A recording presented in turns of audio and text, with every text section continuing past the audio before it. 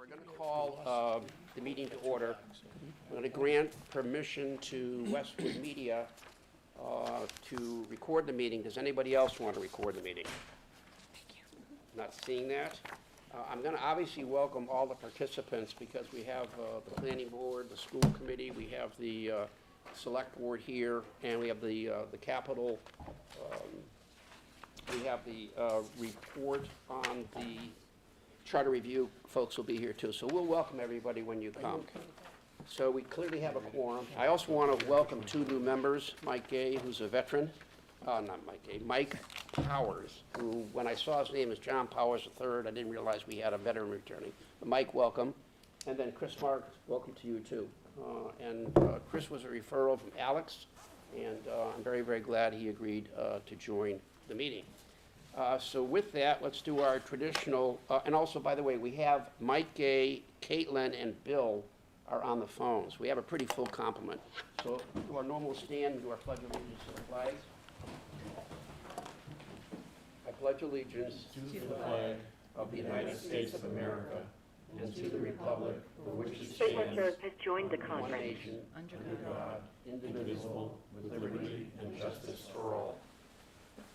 Okay, I also have to mention that since when we actually get to our deliberation, when we close the public hearing, we actually have to do a roll call in every one of our votes because we have 3 people participating remotely. So I apologize, that will take a little bit more time, but to comply with the remote participation, and in this case, everybody has to submit a request in, we have to review it, we approve it, and then it goes to the town clerk. So we actually go through a formal process when somebody wants to participate. There really has to be a real reason, like a business reason or business meeting.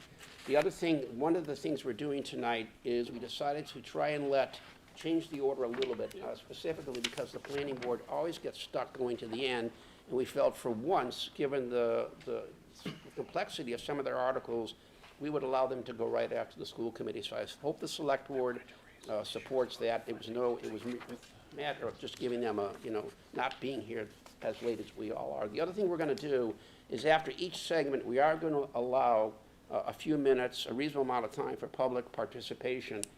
At our last meeting, we had a lot of public show up, or a lot of citizens show up, because we had to wait to the end. A lot of them left, and we just decided that how do we encourage, if we ask people to come, we want to get their opinion. So I think as part of the procedures, hopefully we will continue to follow in the future. So with that, let me welcome Tim. Would you please come forward? Oh, I apologize. My excellent support person here. So you do the roll call so we can start the meeting. Bill Bruce. Here. John Kerry. Here. Jim Ferrero. Here. Lauren Fitzpatrick. Here. Steph Federickson. Here. Mike Gay. Here. George Herbst. Here. Caitlin Jersak. Here. Christopher Marks. Here. George Marone. Here. Christina Katajewicz. Here. Chris Peretta. Here. John Powers III. Here. And Alex Yale. Here. How does Tim pronounce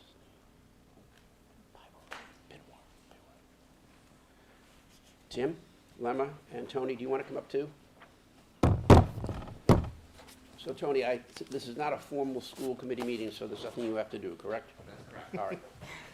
So thank you for having us this evening. We're happy to be back. In conversation with George and with Bill, since there has been nothing that has changed regarding the operating budget, we're not going to go through that whole presentation again. You've seen it before, and Bill did a great job summarizing it at the last meeting. We did want to take a few brief moments this evening and talk about the warrant article for the roof. We had talked about that sort of conceptually. We want to provide a little more detail around that this evening. And I will, actually this will not click because I think that's just a PDF, so I may need you to slide I can slide for you. down if you don't mind, please. Thank you, Victoria. So just for some context around this, I'll let Lemma talk about some of the details, but for the broader context, we know we have facility needs in the district, and the question might be, why are we bringing forward the high school roof as opposed to a Sheehan roof or a Thurston roof? The Sheehan roof, we already have money allocated in our roofing reserve account related to capital, that is on our list. The question of Sheehan or Thurston, we really want to make sure that we get the results of that facility study that identifies what's our next priority project as a district. So we're not potentially throwing good money after bad. We don't want to install a roof and then realize that's the next project that we want to make sure we prioritize, and then you're not getting the full lifetime value out of that roof. We know the high school is going to have to exist for an extended period of time in its current form. We want to take advantage of the ability to do the roof replacement at a more cost-effective rate right now, as opposed to waiting and delaying and having it be worse down the road. So with that, Lemma, if I can turn it over to you, and you can just provide a little context, please. Just a little context on this. So we conducted an infrared moisture study on the high school roof in 2023. So that was in the spring last year. We got those results. We actually did the moisture study on other buildings as well.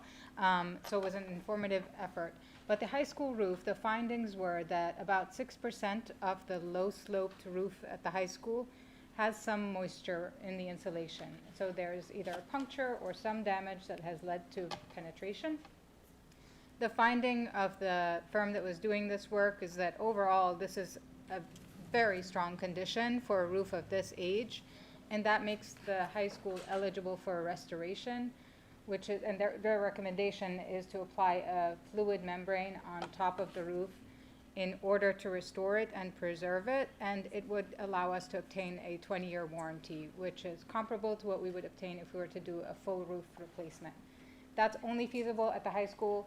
It is not an option that's available at other buildings like Sheehan or Thurston, so we're exploring it here. We asked for an estimate on what it would cost to procure this sort of work, and it's about a $2.5 million project. And I mean, the highlights are that we would be first repairing the sections of the roof that have moisture penetration, so we would need to remove the impacted insulation, repair the punctures. They might replace flashing. And then afterwards, there was a contiguous fluid membrane that is applied that is seamless, which is an advantage over what we have now, which is sections of rubber ply roofing that has seams and is more vulnerable than the new technology that's out there. We are only addressing the low-sloped section of the roof. The sloped sections are in better condition and don't require restoration at this point. So that's some of the highlights about this. And I have some images here, Victoria, if you want to just cycle through, just to give you a sense. So the red on this aerial view is the area of moisture penetration. There is there are solar panels on our roof, and we'll have to remove those to conduct this project. So that's part of the project cost and scope, and we would work with Ameresco to remove and replace those panels. And then the next slides are a couple of photos just to show you like examples of things that were observed during the study. So punctures, which are normal, part of the wear and tear of a roof of this age, but they also can occur when repair is being done to an RTU. So that may be what happened in this section. There's some ponding, again, normal to the wear and tear and movement over time of the materials on the roof. And there are, in the next image, you'll see an area that's marked. So the seam must have started to come apart, and that's where we found the moisture penetration in the images that we've seen as a pattern. So the next slide just points out some of these issues that we're observing, again, are normal due to exposure to the elements, due to exposure to work that might be happening on the roof.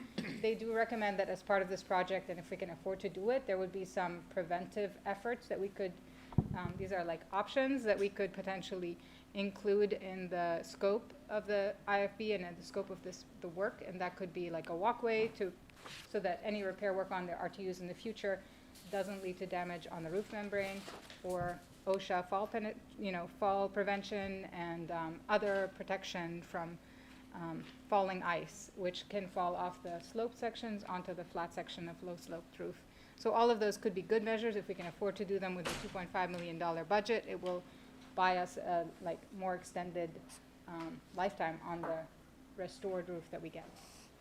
The last slide is just an explanation of what our alternative is. So we've been told that the condition of the roof is good, but as you heard from the Sheehan and Thurston examples, we have other low-sloped roof membranes that are not viable candidates for restoration. So if we were to wait 2 or 3 years, we expect more penetration in the current areas where the roof seams are coming apart.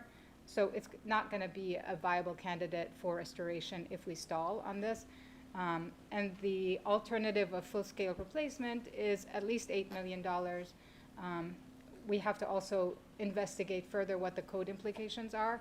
So that cost may be more with those code changes, because we would have to bring the building up to code when you replace the roof. The fluid membrane does not prompt that. I just want to echo that last point that Lemon just said. Like, you can read the heading on that slide and see alternative and think, oh, great, there's an alternative to spending $2.5 million. The alternative is waiting a couple of years and potentially spending $8 million.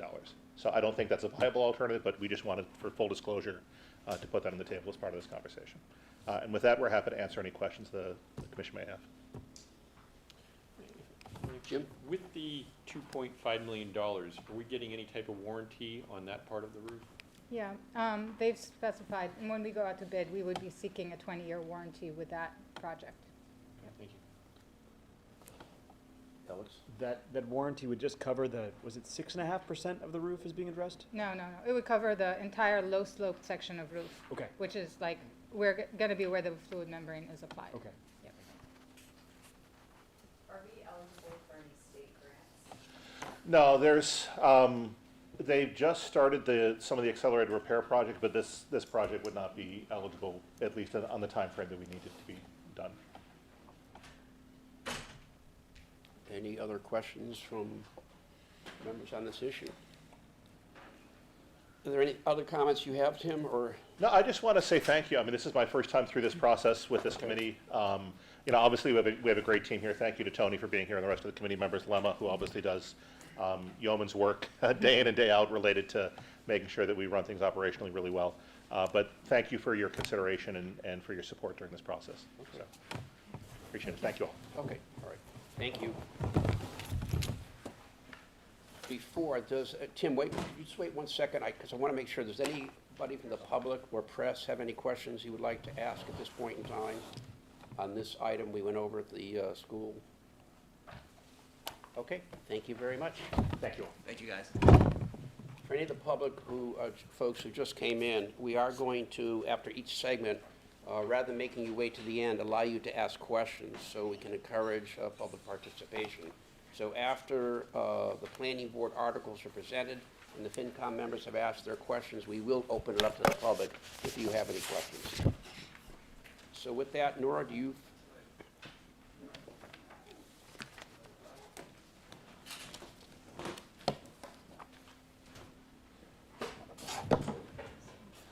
So welcome.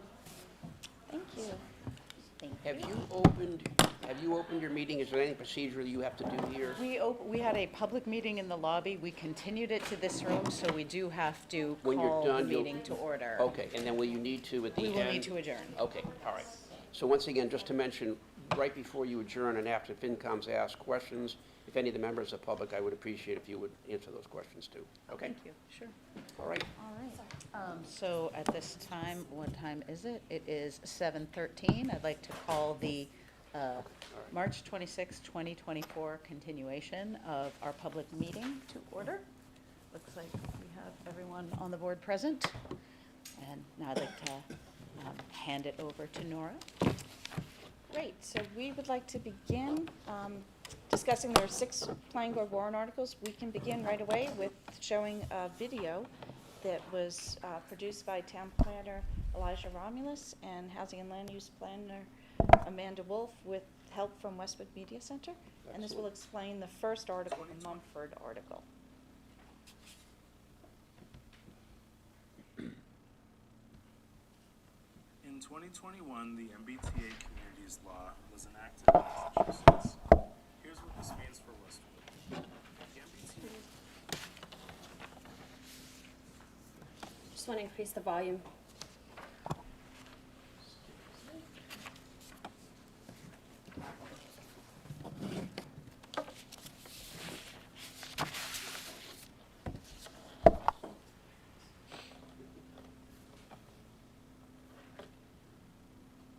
In 2021, the MBTA Communities Law was enacted in Massachusetts.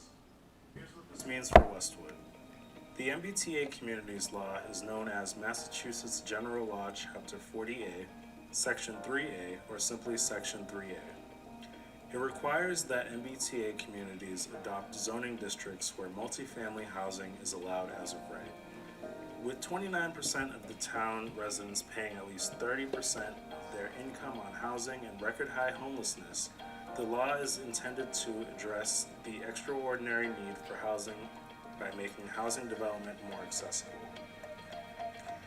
As of right or by right means the town cannot require any discretionary approval or reject the application.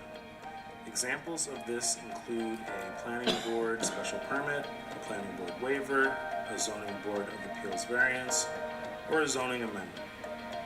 However, the planning board can require site plan review. In Westwood, this is known as the Environmental Impact and Design Review, or EIDR. All EIDR applications are heard at a public meeting, in which the planning board reviews project components such as design, environmental impact, transportation demand management, and other project components. Section 3A itself calls for the MBTA communities to amend their zoning bylaws to include at least one district of reasonable size located within half a mile of a train or bus station.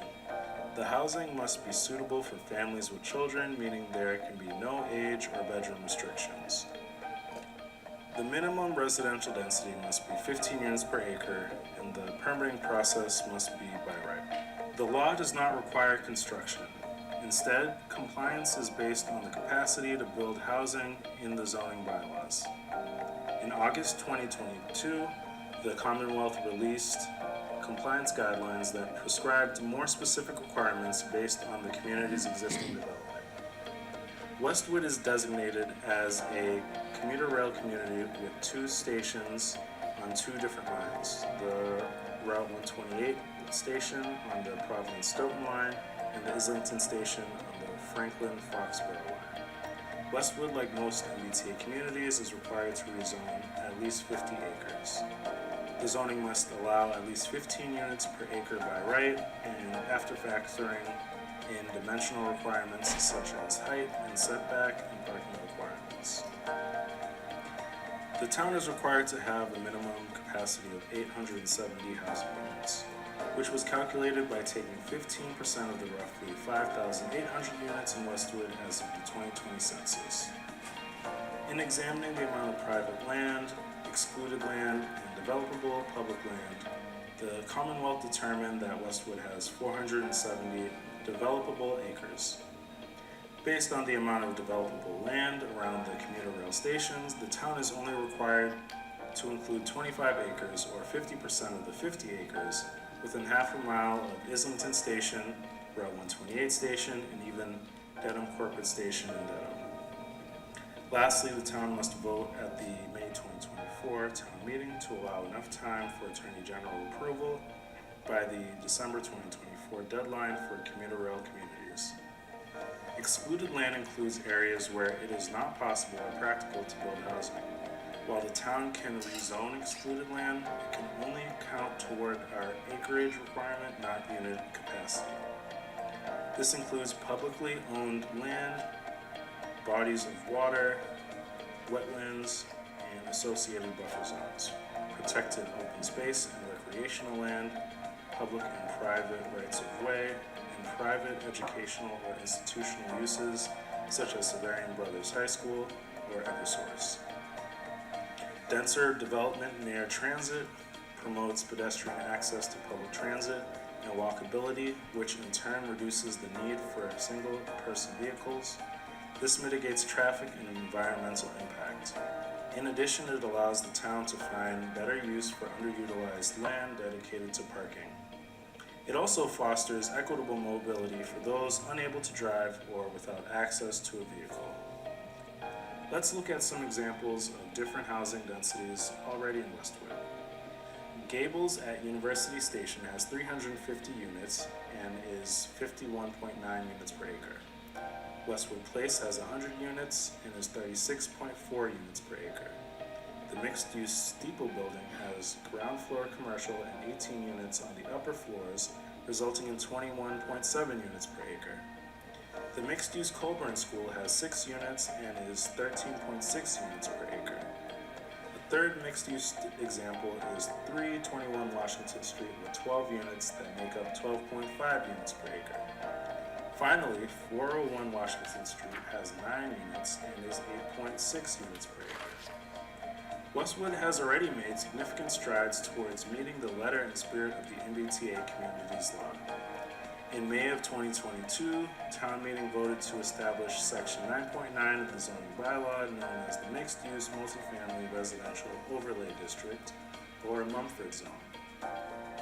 In December of 2023, the Planning Board approved the first MBTA communities project with affordable housing in the state at 22 Everett Street. Since the developer wanted to exceed 15 units per acre, it required a Mumford special permit. In May 2024, the Planning Board will reaffirm the town's commitment to creating diverse housing opportunities by presenting an expanded Mumford zone for town meeting vote. If you would like to learn more about the MBTA Communities Law, scan this QR code or enter the URL. Very good. Thank Very nice. Thank you. So if we could, Sorry, just Go ahead. quickly before we take a deep dive on the meat of the article itself, I just wanted to kind of recap the planning board's process, particularly since we have a couple of new members. So we have been discussing this legislation for 3 years-ish at this point, and the board has really examined every possibility, every option, every parcel. We've also been very cognizant of all the concerns about when we evaluate a parcel, we've evaluated desirability. Is it a nice place to live? Is it near public transportation? Because we are looking at traffic concerns and impacts. Is it consistent with what we are already developing? Because that has been a guiding principle for us. We want whatever we rezone and whatever we do to be consistent with what already exists in Westwood. And I believe we have achieved that. That's probably a good segue into the actual meat of the article. Thank you. all right, so the planning board, as we described when we were here for your last hearing, has 6 separate articles. The first one is the Mumford Overlay District that we just had that PSA about. The next is a zoning bylaw amendment related to wireless communication facilities. Planning Board Article 3 is a zoning bylaw amendment related to definitions and illustrations. Article 4 is a zoning bylaw, zoning map reference amendment. Article 5 is an amendment to the zoning bylaw section on accessory apartments. And then finally, Planning Board Article 6 is a general bylaw amendment affecting temporary dumpsters. So for Mumford 1, Planning Board Article 1, the Mumford one, we just watched the video. I want to walk you through the locations that the Planning Board has put into this article. We discussed this at your last meeting. There's one area around University Avenue. Most of it is within University Station. This includes the Gables property and the Pulte Westwood Place condominiums, which are in the existing Mumford article. It adds 4 additional properties. One is the Cornerstone property at 1 University Avenue, which is an office building. Another is the Mass General Brigham Women Hospital office building. The next is the Makita office building, and the last one is the Bridges facility. Those are the built properties in this zone. There's also land around those properties that is included in the zone, properties we refer to as the Gateway Park, the Wellhead Park, and the Enabling Park. So all of these areas that are at University Station are now proposed for inclusion in an expanded Mumford district. We also have properties along Route 1. These include properties on the west side of Route 1. Excuse me a minute. Nora, can I stop you there? Sure. Going back to proposed Article 1, there isn't a legend. Can you identify for us, I mean, you have stars, triangles. Can you identify for us? Yes, those are, so there are 4 separate Mumford districts, as we discussed at the last hearing. Mumford District 1 has a density of 15 units per acre. Mumford District 2 has a density of 20 units per acre. Mumford District 3 has a density of 35 units per acre. And Mumford District 4 has a density of 15 units per acre but requires commercial, ground floor commercial uses. So in this map here, it's a mix of Mumford 1 and Mumford 3. So some of these properties would be allowed at 15 units per acre. And 2 of these properties, the 2 existing ones, the Gables apartments and the Pulte condos, would be within Mumford District 3. So they would have a density of 35 units per acre. On the map, there are certain areas with triangles, certain areas with stars. Yes. Can the- you identify which Yeah, that- corresponds to which? That's what I'm trying to do. The Okay, thanks. Mumford 1 has the zoning designation with the stars, and that would cover all of the properties in this map here, except for Gables and Pulte. Those would be the ones with, is it squares? I can't Or see it that clearly. Okay, so Mumford 1 are the stars, that would be most of the area there, and then Mumford 3 are the triangles. Those are over the Gable property and the Pulte property. So you'll see this on a larger map at the town meeting and in the article itself. There'll be a larger map that shows exactly what this looks like. Also, as we go further down the slides, I will show you the specific parcels listed under the different Mumford districts. And you'll see the sizes and the uses and the names of those properties. So then here we look at the areas along Route 1, and all of the properties on Route 1 are in Mumford District 1. So they're the properties that are proposed for 15 units per acre. Those include the Budget Inn, the Dunkin' Donuts, the Shell Station, the state-owned salt shed facility, Lambert's, as well as properties on the East Street Rotary at, you see up at the north there. These are all shown with stars. Then there's 2 parcels that are down in the lower part of the map. These would be Mumford District 2. Those are the ones that have what look like plus signs on them. Mumford District 2 would have density of 20 units per acre. Those 2 parcels are the parcels that have been proposed for redevelopment as a mixed-use multifamily residential development of the former Foster Block property. The address is 22 Everett Street, and the planning board approved a proposal for mixed-use multifamily housing there that would have up to 160 units of housing. That parcel, those 2 parcels together that are in Mumford District 2, the one with the pluses, those are in the existing bylaw. That's not changing here. What's changing is just the density that's assigned to those parcels. In the current version of the article, the density is 15 units per acre. What's being proposed here, the density is 20 units per acre for those 2 parcels. I will note that the density of the project that's actually approved there is about 23 units per acre. And then the planning board is proposing an area on High Street in Westwood with 2 sections of properties. One is the Good Plaza, and the other is the Mackenzie Plaza and Dunkin' Donuts area. These are both proposed for Mumford District 4, which is shown on the map as the diamond shape.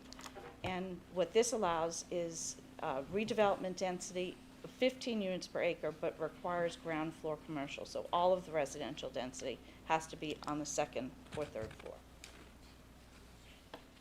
So now this is the slide that shows the individual parcels. And it may be easier for you to read in the packet you have in front of you. This shows a spreadsheet that shows all of the specific parcels that the planning board is including on in its warrant article. The ones in the top in that sort of beige color are for Mumford District 1, which allows 15 units per acre density. Those include 40 Allied Drive, which is the Shields MRI building that's partially in Dedham. 100 Allied Drive, that's the Cummins building, which is also partially in Dedham. 121 Providence Highway, which is the Mass DOT highway facilities. 115 Providence Highway, Dunkin' Donuts. 89 to 91 Providence Highway is owned by Salvatore Capital. It's an office building. 7585 Providence Highway is the Shell Station on the southbound side of Route 1. 71 Providence Highway is the Budget Inn. Then 216 to 310 Providence Highway is across the street, the Lambert's Plaza, which is all commercially developed right now. 1 University Avenue is the Cornerstone property. That's in the University Avenue district. 90 to 100 Brigham Way is the Mass General Brigham Women's Hospital office building. 160 University Avenue is the Wellhead Park. That is right next to the Bridges facility. Then we have something that's identified, doesn't have an address, but it's called Parcel Whitewood Road. That's the Gateway Park that has a fountain, has a water feature right now, that's between the Gables Apartments and Blue Hill Drive. We have 140 University Avenue, which is the Bridges Memory Facility. 80 University Avenue, which is the Makita Office Building, and then a parcel that's known as Parcel University Avenue, the Enabling Park. That is a strip of land that's in between the Pulte condos and the Brigham and Women Office Building and the Makita Office Building, and a vacant space that's there now. So those are all the parcels that are being proposed for inclusion in Mumford 1 at 15 units per acre. They total just under 50 acres, 49.5 acres. Of that land, the state is excluding 17.99 acres. So the actual land that the state has determined to be eligible for potential redevelopment in that district would be 31.51 acres, and that would have a capacity of 473 units. Keep in mind that there are existing 450 units there within that district right now.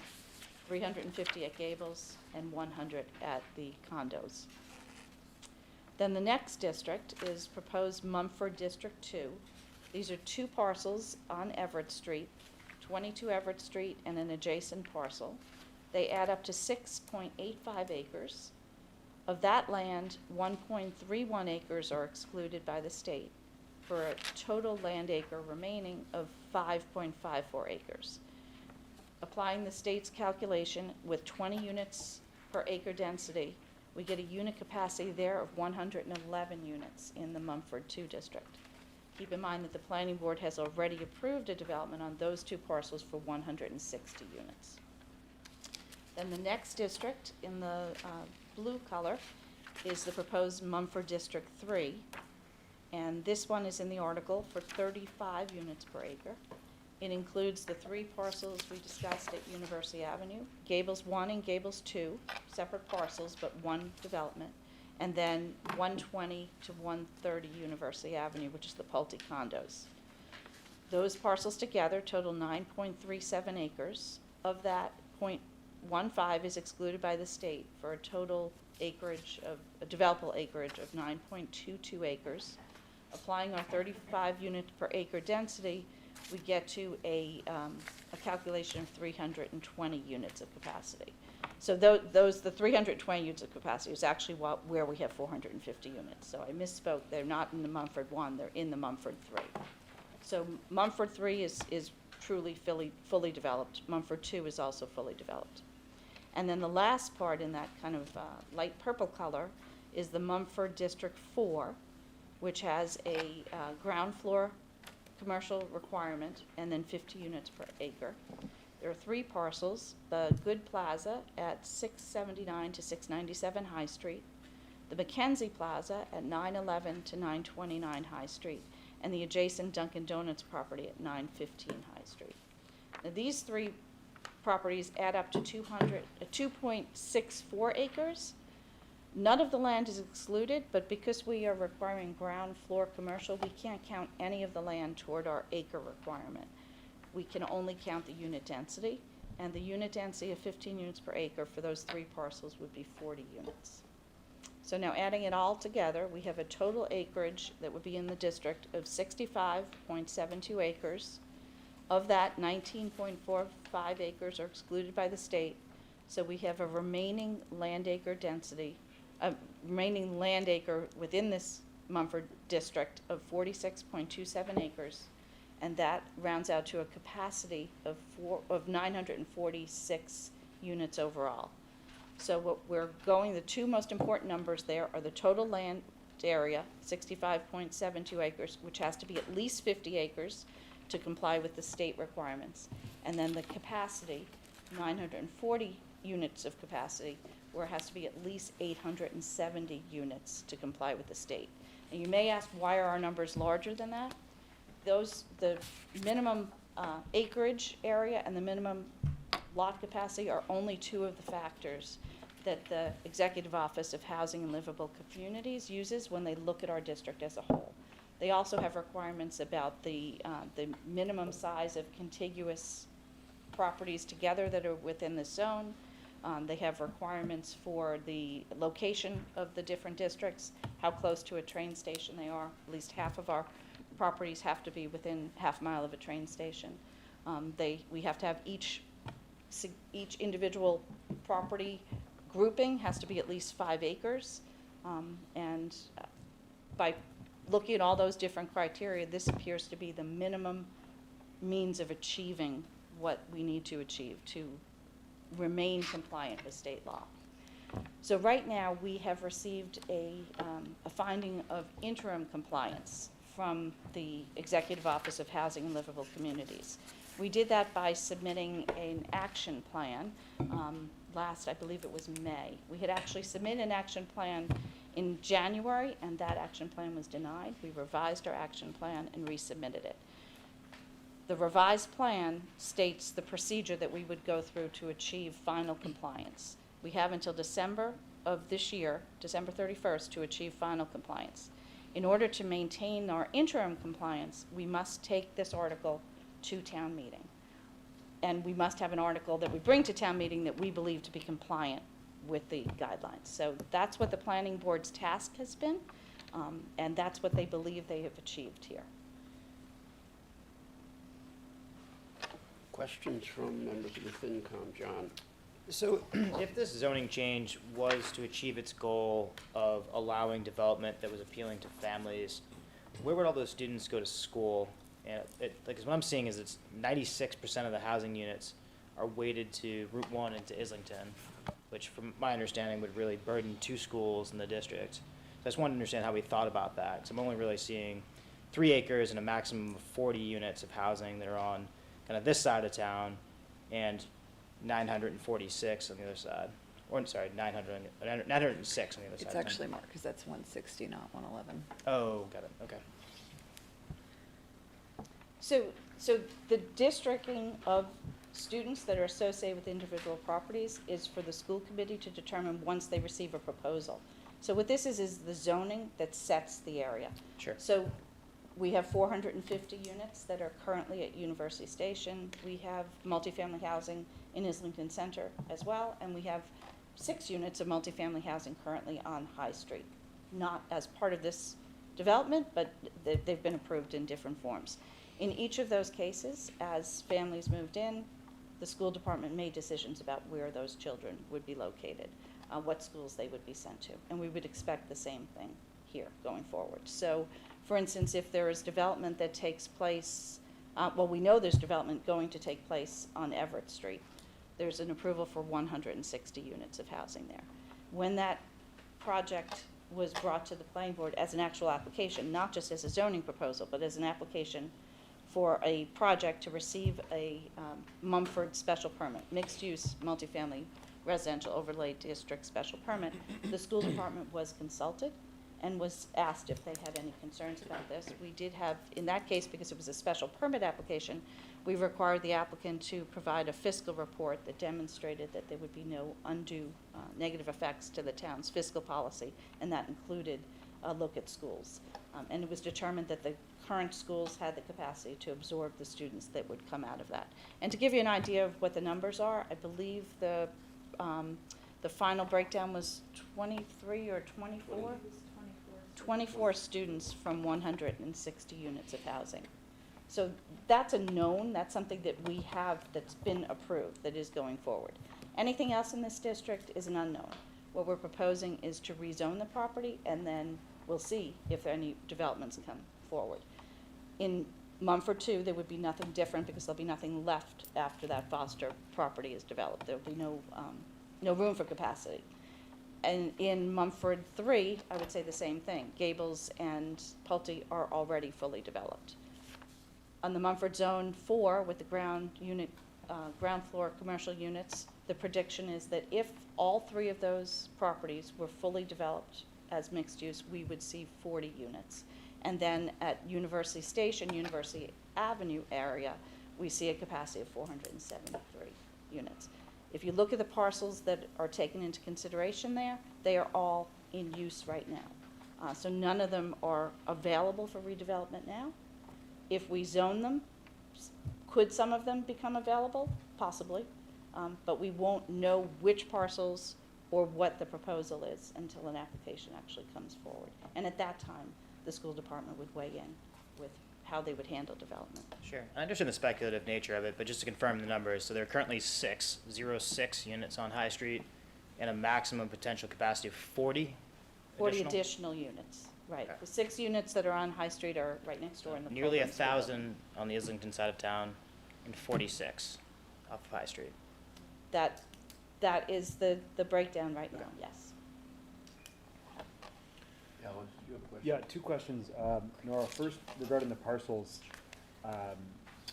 Enabling Park, Gateway Park, and Wellhead Park. Who owns those 3 properties, and could those be, I mean, assuming they're just parks right now, could those be easily So developed? those parcels, as well as the Makita building, the Bridges property, and the Brigham and Women's Hospital office building, are all part of the University Station development. They're all specifically approved right now under that development. In order to be developed for any other use, they would have to be removed from that development by the planning board. The 3 parks are owned by the University Station LLC, and they are an integral part of that development. So they could not be just simply removed unless the planning board granted permission to remove those. And they would have to do that as a holistic development. Okay, so this would not enable them, say in 8 weeks' time to decide to put up a building without coming to the planning board first and. No, there will be a process. So what this does is it allows property owners to consider redeveloping their properties under this new zoning. But it doesn't eradicate the existing zoning, and in that case, because there's a development that already exists, where those parks are a feature of that development, I would not expect to see near-term development of those parks. Certainly not within a matter of weeks, but I wouldn't think we'd see anything in an even longer time. The parcels on that list of Mumford 1 that are more easily available for redevelopment are also in full use right now. The 2 properties in Dedham, Shields MRI and Cummings, and the State Highway facility, those are all currently in use. The Dunkin's Donuts facility, the Salvatore Capitol Office Building, the Shell Station, the Budget Inn, and Lambert's and Cornerstone. So all of those parcels, none of them are vacant. They all have uses right now. None of the property owners have indicated that they're interested in redeveloping them, but if this article passes at town meeting, that is always an option. And the second part, you started to answer this, but if we pass this at town meeting and the town votes to approve it, and there's a lot in flux with the Communities Act, there's, in the last 72 hours, there's been a lot of discussion, articles, et cetera. So let's just say the requirements change in 3 months from now. What could we as a town do if we want to modify our plans based on any changes? So any town meeting, you can have a zoning amendment article. So if the town approves this zoning amendment article, and then the state law changes or the guidelines change, and something different is required, then we would be back to you at town meeting, in the next town meeting process, and you could propose a different article. The planning board could propose it, or a citizen could propose it by a petition. If we've all, oh, Oops. sorry. Did you have a question over here? If we've already issued a permit, though, we can't do anything, correct? Once you've issued a permit, if the permit's issued under existing zoning, you can't pull back a permit. So in this case, best case scenario, this goes to town meeting and is voted favorably by a majority of voters. Then it has to go to the Attorney General for approval. And only after the Attorney General approves it can we accept and vote on an application. So generally it takes 3 months, at least 3 months, for the Attorney General's review. There have been cases where they've asked for extensions and it's taken longer. Because this is something that has to be approved by the Executive Office of Housing and Livable Communities, that's another step. That step is for compliance with the MBTA Communities Law, but it's not for the existence of the zoning. If this zoning is passed by town meeting voters and approved by the Attorney General, it becomes effective at that point. And then someone could apply with an application for development. Nora, one thing your plan does, it does get us credit for a lot of the units we have already built. Is that correct? It does. So that's one of the reasons why the planning board has structured it with Mumford 1, 2, 3, and 4, with different densities. Mumford 2 is designed to take advantage of the density that's already been approved at the Foster Block site, and Mumford 3 is designed to take advantage of the density that exists at University Station. George? Quick question. So, it doesn't seem like this is something the town would do had it not been for being out of compliant, right? This isn't something that we're saying, hey, this is what the town needs, right? So what the town did in 2022 was adopt the initial Mumford district, and they included within that the Foster Block site, the Gables, two Gables properties, and the Pulte condos. And the planning board determined at that time that that was not just to comply with the letter and spirit of the law, but it was what was best for Westwood. We were told by the state that 16.16 acres was not sufficient. We needed to get up to at least 50, and we needed to get to capacity of at least 870 units. So the planning board has gone back and looked at it, and what they're proposing now meets the letter and spirit of the state law as well as of the guidelines. So would the planning board be taking the initiative to include all of these parcels if not for the MBTA communities law? I can't say that they would. But within that 870, how many do we get credit for that have already been built? Well, it looks like we get credit for the 111 at Mumford District 2 and 323 in Mumford District 3. And then you add the 160 units you're already developing. I've included that. So we get credit for 111 of them. Okay. The way the state will give us credit is not based on the units that are developed. It's based on how many units could be developed today by right under this bylaw. So not understanding it to the level of detail you folks do with the amount of work you put in, what it seems to me, if you basically, our exposure is somewhere between the 800 plus number and the 400 number we already have included in there.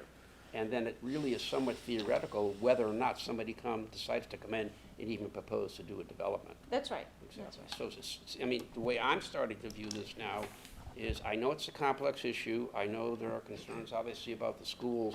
But if we deem it appropriate to comply with the state mandates now, I think you folks have come up with an incredibly creative solution here.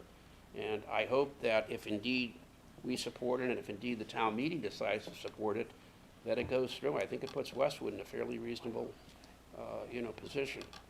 Well, we believe it puts us in the best position. The concern is if we do not Right. go forward with an article, then we immediately lose our interim compliance. Yeah. So we've seen other communities that have lost their interim compliance, and they are facing significant obstacles. In the case of Milton, they are facing a lawsuit, which could result in their loss of their ability to apply their existing zoning bylaw until they come back into compliance. If that happened in Westwood, it wouldn't just be the parcels that are proposed here that would be vulnerable for multifamily development, by right multifamily development. It would be the entire town. So I think that's what we want to guard against. We want to be able to propose what we feel is best for the town, the best way to meet the MBTA communities law. And so that's exactly what the planning board is proposing here. Any other questions from members of FinCom? Yes. More a point, so we were supposed to zone 870 units. It looks like we have zoned 946, but that doesn't account for the overage on Mumford 2, which is 160, not 111. So our total number of zoned units is over 1,000, not 870. Not the zoned unit. So the zoned unit, the capacity of 946 is the actual zoned capacity, and that's based on the acreage less the undevelopable area times the density. So those numbers are what they are. So the 111 is the zoned density of the Foster Block property. And how did we get to 160 then? So in that case, the applicant could have applied for a by right development of up to 102 units. The bylaw also allowed them the option of applying for a special permit for greater than 102 units. if they could prove to the planning board that it was a better project. And in this case, they proposed a project that involved mixed-use development. So it wasn't just the residential units, it had commercial units, which helped the town with its commercial property value, which we've spoken before, feeds our split tax rate and is very helpful to the town. So the development project that was proposed had more residential units, but then it also had a commercial balance. It also had the benefit of cleaning up a degraded Superfund site. So there were several factors that went into that the planning board decided it was better to allow a greater number of units to make a feasible project in that case. And the bylaw is structured in a way that they can do that by special permit. So that's not by right development. Only 111 units would be allowed by right on that property. One more question. So, the way I understand it, which could be flawed, is that if we're not compliant, we risk foregoing state funds. But the lawsuit that you alluded to, we've also read in the press, and it doesn't seem the way the law is written that that could be a possible outcome. So I don't know that, it seems to me comply or lose funding. So the law itself specifically states that there are specified grants that you lose funding from. The guidelines that are promulgated by the Executive Office of Housing and Livable Communities goes beyond that and said it's not just the funds amounts, the grant programs that are listed in the law, it's all these additional ones. Essentially, it's everything except for Chapter 70 money and Chapter 90 money. Anything else that has discretional funding, the state has made it clear that they will not approve funding for a community that's not in compliance. But then to take it a step further, the Attorney General's office has determined that they have the right to enforce compliance with this law, and they are taking action against communities that do not comply on their own. And that, not the press release, but the actual case that has been filed clearly states what the Attorney General's remedies are that she is requesting, and one of those is a suspension of zoning. Thanks for clarifying. And then I have another question. So what Alex alluded to earlier is something Alex and I were talking about. Mara Healy on Sunday said that she's interested in working with communities because there's been such strong backlash. And I've asked this question before, and I haven't gotten the answer that I was hoping for. But have we worked with external counsel to see if there are any alternative paths forward that other towns are pursuing? So we have not hired external counsel. We've worked with our town council, and we've worked with the Executive Office of Housing and Livable Communities, and we've had conversations with representatives of the Attorney General's office. And in all those cases, the answer back to whether there's any flexibility has been a no. That what we need to do is comply with the guidelines that are before us. Now, it's very possible that the Attorney General's office, EOHLC, and the Governor's office will work together to make changes in the future, but that's an unknown at this point. And if we do not take this to town meeting and achieve interim compliance, continue with interim compliance, and then achieve full compliance by December 24th, I believe that puts us in the same boat as the communities that already have had suits filed against them. John? So I know there's a lot of unknown here. We don't know which parcels would be developed or what the developers would choose to do with these parcels. But if we were to realize that we had overburdened one section of town or one school district or one transit corridor, what would be our path to changing that, and how long would it take? So we're proposing a zoning amendment. That could be done at the next town meeting, whether that's in the fall or whether that's next spring. There could be a proposal for different parcels. The planning board didn't just look at the parcels that are on the screen. They looked at parcels all throughout the town, including parcels in the High Street area. And at a future town meeting, they could propose adding some of those parcels and possibly taking away some of the parcels that are here now. Anything is open for discussion, but this is the proposal that's before you now because the planning board determined that these are this is the best course to achieve compliance. Sorry, if you'd afford me just one follow-on. What would be the time requirement for a developer to file a permit, given the by right nature of the zoning? So a no permit application could be taken until we reached approval of the article by Attorney General. So that could be at the soonest in early September, and could be as late as February. I believe for the 2022 article, I believe, don't hold me to this because I don't know the exact date, but I think we might have gone 2 cycles beyond. The Attorney General's office has a 3-month period for approving an article once it's submitted. The article is submitted to the Attorney General at the end of the month, so it goes to town meeting May 6th. It would be submitted by the end of May, and then they would have till the end of August to approve or deny the article. They can request up to 2 extensions of up to 90 days each. So there's no way of knowing. The soonest, I would say, would be sometime in September, but it could be as late as February of 2025. You know, I just want to remind the committee members that once we finish with the public hearing component and we go into deliberation, we can really debate this amongst ourselves and express our concerns and opinions. So I think what I'd like to do at this point in time, given the complexity of this article, if any of the public would like to ask a question, I'm going to allow it. Normally what I would do is wait for all the planning board articles to be done. This is not an easy article to understand. So if anybody in the public would want to ask a question or make a comment? Yes. And once again, I know you have to state, well, just your Thank name you. and address. Kate Nee. I'm a member of the planning board. Actually, I live at 10 Cedar Hill Drive. I did want to mention, the question was, would we be doing this if it weren't for the state?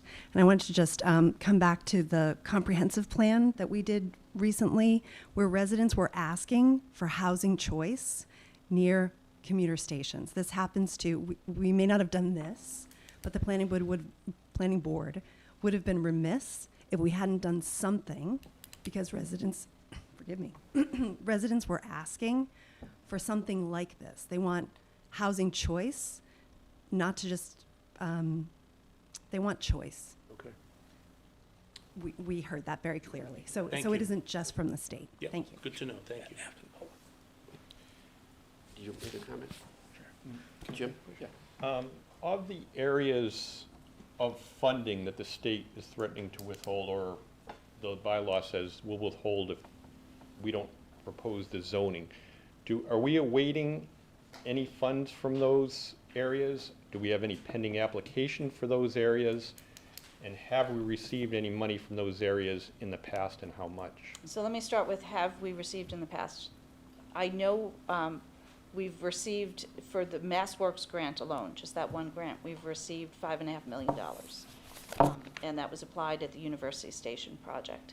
I know that our Public Works Director is interested in applying for an additional MassWorks grant, and I believe he's applying for a couple of other grants, one of which is a culvert improvement grant. And then you've heard discussion of the Canton Street project, which is a transportation improvement project. It's not a, it's not a grant as much as it's a publicly funded project. Projects like that could also be affected by this. So any funding that comes from state or federal sources that would require a state recommendation in favor would be So in at this jeopardy. point, I think there will be a fairly vibrant debate amongst FinCom members. I sense it, and we'll allow that. But at this point in time, and I know, Chris, you're going to make one comment. I just want to personally thank you. The intensity of the work you have put into this, I think, just deserves, at least recognition on my part, because I know how thoroughly you've approached this thing.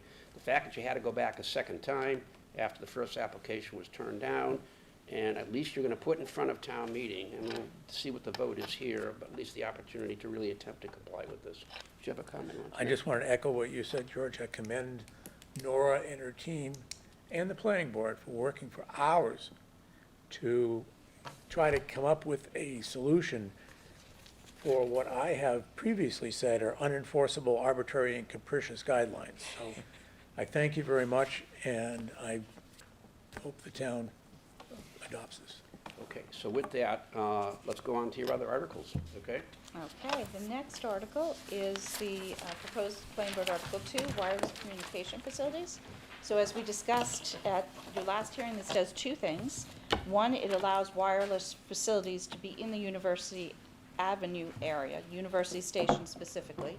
It allows rooftop wireless facilities of no higher than 10 feet that have stealth enclosures to be allowed on the rooftop buildings at University Station. It would go through a project development review approval by the planning board. And if there's some company is successful in having an antenna placed on the roof of a building, in the future, if they want to swap out antennas, that section of it would be administrative approval. It also allows up to 2 monopoles to be established in the University Station area. Those monopoles have to be a flagpole style with a maximum diameter of 36 inches. There could be no more than 2 monopoles throughout University Station area, the University Avenue Mixed-Use District. And in that case as well, if subsequent antenna replacements are needed, those could be done administratively. This article also adds a new area to the Wireless Communication Overlay District in the area of the June Street Playground and Pheasant Hill Conservation Area. That's an area that's been identified by our emergency services as a place where cell service is difficult and where they're concerned about their emergency communication not being as effective as it could be. So they are looking at several areas on the southwest side of Westwood, and not just in Westwood, but in Dover and in Walpole as well. And this is one of the sites that seem to be, seems like it would meet their needs. It is a tall, a high graded area. It's actually the Pheasant Hill Conservation Area that's the more likely site, but we've included June Street Playground because there could be a parcel that's most beneficial that's right on the edge of the two. So the proposal there would be that that area would be zoned for Wireless Communication Overlay District, added to the zones that are all throughout town already. And those zones would be subject to section 9.4 of the zoning bylaw, where the planning board has to review applications for a wireless communication overlay district, environmental impact design review, or special permit, and they are required to all be monopole structures, stealth monopole structures. So an example here in the central illustration there is an example of a stealth monopole disguised as a tree as opposed to a flagpole, which might be appropriate within the conservation area. Questions? Nora, just a quick one. Sorry. What would be the timing for one of these providers to actually construct?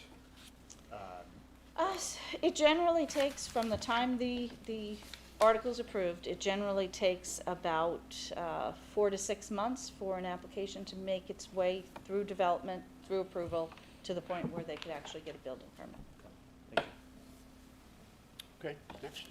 Our next proposed planning board article 3 refers to several definitions. The planning board's recommending amendments, revisions, or addition of definitions for building height, lot width, rear yard, detached accessory structure, retaining wall height, combined wall and fence height, and affordable housing, affordable dwelling units. We went through all the specifics of the definition at your last hearing, so I won't repeat those, but I will point out that we had, as I mentioned that night, I noticed that 2 of the illustrations were backwards. This one for retaining wall height, this illustration was shown in the previous session as an illustration for combined wall height and vice versa. So this is the correct illustration for retaining wall height. It sets a formula for determining how far apart 2 walls have to be to not be considered a single wall. And then this is the proper illustration for combined wall and fence height. Again, it sets a formula for the distance between the wall and fence to be calculated as 2 separate heights.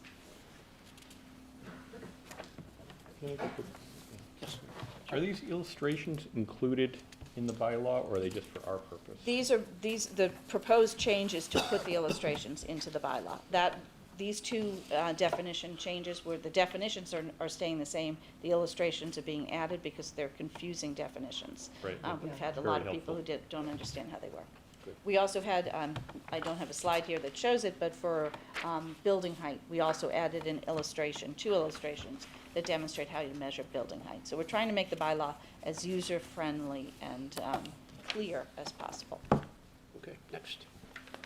Planning Board Article 4 affects map references for overlay districts. We discussed that there are 3 sections of the zoning bylaw that call out specific parcels by name, by address, and by map and lot number.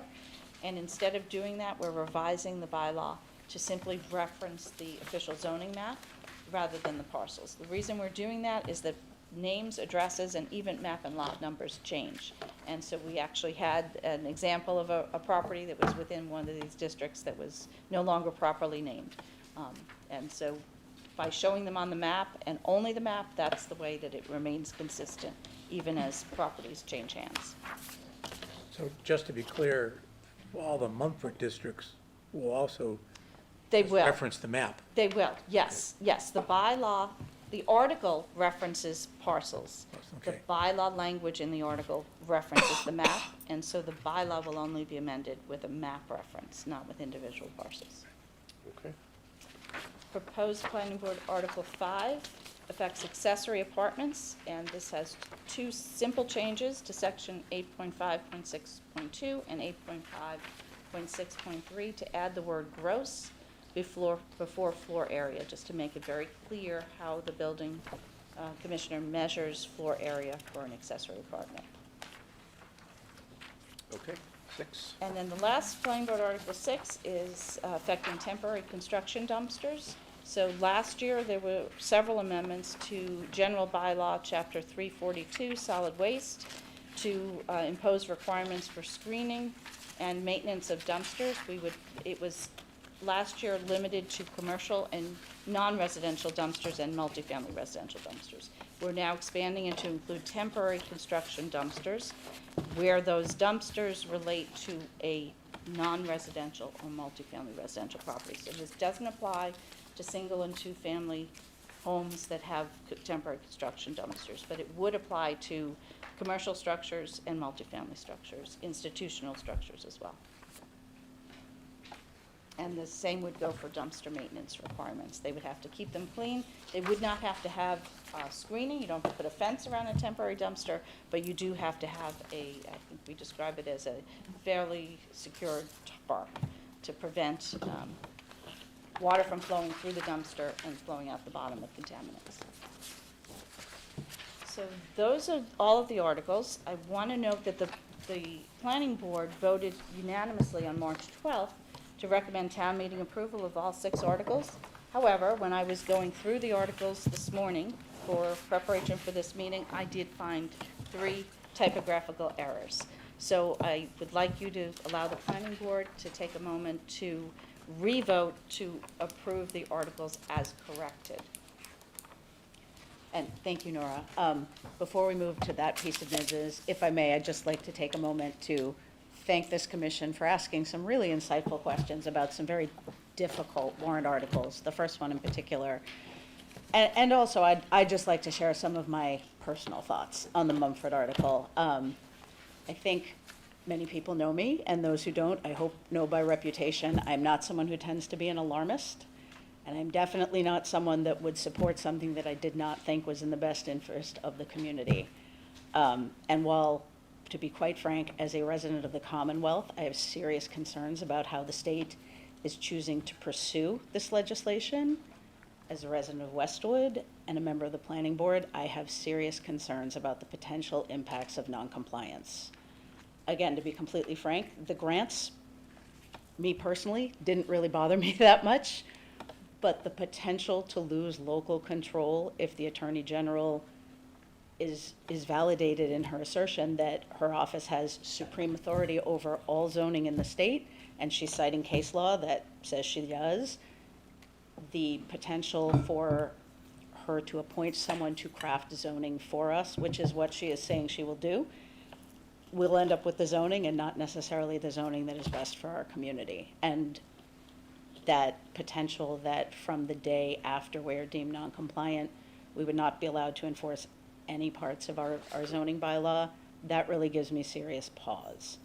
And that is something that I think about pretty much constantly. So I just kind of wanted to share that from my personal perspective, it's really important that we maintain compliance. Thank you. Did you want to take your vote? Then I want to also give the citizens here a chance to ask any questions. So you want to do your vote first? Sure. All right, so given Nora, you outlined what we need to do quite nicely. I would entertain a motion. Do we have motion language? I think if I can just describe it, the motion would be for the board to recommend town meeting approval of Planning Board Article 1 and Planning Board Article 2 as corrected. I have a motion and a second. Any further discussion? Hearing none, I'll take a vote. All in favor? Aye. Any opposed? Any abstentions? Hearing none, the motion carries unanimously. Thank you. And could I just point out, so in your memo, you have the highlighted changes. There are 2 numbering errors and 1 typographical Any error. members of the public or residents have any questions? Okay, seeing none, this is one thing I'd like to say is I know you're losing Mr. Pfaff. Are you losing anybody else? No. I just want to tell you, Chris, it's been a pleasure working with you over the years. I think you've served for 12 years. I wanted to personally thank you, so best of luck to you. I can see your replacement sitting behind you, and you're very, very lucky to get that your new, assuming he will be elected, town election, okay? But thank you all very, very much, okay? Thank you. And then I believe we just need to adjourn our public Okay. meeting. So I would entertain a motion to adjourn. So moved. I have a motion and a second. Any further discussion? Seeing none, all in favor? Aye. Any opposed? Any abstentions? Hearing none, we are adjourned. Ellen, thank you so very much. Thank you. Okay, all right. Next thing we're going to do is go with the members of the Charter Review Commission, okay? Is it a commission or committee? Commission? Committee, Committee, my apologies. officially. Yep.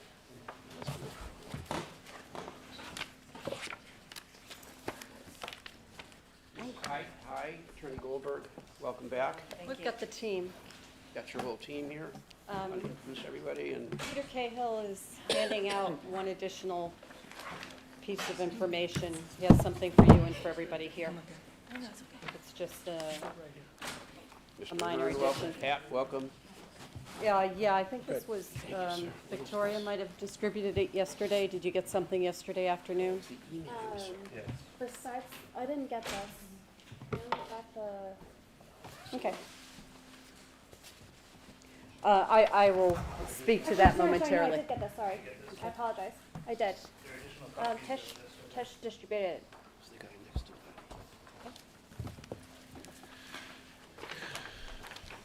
So welcome, everybody. Hi. Do you want me to go ahead? Yes, ma'am. All right. One second, Nancy. 1 second. Oh, yes, we have Chairman to call Hertz, him. if you don't mind, since we have a quorum here and we posted this as a meeting Yes, of sir. the Charter Review Commission, could I open up and call to order a meeting of the Charter Review Commission? Thank you, Mr. Chairman. Thank you. So I'll reintroduce us because I see a new face and I see a familiar face. Welcome back. I'm Nancy Hyde, and with me are other committee members, co-chair Peter Cahill. He's been chairing with Paul Fitzgerald, who again wasn't able to make it tonight, so you get the rest of the team. And Dottie Powers, our town clerk, has been a member, and John Locknane. And we have our special legal counsel, Lauren Goldberg, with us, and we had as ex officio members Pat Ahern, town council, and Christopher Coleman. And Pat is here with us tonight as well. So what I want to do is just do a quick summary of where we are, what we've have for a couple of updates, and then open it up to any questions you may have. So we have sent to you a final version of the proposed charter changes. And to summarize, we have 5 what we call substantive articles. One is on the quorum, to have the quorum apply only to the beginning of a town meeting versus the entirety of the town meeting. 2, to change the town clerk position from elected to appointed. And I just remind you that currently we had changed through town meeting action several years ago where the current town clerk, Dottie Powers, did not need to go up for election. Again, what year was that, 2015? 2015. And we have, and I'll get into that just a little bit further. Finance and Warrant Commission, we are allowing for flexibility of up to 15 members at the discretion of the moderator, given circumstances of difficulty appointing or resignations from the board. Personnel Board, we are recommending change to Personnel Advisory Board. There are about 3 adjustments to the Permanent Building Commission. It's essentially functioning the same. It's more on the appointment process. So those are the 5 substantive articles. From a technical standpoint, we have word changes, just minor adjustments that do not change the sum and substance of the articles, and we're calling that our 6th article. The 7th one is housekeeping, so that addresses things like typos, reformatting, renumbering, or comporting with state law. And finally, the 8th one is to incorporate the existing housing authority into the charter. And it hadn't previously been, but it does have elected positions on it, and all elected boards are captured in the charter, so that was an oversight that we caught, thanks to Clerk Powers. So, to the update tonight. You asked us at the last time we were before you to just think further about the quorum for the Finance and Warrant Commission, given what we were recommending to the up to 15 number. And we looked at it, and it works well and is consistent throughout the rest of the charter that it be a majority of members appointed. So we are not coming back with any change from our last presentation to you, and there are many things that we considered over the course of our 2 years of doing work on the charter, and having consistency throughout the charter was one of the things we were striving to obtain. So we think we should leave this one as proposed and not make any further adjustments. To the town clerk, what we just want to offer you tonight is, if you recall, and we've been saying this, we're talking about changing the town clerk from elected to appointed. And we have in the charter language that's proposed a provision that it is in consultation with the select board. What this handout provides is language about transition. What happens? Dottie Powers is the clerk. We want her to stay as the clerk as long as she is in her current status. There's a point where that changes, where she reaches a mandatory retirement age. Should she still be in office, this language provides for her to become the first appointed town clerk. In other words, she gets hired right away to do the job she's been doing for what will by then be almost a couple of decades. So this is just to help you, and we feel that this can be captured in the warrant article itself if you want to use it, this language. We want it to be fully transparent with what we've captured in our discussions of making this change in the town clerk.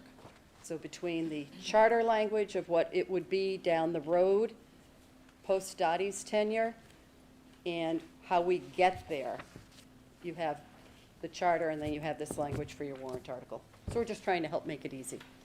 Clear? Can I just ask this, on your articles, on SB 1, Select Board, well, there were 5 on the quorum, do any members of the Finance Commission here have any questions about the quorum article?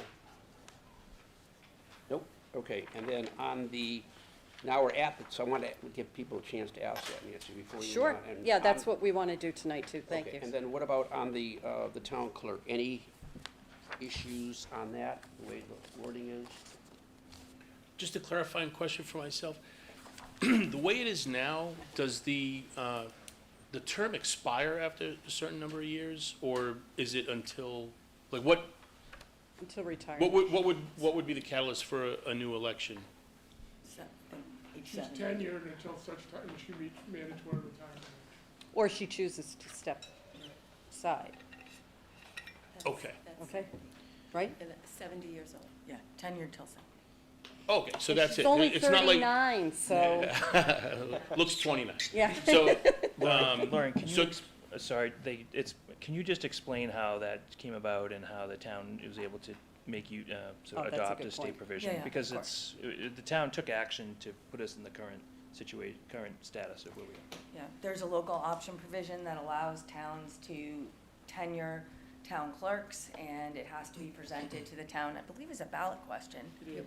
And that was many years ago, and essentially it allows the clerk to remain in position without having to run every year, and that tenure lasts until the person is 70 or they leave earlier. And so what this transition provision does is it essentially addresses what would happen if the current town clerk were to continue until she was 70 and still want to provide town clerk services. It doesn't force her to do anything. It doesn't make her do something she doesn't want to do. But it does provide that she would be the first appointed town clerk if she's still there and wants to continue doing that job. A little history lesson, I believe this is our third clerk who's been tenured. So any other questions from FinCom members on this? Yeah, Chris? so the handout you just gave us tonight, Yep. is that intended to be the article before town meeting? The motion. Has the select board approved that? Yeah, that was my question. Does the select board need to approve that? No, you need to approve it. No, we don't actually approve anything, we just recommend the But it's a town meeting motion approve for it. you if you want to make the motion. You Feel write free your to amend the motions. motion as well. This is a motion for you to include. When the warrant book comes out, there's a motion, a Finance and Warrant Commission motion. Yeah, but we don't have any control over what that says, it's the select board that puts that in there. We don't write that motion. Never have. It is available to you to include, I and would it's recommend available it. to the town to My feeling is include. I'd like to have, to me, I'd rather have the select board take a position on this. We We don't, can- the way we can those. bring it back to them. Hmm? I think it's a Yeah, select. yeah, We can Lauren bring just it back said, to them if that's your they already have, this is everything that's been, they haven't taken this document and said, we approve it as presented. But didn't They are they- fully aware of all of this I understand discussion. that, But last night, didn't they finish all of the work on the town articles? No. So you can still change town articles, Well, once you vote them, we can't. but this hasn't been submitted to, No, I'm it hasn't. uncomfortable with us doing something before the select board has formally endorsed it. It's not comfortable doing it. Okay, then you shouldn't do it. Second thing is, we have received, I don't know how the commission is gonna vote on this particular item. We have received some written correspondence that argues very strongly against appointed by the way you currently do it, and says it should be by the, actually it should be elected, okay, and some concerns about who is doing the appointment. So I don't know how that's gonna come out in our discussions here, but I have a feeling that's gonna be an issue at town meeting. Some of the correspondence we're seeing. Any questions or comments on this? Can you remind us again why you feel like we should move from an elected to an appointed Yeah, position? Victoria, do you have the slide presentation? I want to put it up, but Yeah, at the sure. same time, if we can refer back to the town clerk information. So first and foremost, we want to make sure the position stays highly professional. And in order to do that, and Dottie herself has spoken to this, the next person that comes into the job should be an experienced person who's worked in a town clerk office, who understands all the elements of the job. I think, Dottie, you've described it as 200 different responsibilities. Now, this is a highlight of what are some of the very important ones. And I think the election process is one that is really become quite complex over the years, where there's the mail-in voting, there's the early voting, there's the regular voting, there's all the compliance issues, and I think as residents in the town, we want to make sure that that's run very well. So it does require somebody with experience in overseeing other staff in the office. There's the licensing responsibility. There are frequent public records requests that come into town hall. You might not all know that, but they come in regularly. They require a lot of work, a lot of follow-up. The zoning and the charter, when these changes go through, they have to be processed and incorporated actually into the documents and be very up to date. I know one of Dottie's jobs when she came into the office was to, what's the term, Dottie? It was a reorganization of the zoning, recodifying, thank you. Of all, so we have zoning bylaws, we have general bylaws, and we have the town charter as the guiding legal documents in the town. So that went through a recodification because over the years, there had been a lot of addendums through town meeting, and it got further and further, and just going through a process with a company that actually helps to merge that all together is quite a process. I could go on, but I think that, you know, I'm touching on the primary things. It is a function that just about everybody in town comes in contact with that office for one reason or another at one point in their lives or another, or multiple times. And it's very important that we provide that excellent service to everybody in the community. Pat mentioned we've had 3 tenured town clerks. That's because people get in the job and they get to know it, and we want to be able to keep them. It is not the kind of thing you want to have somebody elected, go in a year, come in, do it 3 years, go in a year. That's very disruptive for the organization, the town organization. Charlie, I think you've set an extremely high standard, and I actually have watched some of the changes you've instituted, and I think you have done a remarkable job. The only point I was remaking to you, in some of the correspondence we've received, the issues that they've raised is elected versus appointed, and the other issue is who does the appointing. And so those are the ones that have come to us. I'm not going to. Yeah, and we've attempted to address that, especially with the who does the appointing. If it was solely the select board, you can bet the town administrator would be involved. The way it's been written, it's the town administrator with the select board being consulted with. They go hand in hand, and we've written that into the language. I'm just saying it's an issue that Yeah, is coming at us. I just Okay. feel we've addressed it. Mr. Chairman, if I may I sort of offer another observation on that? Since we've had the clerk tenured since 2015, there hasn't been an election of the town clerk since that time, so we've had the benefit of a professional clerk, and it's, I think, most folks in town would recognize that that's been the situation, so I would just point that out. Thank you. Okay. I just have a quick question. Yes. So you alluded to, we've had 3 tenured town clerks. What's to stop us from continuing to have an elected position and just going through the tenure process again?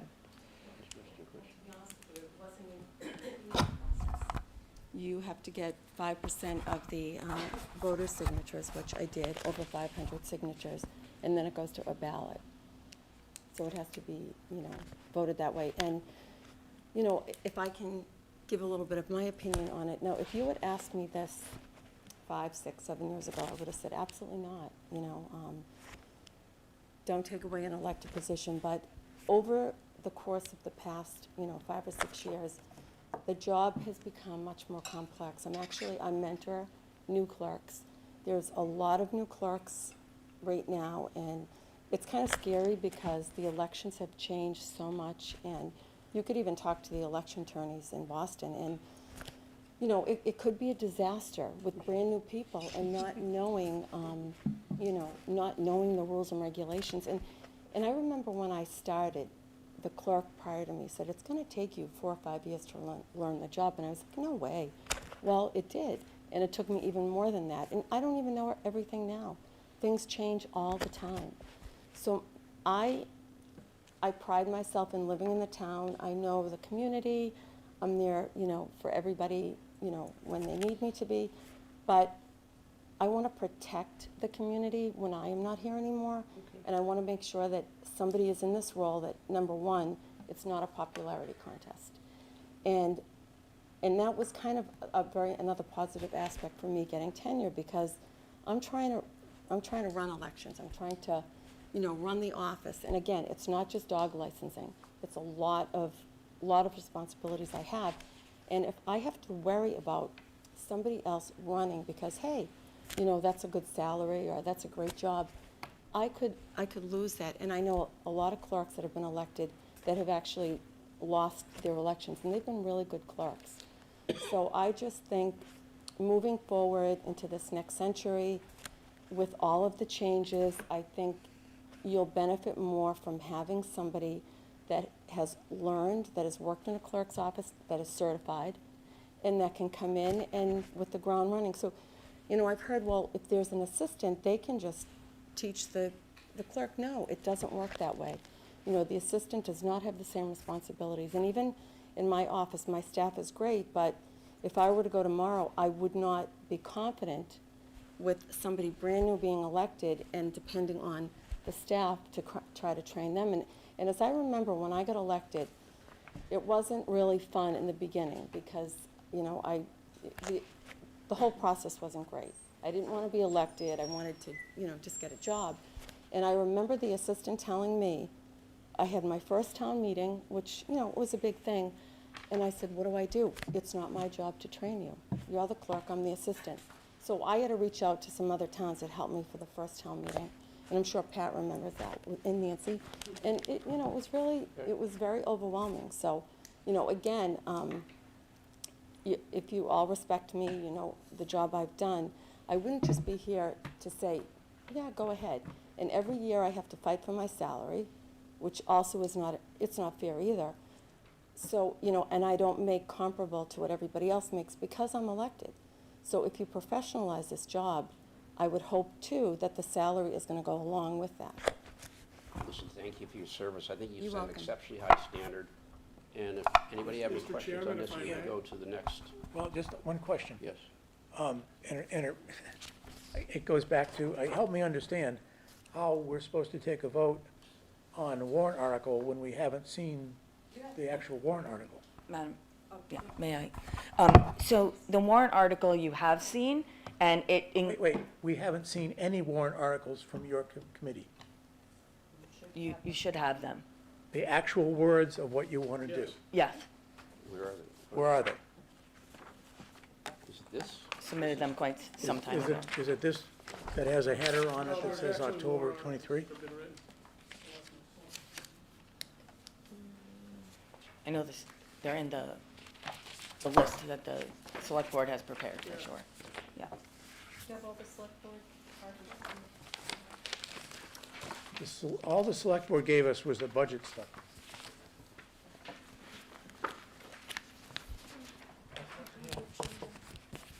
Yeah. Well, I mean, Everything in the select board? we have this brief write-up, but that doesn't give me the actual No, but words of it's the warrant select article. board. In the select board, I don't believe so. Mary Ann, are you presenting those at all? Any of the wording on the? Not on the charter review. Okay. I thought we had a red, I know we have received a red line or black line version. That's of the charter itself. No, Right, but I we're don't- talking exactly, you should have received, we don't know why you had not. Because all those articles were written up. Have we made this? Mea culpa, I did not realize we didn't have those. Well, I just expected that you guys would give it to us tonight.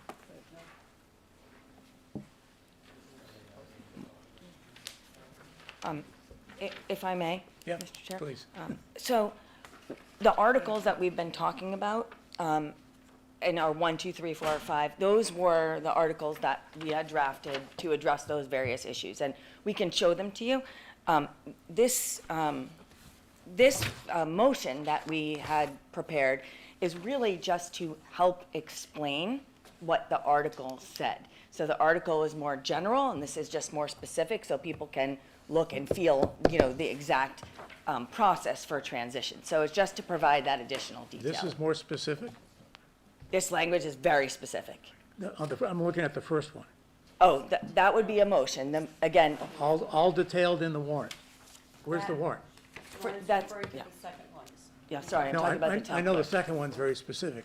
I'm referring to the first motion you want us to take that applies to the other 7 changes you want to make to the charter.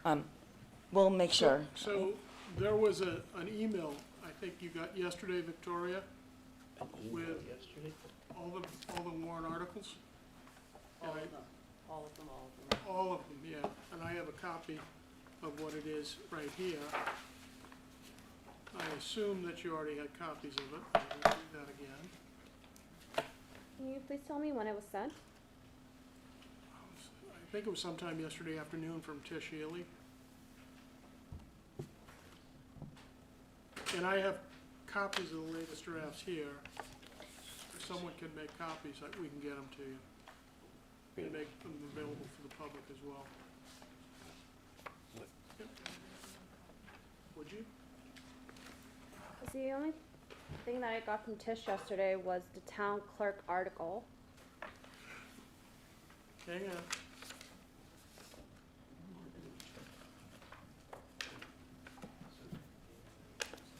We sent it in Select, starting with select 5. I mean, this would be in January, this would have been from Tish with all of the select board articles.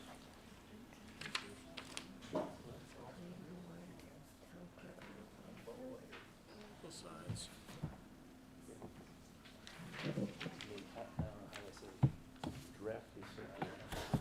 Yeah, I don't have anything. Vicky says she doesn't have it either. We apologize. I didn't receive any updates. So we don't, all right, you know what we're gonna do here? What I would recommend is we're gonna finish any of the questions just on the general stuff here, and then we're gonna go to the select board articles, and then you have to come back to us. I can't hold this meeting up. Can I ask one question on the clerk's position? Is there any residency requirement for this? No. No. Okay, so we're eliminating that altogether. Yes. And if I may, we had talked about the last time that I was here, that that's really a trend in the Commonwealth to have the election of the town clerk become an appointed position for the very reason that the person can be held to specific employment standards, that they have experience. One of the things that's noted on our slide deck is that there's no requirement, in fact, that Dottie be in town hall for any particular amount of time. She obviously puts in a huge amount of time, but that's not mandated by law. So one of the things that making this an appointed position does is make sure that whoever comes next gives the same amount of attention to the town clerk duties. So I don't mean to say that you're wrong, because I have no idea. I was just pointing out that one of the emails we got this past week alleged just the opposite about the trend that you mentioned.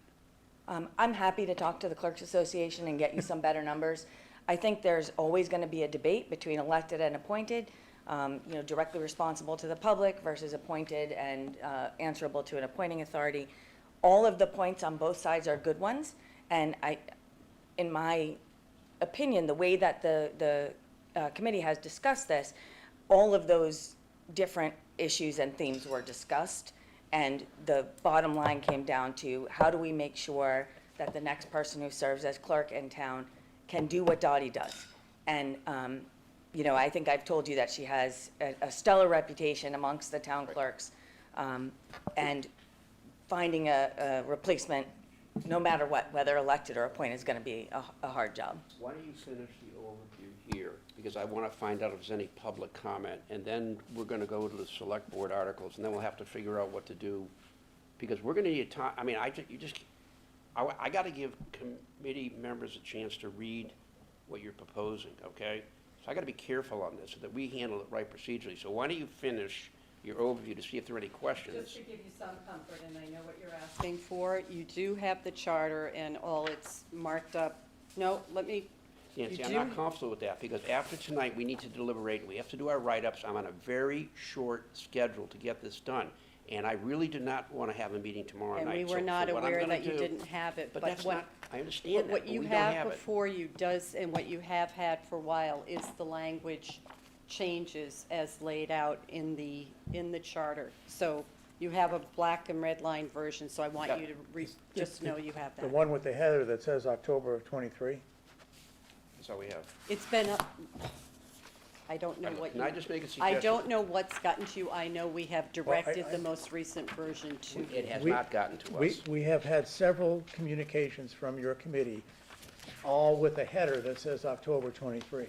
So I don't know what changes are made without going page by page to see what changes you made from October 23. So I have no more overview to do. If you want to Well, keep just going through quickly, each of let the me- articles, we're happy On Finance to and answer Warrant Commission, questions. on that article, does anybody have any questions? That basically It allows the gives the town moderator flexibility to drop below 15, and it does allow members to serve ex officio on other committees. Any questions, comments? I actually think it was a very healthy and worthwhile discussion I had with the commission, and I really appreciate their flexibility on that article. And then Personnel Board, basically, it's That's just, to advisory from Right. the current status. That just reflects what has been an evolution in the personnel right, department and having an HR director, and the function has evolved of the advisory board, and the HR director is asked to have this in place going forward. okay, Personnel Board, changing the name to Personal Advisory Board, and then shifts the role from administration to town classification, to the town compensation plan. George, I have one question Yes. on the clerk, one Yes. more remaining question. Clerk Powers referenced the fact that changing the position from elected to appointed would hopefully come with a commensurate increase in compensation, seeing that appointed positions are at a higher pay than elected positions. Do we know what the financial impact on the town would be in terms of any kind of benefits, health, compensation, otherwise, that might be? Yeah, please. Because Dottie's a full-time employee, she's entitled to all the benefits that people who work for the town full-time are entitled to. There's no it's not necessarily the case that hiring a new person would require that there be an increase in salary.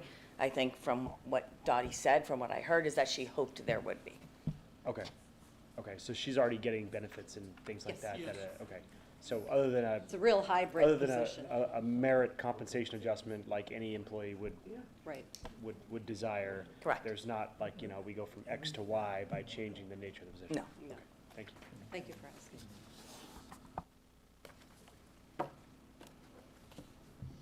Okay, on the, we've just confirmed, all we received is a summary. We have a summary of what your articles, we don't have the actual article in front of us. We've checked all of our emails. So then the Permanent Building Commission, anything on that, Nancy? No, that hasn't changed Okay. since the last time we were before you. And then you have your technical and, Again, if you want to put the slides up, Victoria, so it adds some flexibility to the experience and backgrounds of people appointed to the Permanent Building Committee beyond. Turn up. I'll speak again. So we added flexibility to the backgrounds and professional skills of people appointed to the Permanent Building Commission beyond those already identified. We've recommending a provision that states a requirement that a school committee member be included on any school building project. However, we already do that. It's part of what the state law requires, but we're factoring that into the language of the charter itself for this section. And because we've all seen escalation in the costs of projects, some projects are not particularly complicated that can carry $1 million price tag, and people within the departments, the respective municipal or school departments, are capable of overseeing them. So it gives the Permanent Building Commission the opportunity to decline oversight responsibilities for certain projects. and anything else, Nancy, on technical and housekeeping and? So that, I've highlighted what it includes, and really, again, everything we've tried to do is to make, provide for consistencies throughout the document, to make things clearer, sometimes to move away from legalese to more general understanding of what something means. We were really trying to make the document user-friendly. Okay. And clear. And I think the technical does that, and the housekeeping, as I said, renumbers, because we moved some things around, we provided headers to sections where previously that same language might have appeared in every subsection.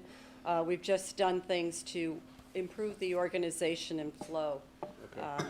Again, this was something we thought was helpful to do, to package changes this way. We certainly didn't want to have a warrant article for every single, you wouldn't have wanted a warrant article for every single change, but we really try to be reasonable and highlight the material changes and then package the other ones. And as we've talked about previously, the Housing Authority was an oversight not to be included in the charter, so this is simply adding it where it belongs. Out of respect for the work you guys have done, here's my recommendation. We'll shift to the select board, give you a chance to put get wherever we have the copies of the articles. I don't know, do we have it? If the FinCom members. Dottie's getting copies Okay, made, so we'll take If that the FinCom time. members are okay, what we'll do is we'll pause after the select board. I'll give you a certain amount of time to read it, but out of courtesy for the amount of work you guys have put in, we'll try and accommodate you that way. That makes sense to everybody? Okay, all right, so, see you in a few minutes. Okay, all right, thank you. Oh, there's a I'm sorry, anybody here? I Oh, see yeah, we're happy to. all recognized faces. Are there any public questions? Oh, I'm sorry. Come up, please. Oh, we don't close our meeting yet. My apologies. That's okay. Many of you know me, you can put my name with my face. For those that don't, I'm Nada Milisavljevic Fabrizio, and I'm a registered Westwood voter. And I'm here, I don't know if I can comment on the 3 select board proposed changes that I am opposed to. Can I do all 3 of them? Are these the, I'm sorry, I can't hear you. on these articles here? On these Yes, articles. okay, yes, you can. Can you hear me okay? Yes. Yeah, fine. Select board article where it says select board 5, home rule petition, an act to establish quorum requirements solely to open meeting. I am opposed.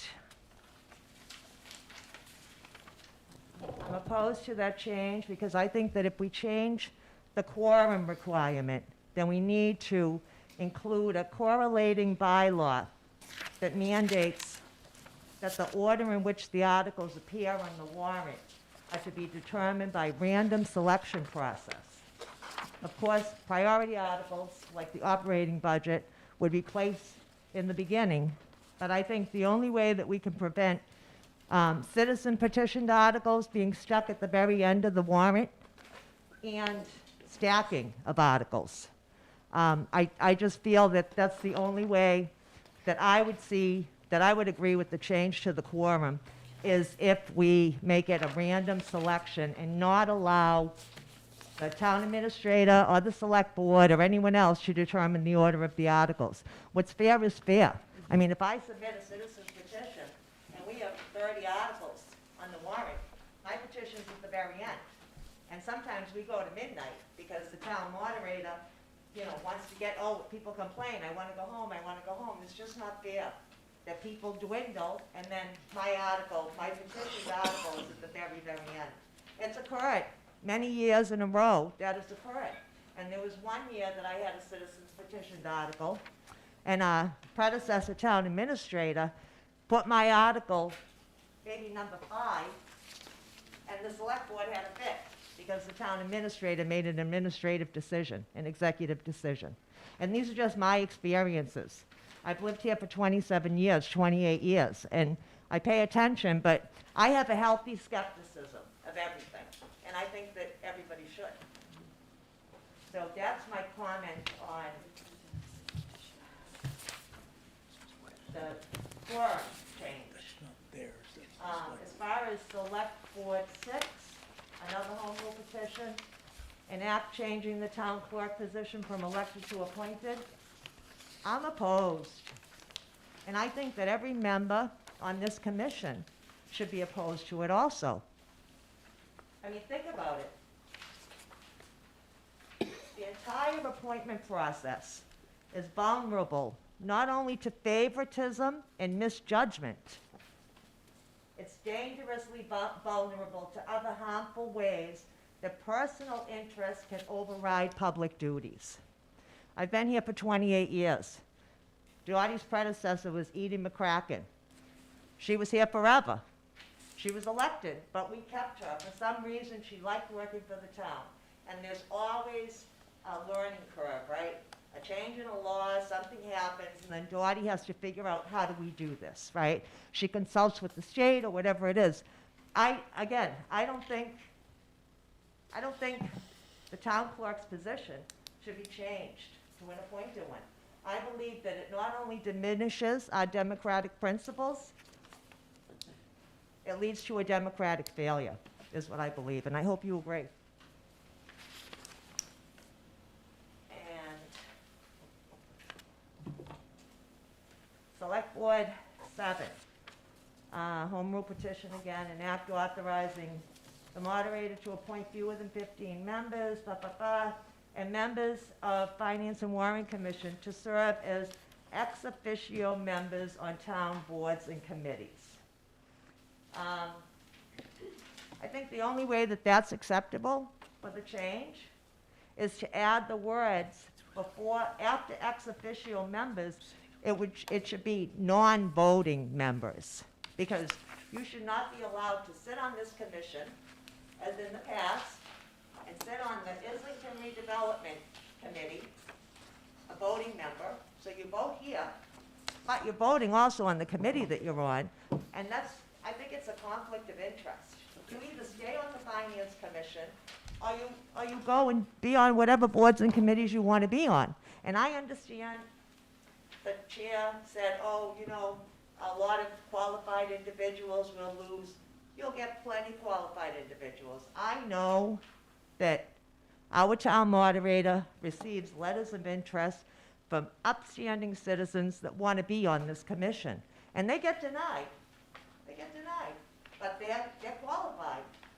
So I just feel that it has to be a non-voting position. I just leave it the way it is.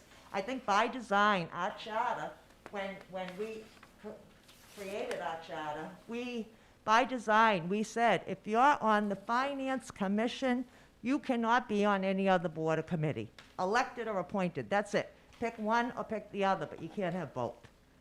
And I hope you all agree, because this is all something, this is something to think about. Because, again, I have a healthy skepticism, and I ask questions, and I think you need to question authority. And I appreciate our Charter Review Committee and the outside counsel going through our charter to make these changes, but just because they recommend it doesn't mean that you should just give it the stamp of approval. Well, Sorry. thank you for attending. I appreciate it. And thank you for your very thoughtful comments. I really do. I wish more people would attend. Is there anybody else from the public? Okay, so, look, why don't we go to the select board, because I don't want to take about a 15-minute break for people to read your articles, okay? So we're going to switch to the select board now. I know, I just want to make a point. Yes. Chris, even though it says 1024, this one you have is the final version. Please Okay, ignore I got it. the upper left corner. Are we sure, like, the 4.2.1, like, that doesn't have the updated language for the town clerk's proposal, or does that come afterwards for the changes? You mean the language from the motion? The language, yeah. So the idea was, if you look at the article that we had written, Yeah. it basically describes that, but it doesn't have the technical language. And so the idea was, let's give the voters of Westwood the technical language so they can see it. Okay. In all of the other articles, we've referenced the parts of the charter that relate. So for that one, that's the only thing where there's not text to go along with it. Okay, so we have the warrant article, but the red line would come later for the charter. The warrant article works with the red line in the charter. Okay, it's just not red line in the charter for that. It's black lined. It's not, it's not. 4.2.1's not. Let me, I'll look at 4-2-1. Let's do this. Sorry. Very, very good. I was just trying to make 2 points. One of the versions was red line, the Yeah. most recent one was not. But they all had a header of the same date, so So that's confusing. Never Let's do got this. updated. We're going to shift to the select board, and then after we get to the select board, we'll take like a pause, read this material, and then we'll have you guys come back if you don't mind. I want to get to the select board article, Yep. okay? My other point was you have the articles now. Okay. You didn't before. Okay. You did before, but not in the black hand. Okay. Let me welcome I see we have the chair of the select board, I see we have Member Privatera, and I see Mr. Gotti in the background. I see Stephanie, I see Molly, and I see Mr. Coleman. Who am I missing? Okay. All right, we have, Victoria, we have a brief PowerPoint, if you wouldn't mind, please. Thank you so much.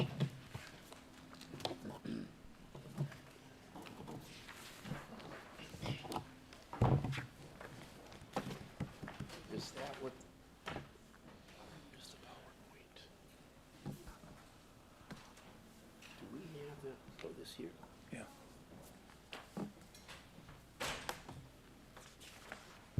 No, here, do we have this? That's, oh, okay.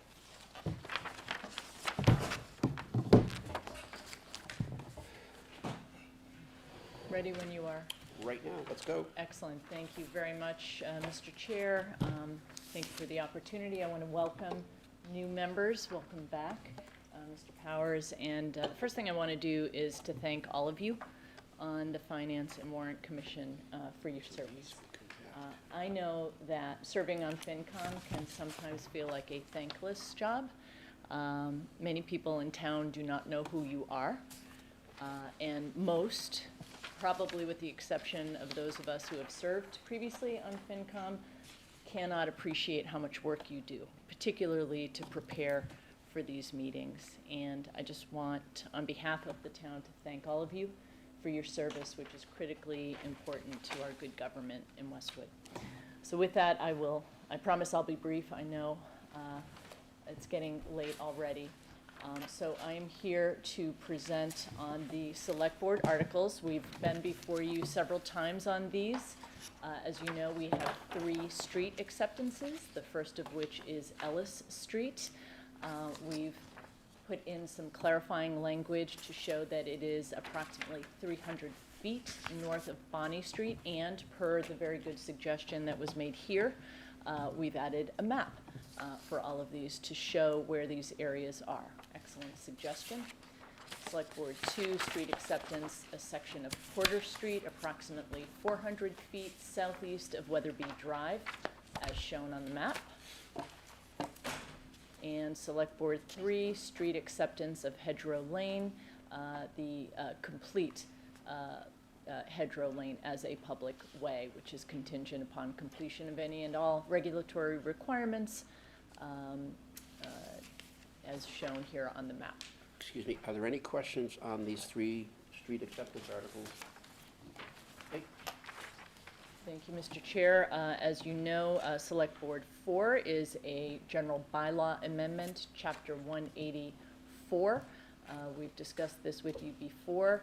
The changes to this bylaw are to clarify terms, as shown, Board of Selectmen to Select Board, gender neutral terms, and in addition, it clarifies the terms and modifies the fines so that they are compliant with Mass General laws, as shown here. Select Board 13, this is with respect to the adoption of fee schedule for sealing of weights and measures. The only change that has been made here since we were last before you, and per the very apt suggestion or observation that was made here, we had an errant cent, and that has been changed. For the, thank you, Mr. Pareda, for the tanker vehicle, the fee for 2026 is now $100 even. Still would have liked the extra money, though. Any questions on those, on 4 and 13? Okay. And as shown here, the remaining 5 miscellaneous articles have been removed from the warrant. Thank you. Which I think, would you like us to go into our financial articles Absolutely. now? Okay. I'll invite Stephanie McManus up to sit beside me, our finance director, but before Stephanie begins her presentation, I just wanted to make a few comments. First, with respect to our budget process in Westwood, as I'm sure you're all aware, our town charter provides that the town administrator and the finance director present a budget to the select board within 3 months of town meeting. The select board then discusses and ultimately votes on our budget, which is then presented to the FinCom and then ultimately to residents at town meeting. We are presenting here tonight what I believe is a very solid budget, and I want to make clear that the credit for the work of doing that budgeting work, which includes extensive work with all of our department heads, belongs with our town administrator, Chris Coleman, and our finance director, Stephanie McManus. They are extremely dedicated public servants. They always go the extra mile for Westwood, and I want to thank them publicly for their loyal service to Westwood and all of their team members. Any concerns or criticisms with the budget should reside with the select board. We are the elected representatives. We are the body that votes the budget to present to you and ultimately to the town. With that said, I'd like to address just a couple of points quickly Can before. I ask you one quick question? You may. On the process, does the select board give guidance to staff in terms of their priorities before they put the budget together? Absolutely. Okay, so part of the process is they don't just develop a budget from the bottom up and give it to you. You set some priorities for them. Absolutely. And actually, I'm going to talk about that a little more. Want to That's understand an that. excellent point. So I want to address a couple of things specifically that were discussed at your last meeting. So as you're aware, on multiple occasions over this past year, the select board has expressed its priority in increasing the staffing levels of the fire department as it pertains to public safety. The board commissioned an operational study, which we've talked to you about, and in August of 2023, we voted to increase the staffing of the fire department so that we have 9 firefighters on duty at night, effective immediately, which was back in August of 2023. We publicly discussed at that time that that was going to result in substantial overtime, and we publicly discussed that that was going to cost approximately $385,000 to $400,000 to cover that gap. As is our usual process, our finance director has worked with the department heads to make a proposal to close out FY24. Historically, these requests to close out the year are presented to the select board in March before town meeting, as it was this year, so that the most accurate numbers can be determined through the rest of the fiscal year. This year, in obtaining that information, Stephanie worked with our new acting chief of the fire department, Steve Lund, who is here with us tonight, who began his duties in January as acting chief and who has been very quickly getting up to speed on the finances of the department. Article 2, which is before you, proposes that $800,000 of free cash be used in payments of fire department salary overages. So I just want to go through that with you. Stephanie will provide you with all the details, but $400,000 of that is for overtime for the fire department, including both the additional staffing for the 9 at night and also overtime due to a number of medical leaves and parental leaves that took place during this past fiscal year. They were actually quite exceptional when compared to prior years. Right now, fortunately, we have only one member of the fire department on leave, injury leave. Westwood has historically used free cash for overtime overages, both with the police department and with the fire department. The other $400,000 in Article 2 is due to unanticipated salary costs within the fire department, which were precipitated by a number of things, including the settling of the fire union contract, which occurred during this fiscal year, and transitions in the leadership of the fire department, which you are all aware of. These were big hits, which were not anticipated when the FY24 budget was passed. The proposed use of free cash for these unanticipated costs in FY '24 is well within our financial policies, substantively and fiscally. To be clear, the proposed free cash allocation that we're talking about in Article 2 is to close out FY '24. We're not proposing that it be used to fund ongoing operating expenses. With the proposed use of free cash to close out FY '24, we will be allocating 54% of our total free cash for FY '24, which compares with 63.5% allocated in 2017, 67.1% allocated in 2018, 56.2% allocated in 2019, 58.1% allocated in 2020, 42.9% allocated in 2021, 52.8% in 22, and 42% in 2023. All of that information can be gleaned from the annual town meeting books and also on the Mass Department of Local Services website, which has this very well laid out if you're interested. And just by way of comparison to some of our comparable communities, keeping in mind our proposed percentage used in 2024 will be 54% and was 42% in 2022, which is the most recent year available on the website to compare to. In 2022, Dedham used 42.2%, Medfield used 65.1% of their free cash, Norwood used 76.6%, and Needham used 86.4% of its free cash.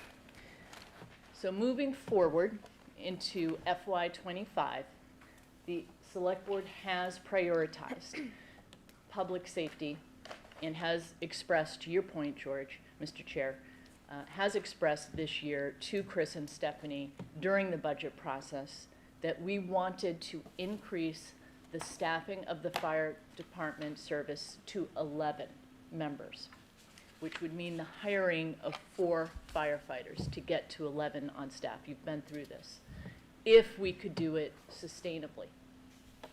Stephanie and Chris came back to us with a balanced budget that would only support the hiring of 2 firefighters so as to preserve all of the existing services in the community.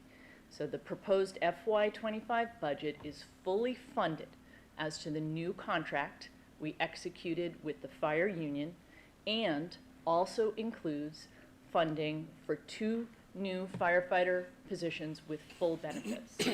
In addition to the base fire department OT budget, this budget provides for $100,000 more in overtime. As we look forward, what we cannot anticipate are what medical issues or injuries or parental leaves the members of our fire department may have. But the plan and the expectation is that with the hiring of the 2 new firefighters, the department's OT requirements will decrease. In addition, with the new leadership, Acting Chief Lund has already begun to analyze the efficiencies of the use and expenditure of OT in the department, and he is also aggressively looking at our ambulance receipts to see if we can generate further revenue in that department. Acting Chief Lund is also extremely engaged with the assistance of a consultant in applying for the SAFER grant, which, if obtained, would further support our goals within the department. All of this is to say that we are in, and Chief Lund can back this up, we are in a moment of transition within the fire department. We are going to continue to monitor this situation very carefully and working hard toward increasing staffing on a sustainable level and managing our overtime needs. So thank you for indulging me. I'm now going to turn this over to No, Stephanie. I want to make some comments, please. Sure. Let me make some comments. First of all, I want to make sure I've got the facts straight, and then I'll make an observation statement. First of all, I want to welcome the new chief Best of luck to you. You probably know I'm a firefighter family. I have a young son who's a advanced ALS paramedic firefighter in an ISO 1 level department. Very proud of him. I want to tell you that you signed the contract in July, and congratulations to the town and to the firefighters for the contract. In August, Criterion, I think, submitted to you its final version of the operational study. In August, I believe, August 23rd-ish, my number that I recollect the select board approved at your meeting was around 350,000. Maybe it's 385 to 400. I press reported 350. That's the number I had in my mind. The press reported 385 to 400. I sent you the article yesterday where they said 350, but let's not get into that. That's not my concern.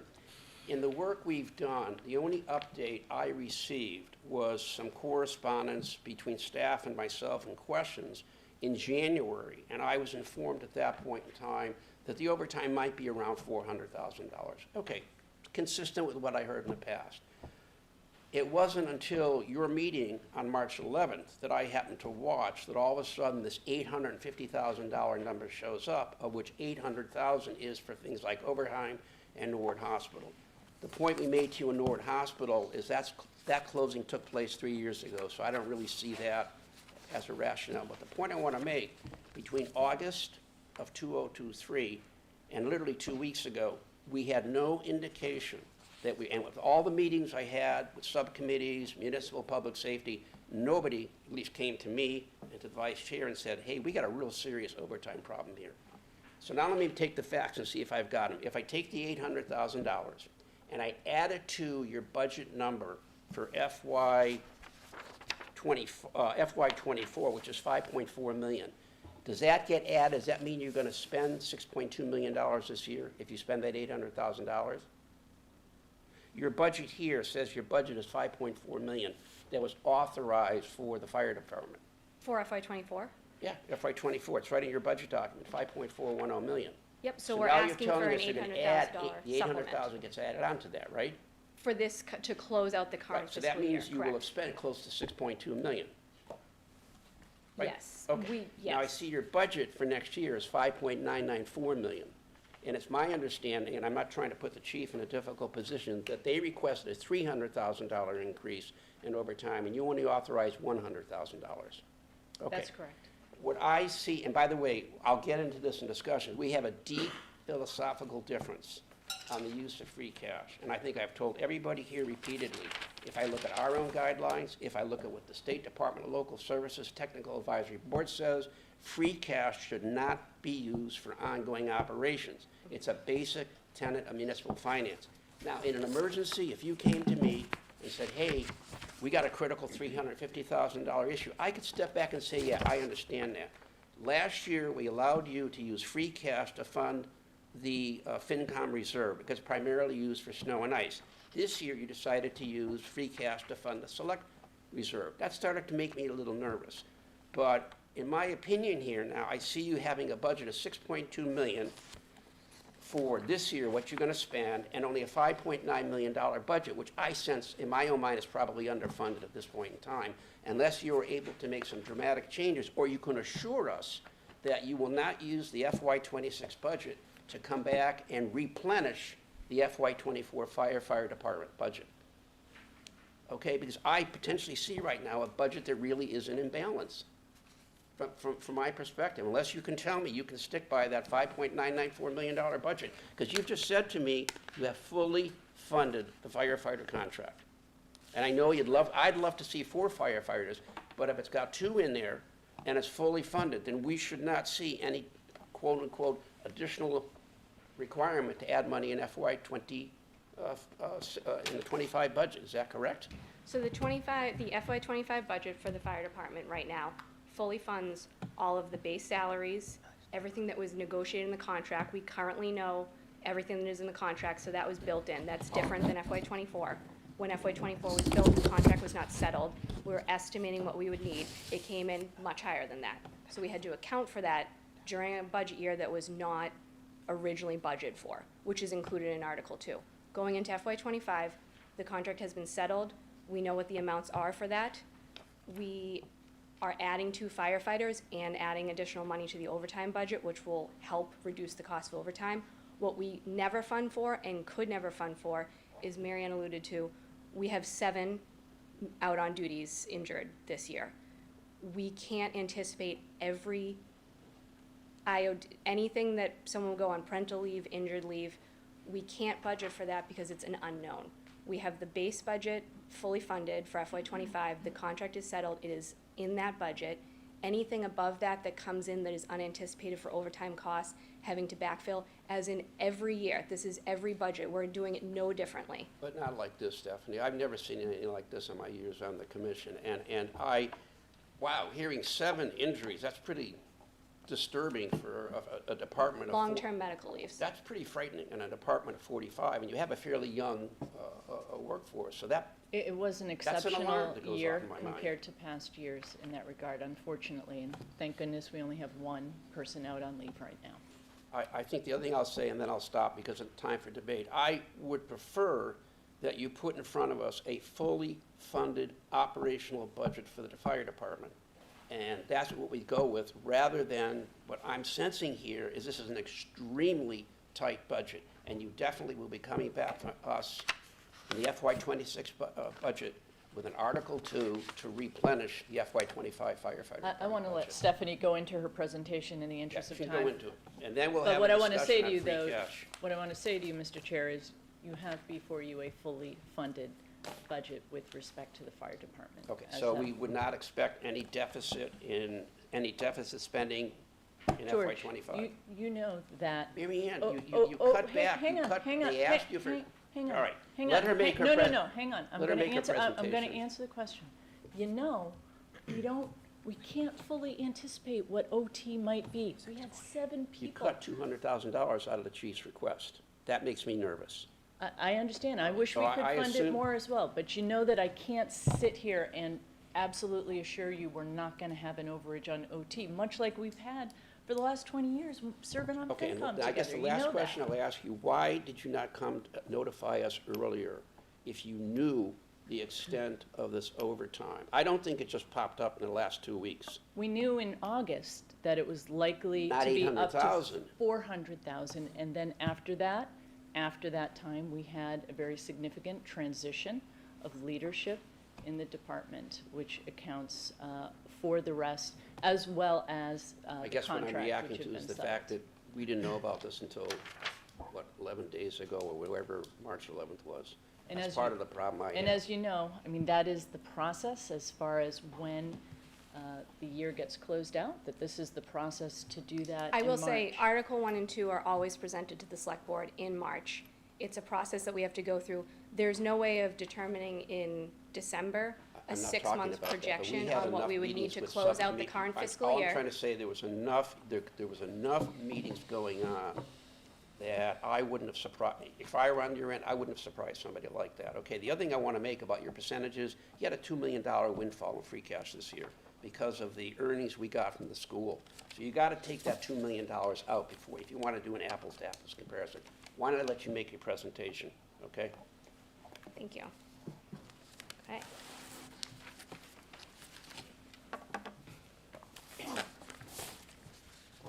So I'm going to start off first sort of giving a little, I'll try to move this along as much as possible, a little background on the process we've gone through so far, an overview of the financial parts of what fund all of these articles, both on the expenditure and revenue side, and then I'll do a quick breeze through of the budget articles 1 through 13. So the proposed FY25 budget has been under development since fall of 2023. We start off with the capital first, and then we move on to the operating portion. We have many meetings throughout the year. Detailed materials are reviewed at every select board meeting and finance and warrant commission meeting over the course of many months as the budget is developed.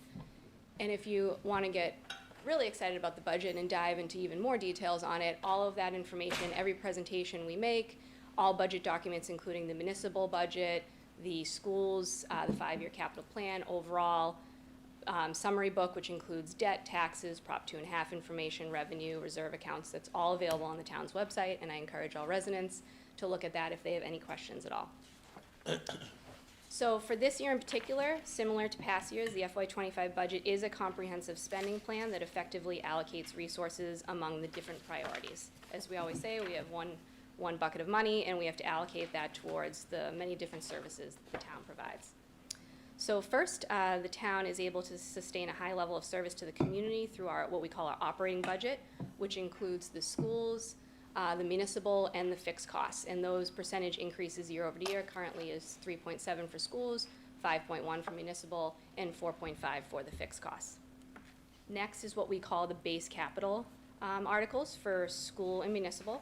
And we are able to fund those through free cash for FY25 at the same levels as previous years, just working to get closer to that appropriate level for capital spending per our financial policies.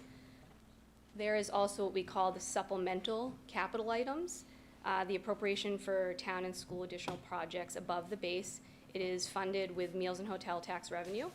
And then the sewer capital improvements is funded specifically with sewer retained earnings. And what we call other capital improvements, which are items related to the ambulance and funded through ambulance receipts.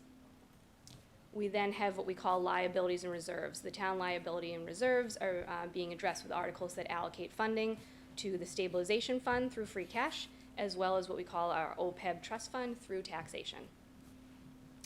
There are then the three borrowing articles, and I know I've presented these at previous meetings, so I can get into them later if you have specific questions. So it's the fire department squad vehicle for $725,000, the high school roof renovation, which I know the schools touched on, at $2.5 million, and then the Conant Road culvert construction project for $1.5 million. And just an important note is that the proposed budget is currently balanced. And this is just a summary of the proposed expenditures for FY25, which is about $123.4 million, a 2.1% increase over the current year. And this chart just shows the change in spending for the different, what I would say, the major categories. So our operating budget, capital, OPEB, stabilization, what we call prior year, other articles, which is Article 1, 2, and charges assessed by the state and county. This is just a further breakdown of those categories. I won't go into excruciating detail. You obviously have them in front of you. The first 5 items make up the total operating budget, which we've discussed in length at previous meetings, which is at $115.6 million. This is a breakdown of all revenue sources that fund those budget articles. We have to be balanced. Our expenditure budget obviously has to equal the revenue side for it to be a proposed balanced budget. So the total revenue budget is $123.4 million, also a 2.1% increase over FY24. As you can see, I've said this often, but the largest source of revenue for Westwood is taxes. It accounts for 81% of the overall revenue budget. So I'm now going to go through each of the 13 budget articles that cover the Stephanie, finance. before you do that, I Sure. just want to compliment you on the analysis you have put together for us. I think over the last 2 years, you have been a remarkable chief financial officer of this town, and it's been a pleasure working with you. I know sometimes in these discussions, we get into some interesting back and forth debate, but I think I view our obligation of this commission is to town meeting, the legislative branch. So to me, I'm just trying to make sure we, on our end, when we make our recommendations, and sometimes we're going to ask tough questions, but I just want to tell you, you've just done a remarkable job. You've been extremely responsive to us. I know Chris mentioned to me the other day, you gave him some excellent data on the OPEB trust so we can do our write-up. So once again, I just want to compliment you. It's been a pleasure working with you. Okay. Appreciate that. I very much do. You're also a firefighter family, so I you am. and I are Potico, okay? Yeah, and I always just want to, when I do these presentations, make sure the public, the community, when they're listening, knows that we're on top of our finances. We go through rigorous, examinations of our annual report for finances. All the revenue sources we're using are appropriate. Right. Our budgets are funded well, and that's all I like to I know how hard you work. to relay. Okay, we may have a few disagreements, but it's out of mutual respect, okay? Thank you. Appreciate that. All right. All right. So Articles 1 and 2 are what we call cleanup items for the current fiscal year, FY24. So Article 1 for this year is a total of $50,000. It has been a good winter in terms of snow, but there were a number of ice events that triggered larger spending for salt and salting services. So this article is a request to supplement the snow and ice budget from the FinCom reserve. And the current balance in the FinCom reserve has not been utilized to date in FY '24 is 405, so it would be $50,000 out of that. Can I ask a quick question? Yeah, I'll stop, you know what, I'll Yeah, stop let after each article for a that's a good minute to idea. get Thank you. questions. Just a quick one on this. So we're moving $50,000 from the FinCom reserve to snow and ice, and we've had a mild winter. Does that mean that if we had a, normal or what used to be normal winter, it would have been much more? Say that one more time, I'm sorry. Does that mean that if we had a normal winter, or what used to be normal, this would have been a much larger transfer? It could have been. There have been past years where it's been $250,000 I've seen. Okay. Last year, we didn't ask for an Article 1 transfer at all. It was a great winter, so it just fluctuates year to year. And you We can have- overspend the snow and ice account by state. That is the Yeah. only Yeah. account by state law that we are legally allowed to have a deficit at the end of the year, Okay. to overspend. And we fund it this way to close out that account. I get what I'm getting at is just, it feels like if this winter we surpassed our budget and we all agree it was a mild winter, I'm just worried that we're not budgeting enough for what should be normal winter activity in terms of snow and ice and such. So you have to be very careful, Mr. Chairman, if I may. You have to be very careful how you fund your snow and ice budget. If there are state funds available and you haven't expended all your funds, you're generally not eligible for them. So in bad winters, 2015, we got some state money because we had big snow. If we budget higher and have that money in there, we won't be eligible for state money to help us out at that point in time. So there's a strategy. When I first got on the select board, when dinosaurs ruled Westwood, we were budgeting at like the 1978 level when gas was 30 cents a gallon. And so we held it that way till about the early 2000s, then we increased it a little bit. So there's some strategy involved. Does that Is answer? the dollar amount fairly consistent in the last handful of years? Yeah. Thank you. Yeah. What is the budget, Stephanie? What did we budget last year for the snow and ice? 250? I was gonna say 300, but I think it's I can get 250. that for you. I can get you the actual number. I just thought Is you it know four, off the top it's of your head. 450? Thank you, Chris. I thought It's it got was higher Appendix than D that. up. I was gonna I say, think I it's have higher Appendix than D. I have it on one of my slides. I thought we- Thank So you, we Chris. spent $500,000 this past winter on snow and ice? So, that's why I always caveat it with, just because you don't see 3 foot of snow, a number of ice events where the contractors have to be out icing the roads in the middle of the night, buying all the salt supplies, yes, we still spend money even when it's a pretty good winter. Okay. And as town council just referred to, the biggest cost here is the price of gas going up, or the price of diesel going up. Right. Okay. I didn't make that point directly, but so thank you, Mr. Pereira. That's all right. Okay. And I know Marion, thank you, went into a lot of detail on this. I just have a couple of sentences, and then any questions on it, I'm happy to take. So Article 2 is for the FY '24 budget adjustments, as is the case with each year. We are requesting $1,032,000 to supplement the listed appropriations, and I'll go through the 3 different items. These supplements are to address expenses that occurred during FY '24. The first item is a larger than normal amount, $800,000 for the fire department salary budget funded with free cash. Free cash is an appropriate funding source for this appropriation. This is the projected amount needed to close out the FY '24 fire department budget. It is typical for the town to have a supplement in public safety budgets just due to the nature of the operations of these departments and the fluctuations that occur each year. This year in particular, there were major transitions that happened with the fire department, which is causing the number to be higher than usual.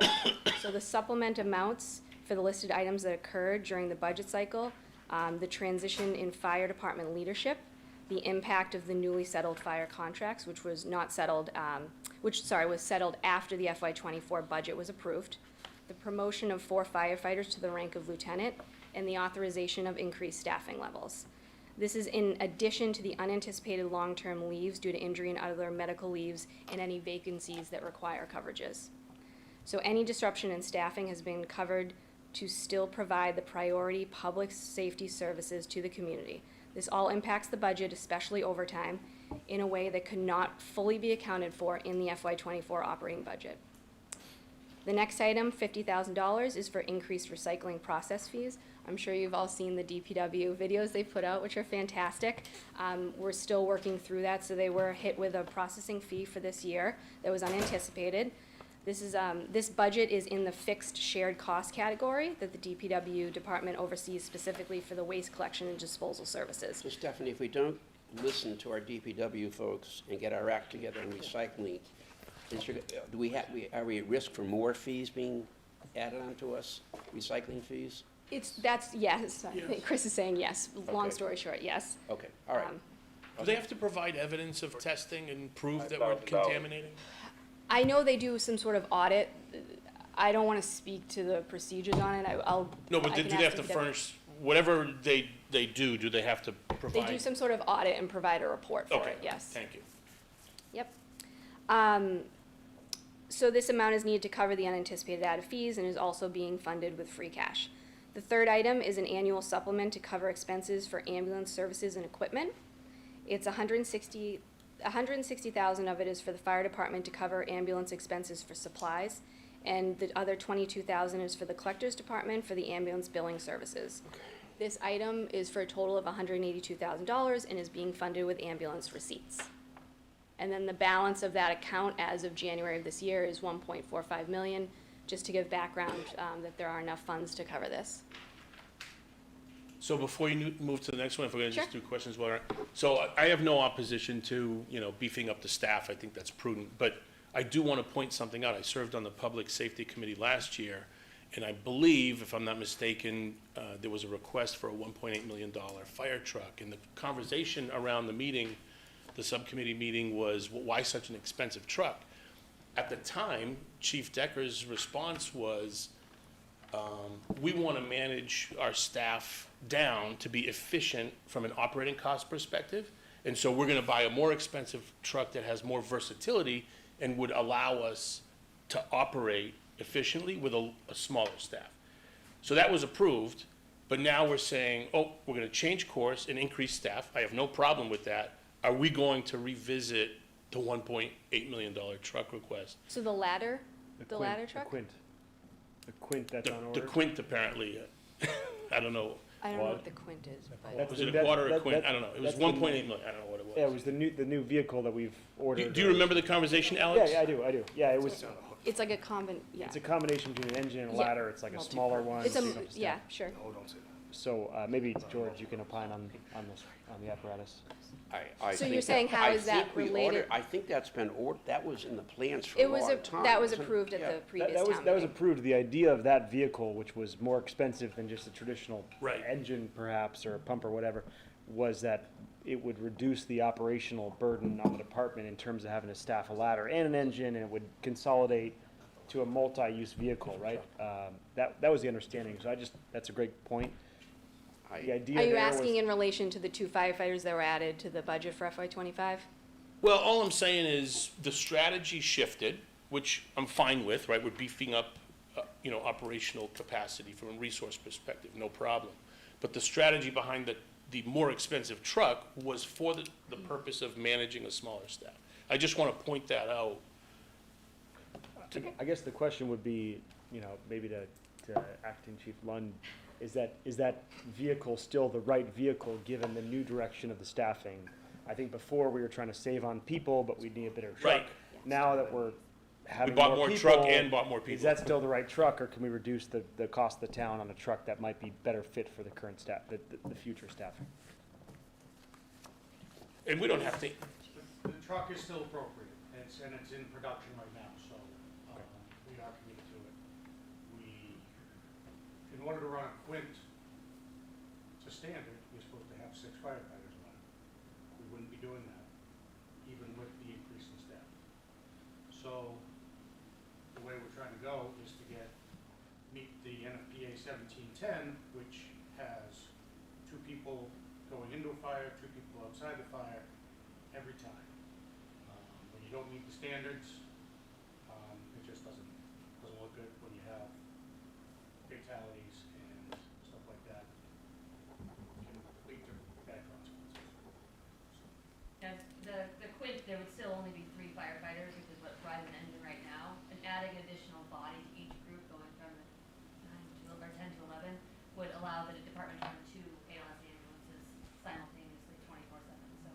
still using a smaller, more compact truck with only 3 people on it. The additional bodies are more medical, which drives a lot more costs and calls.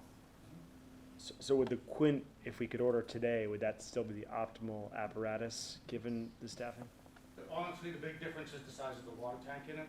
Both the ladders we have now have the ability to serve as an engine. It just they only have 300 gallons of water on it. This one will have 500. That's the only difference. Okay. The cost of a ladder truck now is well over $1 million with no pump on it. So that's just the way we're going now. So, good question. Okay. Thank you for the question. I do have another question on this slide. Mary Ann, thank you for your intro.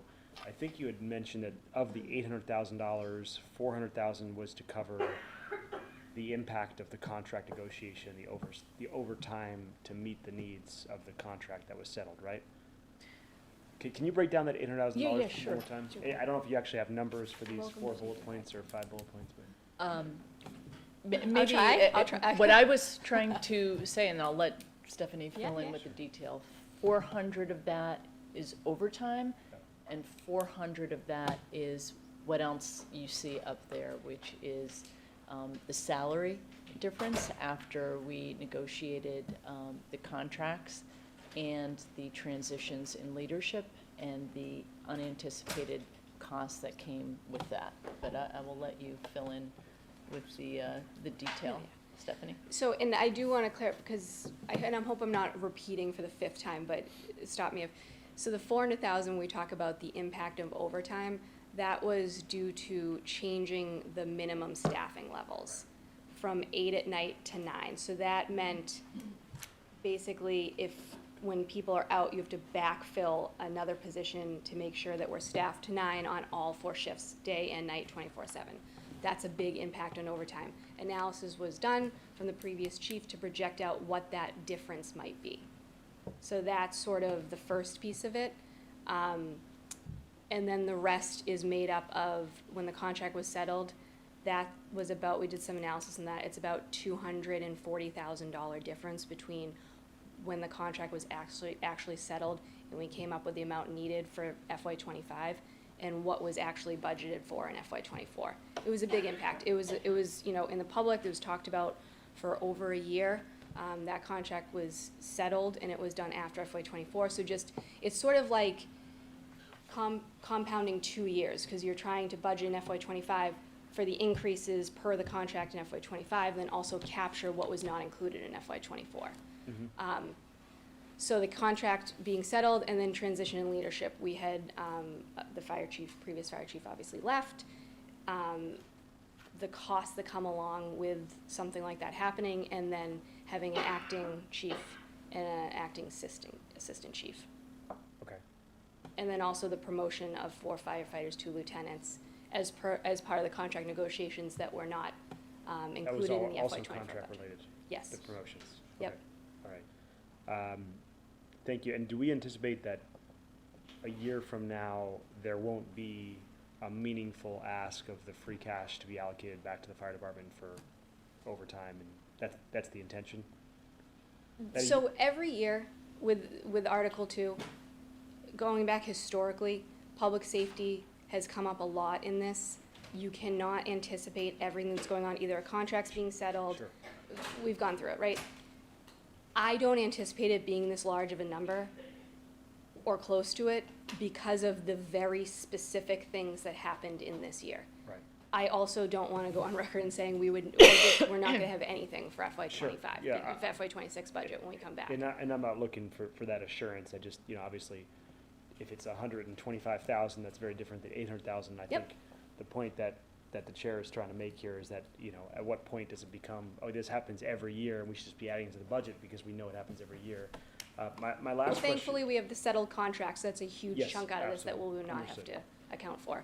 The last question on this topic, you mentioned the unusually high number of leaves. Right now we're down to 1, but we were at 7 at one point. What are we planning for this upcoming year in terms of what are we budgeting for in terms of overtime that's going to be necessitated for parental, medical, any related leave? Our overtime is budgeted, and we say this every year, our overtime is budgeted for our base overtime costs, so people's regular vacation leaves. Things like that. We do not, and we really cannot budget for potential long-term medical leaves of 7 people being out for 3+ months. But shouldn't we be budgeting for some assumed parental leave and injury leave? I'm not saying 7 people for 3 months, but it feels like every year there's gotta be some kind of leave, right, beyond just vacation and normal sick days, so I would just assume that we would budget for that. How would we calculate that? Well, you look back in 10 years, how many, long-term leaves have there been, how much does that cost the department, and then we use that as a figure going forward. I mean, every company knows that there's gonna be, mothers We and have an fathers out. overtime budget. We have an overtime budget. Right. It's what we can account for. There are some years where we're within our overtime budget and there's no issues at all. But And this is every department. I guess the question I would ask, we have Stephanie- leaves in every department that we have to No, but the account for that pop rationale up. of cutting, my understanding is the department requested a $300,000 increase, and you cut it back, whoever you as select board, cut it back to 100,000. So, to me, I'm just being very honest, straight here, is that because you're trying to balance the budget, or you really think you don't need that $200,000?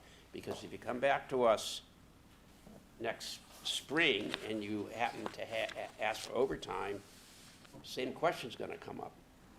Did you underfund overtime? By the way, one of the things the state recommends is the reason they tell, if you give instructions to your department that you're not gonna get additional free cash at the end, people tend to budget much more efficiently.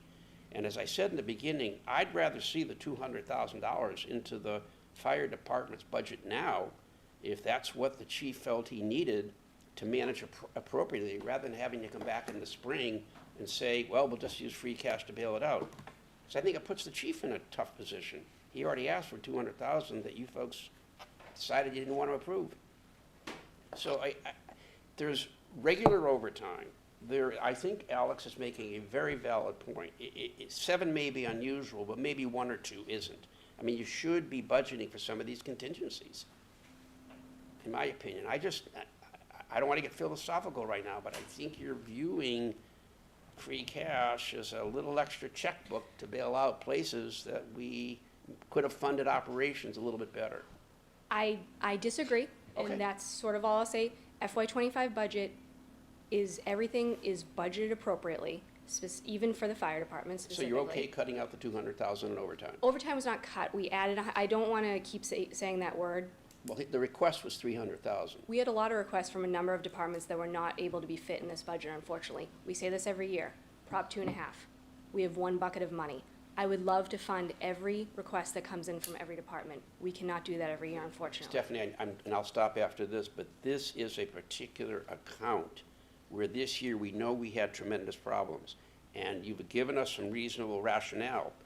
And I don't want to put the chief in this position, but the chief comes back and he's not asking for, $800,000. He's saying, I need a budget of $300,000. And you only give him $100,000. So I wouldn't be surprised if the chief, doing the best he can, he may really need that $200,000.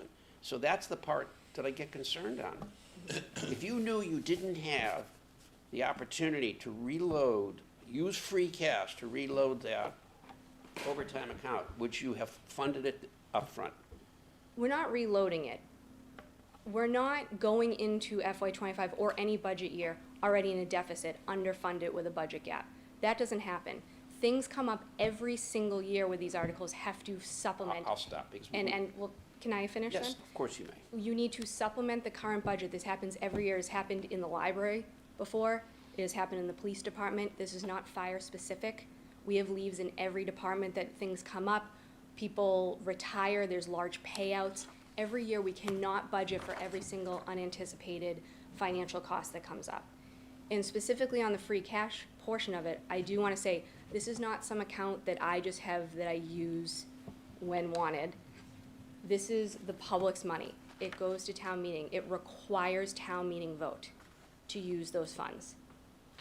It cannot be used throughout the year whenever we want to plug a budget But I gap. don't think the town meeting. It goes to town meeting for a vote, Yep. and the public gets to decide how those funds are The used. town meeting's not gonna turn down a request to fund the fire department, and that's just not gonna happen because it wouldn't make any sense. But I want to tell you, I was budget director for the Commonwealth for 3 years. I dealt with 1,100 accounts.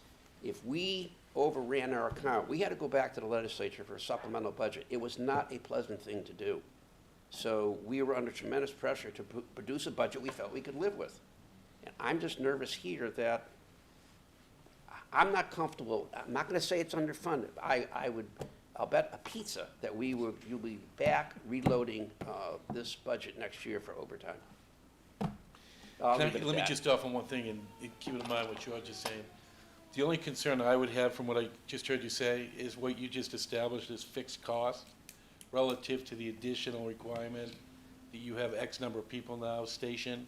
So I think the chief has a challenge on his hands because there's no room for absorption there. If you have established through a contract that you have to have 9 people, what was the number? It's not through the contract. The select board made the decision that they wanted Okay, to so whoever. increase So now minimum you have, staffing levels. that's a fixed cost, 9. If in the past or in other departments, you could absorb on occasion, there's ups and downs, you can have a plan. There's vacancies. Yeah.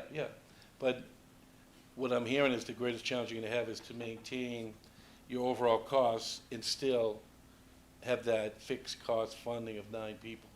That's your challenge.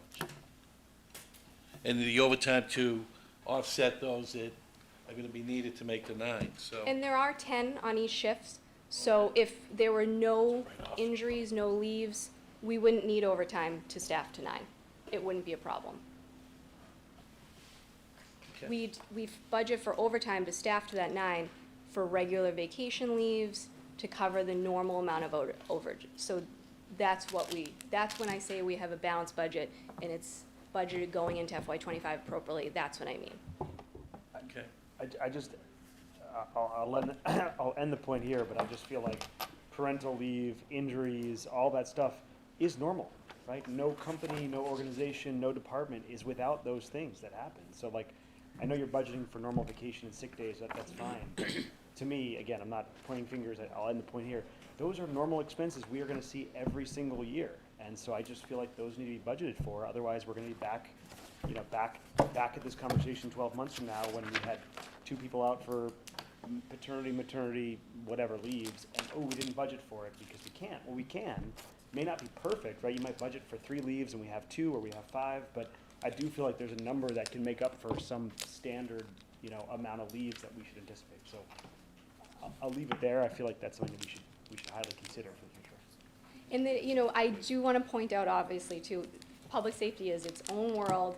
They have a lot of fluctuations above and beyond other departments.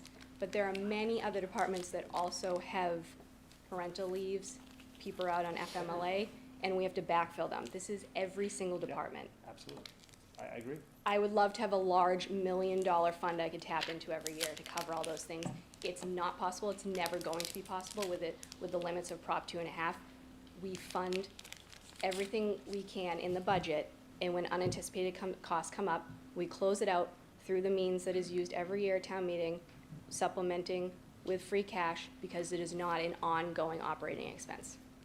That's where we have a difference, Stephanie, to be polite here. This is an ongoing expense, and I truly feel it's an inappropriate use of free cash. One-time things, no problem. Capital, no problem. Emergencies, no problem. This is an ongoing thing, and that's the one thing you were not supposed to use free cash for ongoing operational issues, and we sort of locked ourselves into that. Ongoing operating budgets, we do not. Overtime is an operating budget, Stephanie. It's an operating expense. This is not the usual year-to-year base overtime. Okay, we have a difference in philosophy here.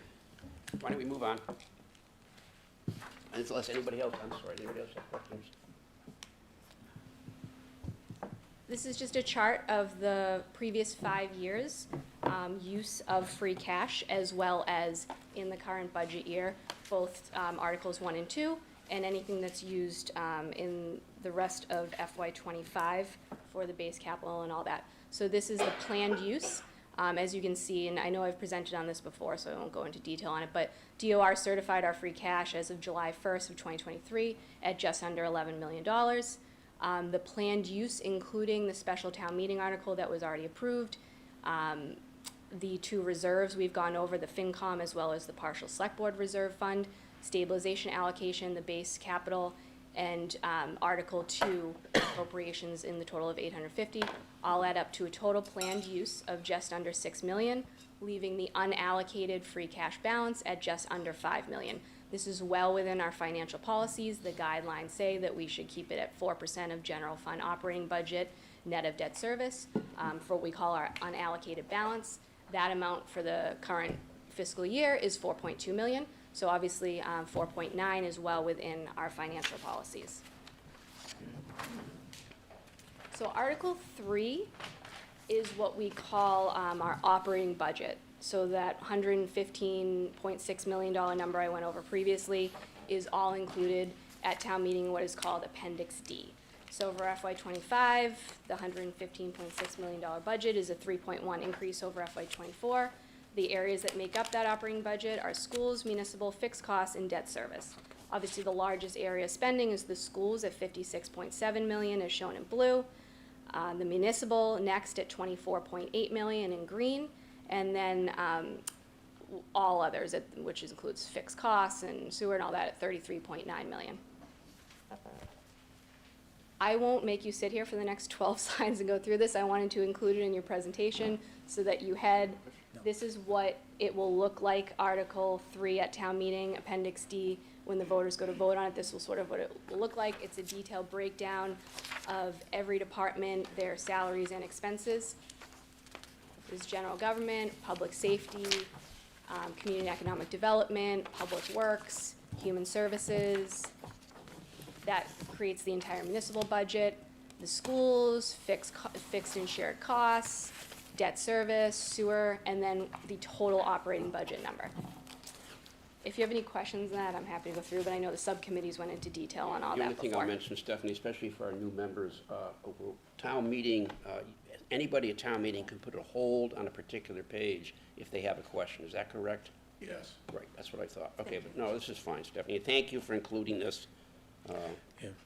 Great nighttime reading, so.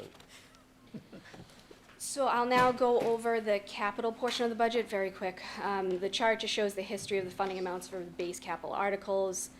It's been increased over the past couple of years. We strive to continue that. This is to invest in ongoing capital to maintain the assets and infrastructure.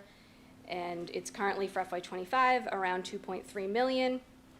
And we will work towards increasing that whenever possible. Our financial policies say we should be at a certain target. We want to always invest in our capital assets. We're working towards that number. And again, I know we've gone over this, especially with the capital subcommittee. If you have any questions, I'm happy to stop, but this is what Article 4 will look like for our municipal base capital, the schools base capital for budget Article 5. Article 6 will be the sewer capital improvements. That has its own dedicated funding source through sewer retained earnings. Article 7 is what we call other capital improvements specifically for ambulance. That also has its own dedicated funding source of ambulance receipts. And then the additional capital article includes projects that are proposed above the annual ongoing base capital. This is just a chart of additional capital articles and the amounts approved over the past couple of years. They've included projects that were deferred from previous years or larger standalone projects that are just not appropriate for the annual year-over-year, maintenance and upkeep of our normal capital assets. So currently for FY25, that number is $550,000. It is being funded through meals and hotel tax. And these are the two items included in that, which is generator upgrades and replacements in multiple municipal facilities, as well as acoustic tiles for the pool. This is a detail, it's more for your edification, I won't go through this, but this is just showing the past couple of years of revenue from the meals tax and then also the hotel tax, and just to point out different projects that were funded through this in the past, what is being funded this year, our most recent quarterly receipts, and also that the balance in the account as of December 31st of 2023 is $1.3 million. Stephanie, can I just back up for 1 second? Sure. And maybe it's a question for Mr. Coleman, because I'm looking at the school IT network, made me think of something. The IT infrastructure for the fire department and for the town, what's the status of that? It was like a $4 million project or? Fire department, and are you referring to the INET? Yeah, what's the status of that? We're still talking about that through the design process of the fire station. So will that be funded through the fire station budget? Is that the assumption? No, it's not an assumption. It's being discussed as part of the design, though. So it's gonna be included as part, is that for the town-wide system or just the fire department? It's the town-wide INET system. My understanding is the schools are asking for their own head end. Right. Right now, the head end for both the town and the school are at Fire Station 1. It is being discussed as part of the fire design. I just want to make sure we're clear on that. Okay, what's the estimated cost of that? We do not have an estimated cost. Not even a ballpark? We do not have a ballpark for you. So it's right now, I can assume it's within the current $40 million estimate for the fire station? The $40 million estimate is for, what we talked about was, through the feasibility study, was for construction. So we're talking about design right now. So the design team is talking about this. So it doesn't include the town-wide infrastructure in the design for the fire station? It's not including it in the design, no. We're talking about it with, we talked about with the architects, and we'll be talking about it once we have the OPM on board. Chris, can I jump in there? Of course. So the INET is housed in Station 1. Obviously, we're looking at replacing Station 1. The $40 million estimate from the feasibility was for the construction of Fire Station 1 and the temporary quarters. It does not include a possible new INET system. What a new INET system? Do we need a new INET system? Could we do half of the system? Is all being discussed conjuncturally with the fire station design because they go hand in hand. You can't knock down a building and not move the INET. But my guess is you're gonna probably want a new system with a new fire station, right? It's not just for the fire station. The fire department, the INET system is for the whole town. It just happens to live in the fire station. Okay, but then, is it state-of-the-art? The current system? Yeah. No. Okay, so okay. Maybe when you get some information, you could give the capital budget group a little bit heads up on that, because it's the one item that I've heard about, but I don't see anything about. It's not on the warrant for this year. No, I understand that, Stephanie. It's more of a concern is, I haven't seen it on any of the capital project lists that I've seen. I'm just a little bit concerned about it. It sounds like it's a fairly important system. Yeah, it is. Okay. Cool. Article 9 is just the standard appropriation to the stabilization fund each year. It's the same amount, $125,000. It's funded through free cash. As you can see, the balance in that account as of right now is the $4.1 million. It's the town's main reserve account, and it protects against any emergencies that might come up, and it is also an important component of our credit rating. Article 10 is also an annual appropriation. Stephanie, It's for the in an emergency, could that be used for operations, or is it primarily for the stabilization fund? Can that be used for any emergency in the town or any crisis? It has to be voted at town meeting. It would have to be some sort of emergency situation that arose that we didn't have current funding for. Okay, all right, thank you. OPEB Liability Trust Fund, the appropriation for FY25 is $1.565 million. Each year, we increase that allocated amount by $25,000. It's on target with our funding plan. We'll have another actuarial report coming out for year ending June 30th of 2023 in the next couple of months, so we'll have an updated information on this, but as of right now, this is what we have. The balance in the trust fund account as of December of '23 is $21 million. If anyone has any questions on that. So the next three and last three budget articles, 11, 12, and 13, are what we call borrowing articles, and they would be funded with non-exempt debt. So debt within Prop 2.5. It's not an override. It's within our base year-to-year non-exempt budget. So this needs to be within the town's ability to pay. It's debt issued within Prop 2.5. Our financial policies say that the annual non-exempt debt payment should not exceed 8% of the net general fund revenue. We're within those guidelines. For FY24, the total debt payments within Prop 2.5 were $3.3 million. We are keeping that level funded for the FY25 non-exempt debt budget. This is for debt that supports ongoing capital equipment needs, Long-term debt is used to finance our to finance our capital assets such as infrastructures, buildings, and large pieces of equipment that have a long, useful life. And I know we've gone through these. If you have any specific Question for town council. The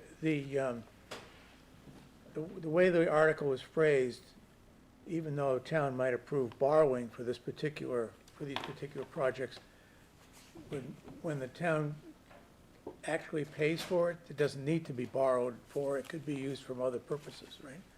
You could use free cash for it. No, whatever is the, sorry, Pat, I don't. Go ahead, no, go ahead, I think you're right. Whatever town meeting is authorizing as a funding source we cannot just get this approved at May town meeting and then in June decide to use free cash to buy the same piece of equipment. We would still need authorization for that. So what you're saying is what's in the little box here on the funding source, the town is limited to using that source. Correct. Even though the article itself says raised by borrowing or otherwise provided, or take other action relative thereto. That seems to give the town a little bit more discretion than just what's in the little box. If it's voted as a borrowing article, it has to be, the funding source is borrowing. Okay. And take other actions relative thereto allows you to work the borrowing situation a little bit better. Okay, all right. I just have Thank you for the clarification. I want to go back to debt level, because one of the biggest concerns I have are the number of projects that, and I know the facility study is going to come back from both sides telling us what we need to do. But our debt service for the Pine Hill School, for the $56.5 million we borrowed outside of Prop 2.5, is about $3.2 million. If you look at, under the current interest rates, if you just add in the $10 million, like I know there's about 7 or 8 million left to borrow for the school, and we probably got $4 million of articles here, but I cut it down to 10. And if you look at that, and you look at it, if the fire station does, that would add about $750,000 annual debt. If the fire station comes in at 40 million, at current interest rates, that's 2.5 million. Those two together are higher than what we borrowed so far for the school. So the point I'm trying to make is I think there's a lot more pressure on the ability of Westwood to fund things when you look at the 10 million we need to borrow to finish the school and to take care of this year's borrowing articles and the potential cost of the fire station. Now, hopefully it comes in well below 40 million, but my nervousness is I know the way the town reacted to the impact of Pine Hill School on their budget, on the town, and I think we're going to be adding that level again probably within a year. So just to clarify a few things, and you're not, there's a lot, there's obviously a lot in the future for capital needs. What I'm discussing here, we're talking about borrowing for these articles, is within Prop 2.5. Anything you're discussing, I would anticipate being exempt debt, meaning it would be above Prop 2.5 added to the tax bills and would have to be Combine the voted both, don't you by get up, the you'll have to go up residents. to like 12 million or something. If you combine the both, okay, I think, and I'm really talking about not theoretically what you could borrow, I'm talking about the capacity of the town to pay for it. And I really think we're, just my And observation. that would be up Yeah. to the residents, obviously. It would have to be both an article vote and thank you, Chris, a ballot vote. So, and it would be directly added onto the tax bill. So it wouldn't be within this budget. No, I understand that. My only comment is I think next year we're going to be dealing with some significant increases in borrowing, just my opinion. Okay. Yep. Can I ask a question? Yeah. Yeah, of course. What do you guesstimate the borrowing, the interest rate to be on these borrowing items? The ones I'll be talking about next year. The three here, the fire truck, the roof, or the, what do you? So the just culvert for an road. example, because my short answer is I don't have a rate for you right now. Just as an example, so budget article 11 is for a fire squad truck for $725,000. We would place an order for that if this article gets approved. We don't actually pay for that item until it's delivered. I don't know, a year plus. What are today's interest rate? If you were to borrow today, what would we be looking at? I'm not going out to borrow right now. We're doing a short-term ban coming up. If you were to borrow today, what would the interest rates be? If I were to ask our financial advisors right now to draft some sort of projection for me on anticipated, I think they would give about a 5% interest rate. But Right. I'm That's not fine. borrowing right now. Not holding you to that. No, I'm just trying to get a sense here. So And we look at, and just, sorry to interrupt, but I do want to point out, it's a good note to bring up. We look at all of that when we go out to borrow. We always have options to do short-term borrowing, which are called bans. If the interest rates for long-term are just not looking great, we can ban a year or two until the interest rates look a little bit better. It's all things that we work into our analysis on when we're determining how and when to borrow. Okay, to offset that, we have a considerable amount of money in free cash, ambulance reserves, and meals tax. What rate are we getting on those funds? They're all different. We have many different bank accounts in different banking institutes. Are we getting the standard 0.01%, or are we getting For CD rates for of investment, 5%? Right, for where this is being invested, Right. I can get you a range. We're getting much better rates than we were a couple years ago. So what's the range? I can get you that range. I don't have it in front of me. Do you have an approximation? I don't, no.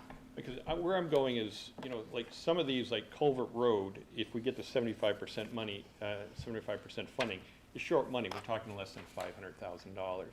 If we got all this free cash or available funds, why aren't we burying the debt instead of accruing the debt? Are we saving this money for something else? What in particular are you talking about, free cash or? Well, whether we use, I mean, like I said, if we get 75% funding for the Conant Road, the borrowing would be less than $500,000. Yep. You have ample money in either free cash, the ambulance reserves, or the meals tax fund. And we look at all that when we're thinking about going through the budget process, the many months it takes to develop this, looking at different options. That's why we have additional capital items. We do fund through meals and hotel tax. We have our base capital, $2.3 million of free cash goes towards all of those items that could be borrowed for. We choose to use free cash to fund our base capital. These are items that are really large. They have a long lifespan. It's a big investment. We borrow long-term to spread out that cost over many years.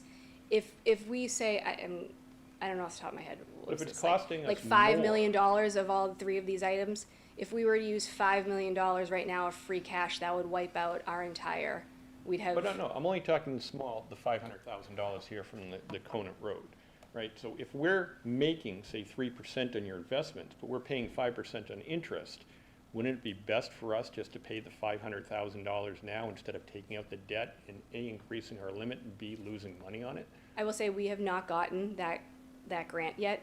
We could have to borrow for that $1.5 million to fund that project. But we don't have that flexibility if we if this gets voted on, right?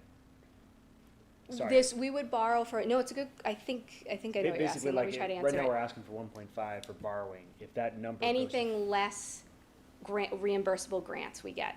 So we are only authorized to borrow 1.5, I think it's written here. Where is it? Authorized by this, the amount authorized to be borrowed by this vote shall be reduced by the extent of any federal or state grants that the town may receive on account of this project, so. I think what Jim is saying is that if we do get a grant for this, the 1.5 million, and this number becomes $482,000, we still have to go out and borrow for it because that's what we got approved. We couldn't use an alternate source of funding, even though the number is, you know, a third of what it was. Is that right? I mean, I don't know if I fully understand the question. Let me try. Free cash, you made a statement that indicated that our threshold in free cash was 4.2 million based upon where we are. We're gonna come in at 4.9 million. Yep. So we have $700,000 plus. I think what Jim's saying is, would we be wise to take that 700,000? So this project is, we are asking for town meeting to appropriate up to 1.5 million. I wouldn't be able to do that with free cash right now and stay within our No, financial but that was policy. just an example. There's not Maybe the enough fire in truck. meals and hotel tax for Fire that. truck's at $700,000. That's, you know, within the 4.9 to 4.1 range. So, I guess. I know, the bottom I line get is- what you're saying, it's just, you know, in a vacuum, it's easy to sort of say, why can't we just do this quickly? There's a long-term 5-year capital plan. We have to strategize out what we're borrowing for, what we fund with free cash. We're dedicating 2.3 million, and I would, in the future, love to increase that a bit for our base capital. That's where a lot of our free cash already goes. These are items that really fit within when we say that we're borrowing for certain things. It's the long lifespan, it's a certain cost, it's spreading out that cost over future residents. You know, this road improvement is going to make an impact for years to come. The roof for the school is gonna be a 20 to 30-year investment. These are things that we borrow for, and large assets like this. It's just the policy of the town and how we fund things. No, I understand the trade-off. I just So I don't think, want the money to be sitting I there think idle. the answer is if at some point in time you decide not to borrow, and we've done this, you go back to town meeting and rescind the borrowing. That's true, Pat, yes. And Just then do you that. could use That's an the alternate, less expensive cost of capital to pay Right, for that. and she'll make that analysis when the Yes. time is. Okay. Right. I think that clarifies, Jim? For this article right here, though, we have to ask for the total cost of the project just in case we don't get that grant. Right. Too late, yeah. Yeah, to be eligible for the grant as well, correct? Stephanie, Okay. is that your last Yes, it is. article? And once again, thank you so very much. You do a remarkable job. It's a pleasure working Are there with any you. other questions? Are there any other questions? Mr. Okay. Gotti? Mr. Gotti? You really want to add one thing right now? Go. I respect the sort of difference of opinion philosophically that has transpired with respect to Article 2 and free cash. When you think about the one-time uses that Stephanie has laid out, there are things that you have to consider. For example, when the fiscal year 24 budget had a, 2.5% increase in it for the fire station because we're in the middle of negotiations. You can't give away what your negotiating position is in the budget. So that's part of what that one-time money is once the contract is settled. Alex, I respect the question with, regard to there are things that you could average over time from a vacancy standpoint. These are positions that need to be filled. When somebody goes out on FMLA in the private sector, that responsibility gets distributed amongst the people. We don't bring somebody else in. And you don't know who's going to fill that spot with respect to the level of seniority and the pay that comes along with that, which is what makes it so very difficult to actually budget what that number is going to be. So I just want to highlight those things. I will tell you, I respectfully disagree with you. Having been a budget director and manager of financial systems all over the place, I think Alex made a critical point. It's not 0 or 10. You can make some assumptions and budget for it. Okay, that's the point we're making here. So let's leave it at that. We're going to take, I just want to commend the town administrator and the finance director for all the work they've done in preparing the tons and tons of stuff that they've given us. It's made our work much easier. Thank you. Great, I'm glad to hear that, thank you. okay, let's take, can you take a 5-minute break, read the articles as quickly as you can, and we'll bring the planning board back up, because then we have to go through, I'll make a Charter motion. Commission, Mr. Chairman. what? Charter Commission. Charter Commission. Charter excuse me. Committee. Charter Committee. I'll make a motion that we adjourn for 5 minutes. Okay, all right. Do we have a second? So then we have to do a roll call. All right, forget it. Yeah, all right. I seconded it. You did. Thank you. I heard it. You're supposed to vote.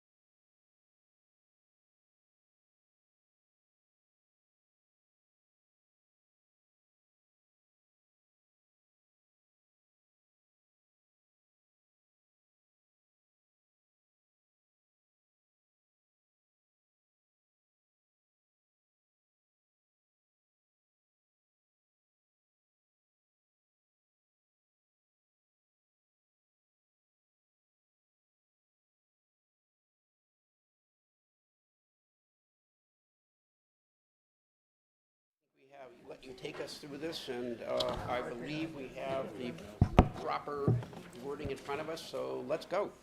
So I just want to start by saying a couple of things. One, we aren't quite sure where the breakdown was in getting materials to you. We'll do some reconnaissance because I think we need to figure out so future problems can be avoided. I also want to assure you that our work was essentially done in December. So we were refining things, but there was never any intent to not have you have your materials Nancy, tonight. out of respect for the work you guys have put in, there was no way I would put you in the position of not getting this done tonight, okay? Because I know how hard you guys have. No, I just want to So be I- clear, there was a breakdown. We Yeah, 'cause don't know I- quite where it is.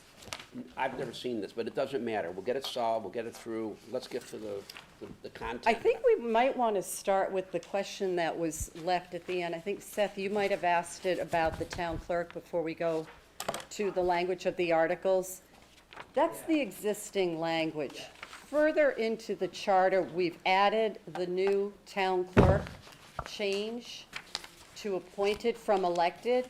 So if that, by our recommendation, and hopefully yours, ends up getting approved and going through the state legislature, we'll have to come back and do a cleanup of 4.2.1.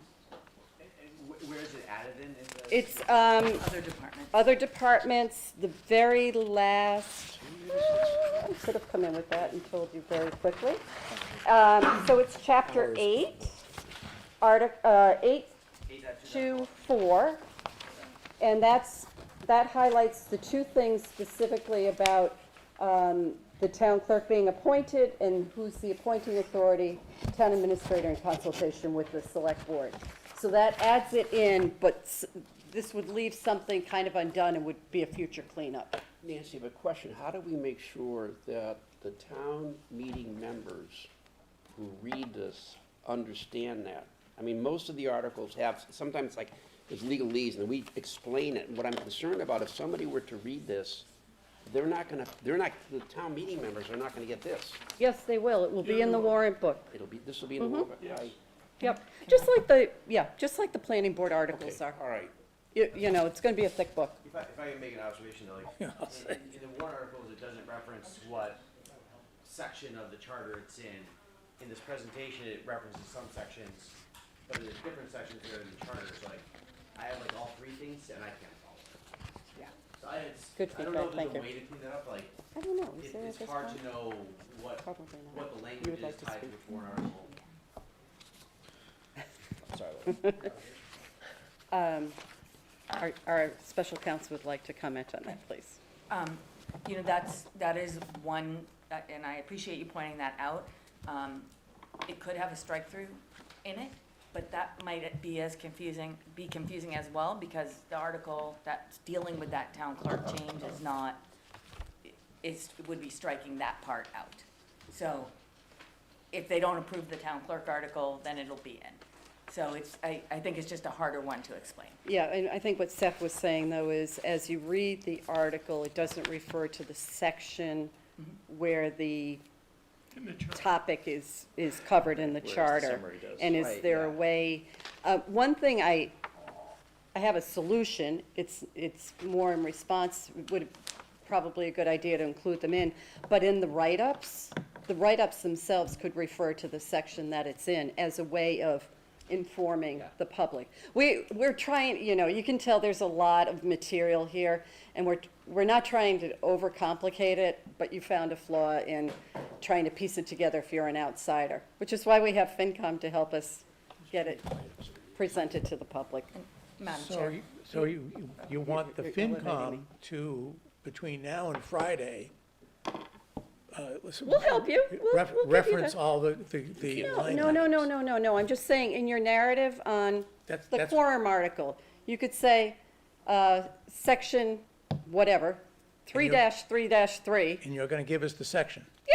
Yeah, of course, it's right here, we'd be happy to. We're not trying to make your job hard, we're just trying to facilitate. We're all trying to, I think your point was, how do we make sure people are able to follow this? Yeah, so I think there's a discussion, you had the executive summary that you did earlier, the report by section with the changes. Right, in the presentation that started when we walked through in mid-January. That presentation references sections with Section the by chart. the PowerPoint. Well, here's my concern, given the comment that was just made. I'm a town meeting member. I'm reading the summary here. You're now saying in the FinCom write-up, we're supposed to give the reference to where? It's a suggestion. I'm nervous about that, Nancy, because if we make a mistake and reference people to the wrong thing, What do you have? You have another suggestion? If I may. So the charter itself, Pat, I know you prepared that. Pat went through and he labeled each part of the charter changes and the article to which they relate. So I know that's with. I have a cheat sheet that I use to do that, because I like to tie them together, and it's my own, it's written in my chicken scratch. I will try and get someone to type it out for you. Yeah, But where- and where's my that thought was that that would be what was posted, and so people will know, they'll be able to look at those sections. but if I look at Article Select Board 6, this is what we're supposed to be making a decision on tonight, right? But we're not gonna and you're asking us to put in our, It's all right here in the PowerPoint presentation, which sections, just so you know. Although even that, 4.2.1 is not outlined, and the new section, 8.2.4 is not listed. That Fair came enough. after. Okay. Yeah. Fair enough. But I do want to point out that in each of these articles, the language specifically says that the select board has authority to determine the form, and that is so that any of these kinds of things can be addressed in what's sent to the legislature. And I would say that we can make ourselves available to whomever is doing the write-ups to be of any assistance possible. I know you're on a tight timeline. very tight schedule, Nancy. I've got 3 days to get this done, and I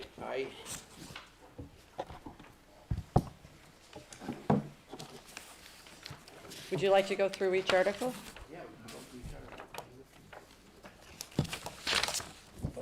I mean, they are a narrative to everything we've been presenting to you preliminarily in January at your last public hearing, and have summarized again tonight. The really, I think with the exception of the Finance Commission article, they've been what do you consistent. submit to the what goes into the legislature? A certified copy of the vote of town meeting, a copy of the proposed charter amendments, and a copy of the charter. The old charter and the newly approved provisions. And that's something that the legislature can ask for additional information about. If, for example, I just got something today for another client where they asked for copies of the strike-through version in Word, because they're gonna go through and make some changes, so that's not unusual at all. Let me ask you a question. Is it possible for you, by the end of the day tomorrow, to give us exactly what sections you're supposed to go to understand what this article is doing? Because I'm nervous. First of all, it's not our responsibility, and there's too much risk of us making a mistake. We can vote on these articles tonight, providing that you get to us tomorrow, if whoever mentioned the problem with Article 6, exactly what sections it refers to.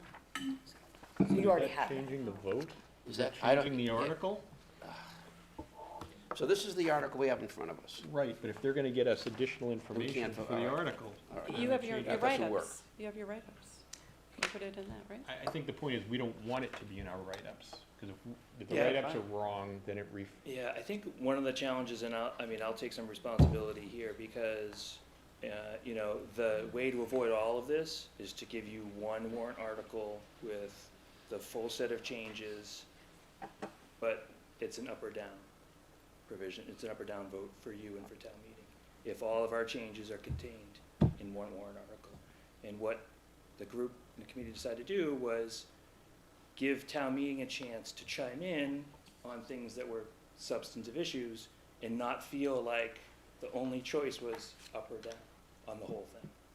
And so, so in trying to accommodate that preference, which was a strong preference of mine, to give town meeting a chance to weigh in on these issues that are substantive, we've created a little bit of a logistical hurdle to make sure that these sections, it can be understood by someone picking up the summary and having it tie appropriately to the actual text of the charter.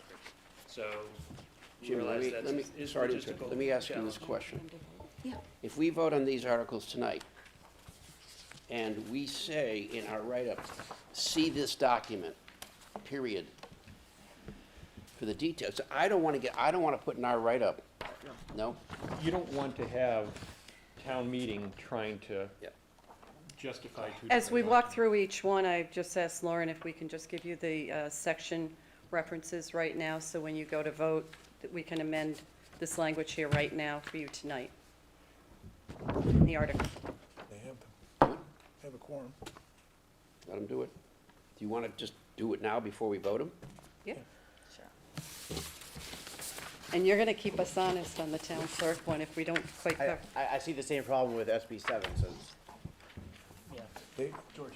The only one I see a problem with is the. Okay, let's start at the beginning. Let's go to the quorum article. Let me ask this question. Alex is raising an issue because it is 10:30 at night. The question is, can they step outside and do this? Let us- But then we have to adjourn our meeting to go into deliberations, right? You know, then we can reopen. Can we reopen it? Does that work? You If we can. adjourn, no? Why don't they leave open deliberations on this one matter, on these articles? Till tomorrow. They're Wanna come supposed to back be tomorrow giving night? No, we're not time. coming back tomorrow night. I'm not Then doing let us that. just go through it. If you have any questions on quorum, Select Board Article number 5, and the quorum is in section 281. And the change in the language is contained right there. What did you say, section 281? In the charter, 281, yep. That's the only place where it is. 281. So what would we do? Put in parentheses section 281? I want to make sure we're all voting on the same. I think we should be referencing the things that Pat made.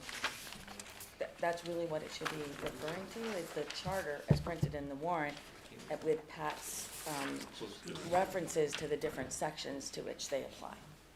Making it too complicated for these folks to handle. It's already. Some of them are wrong. They're wrong. Yeah.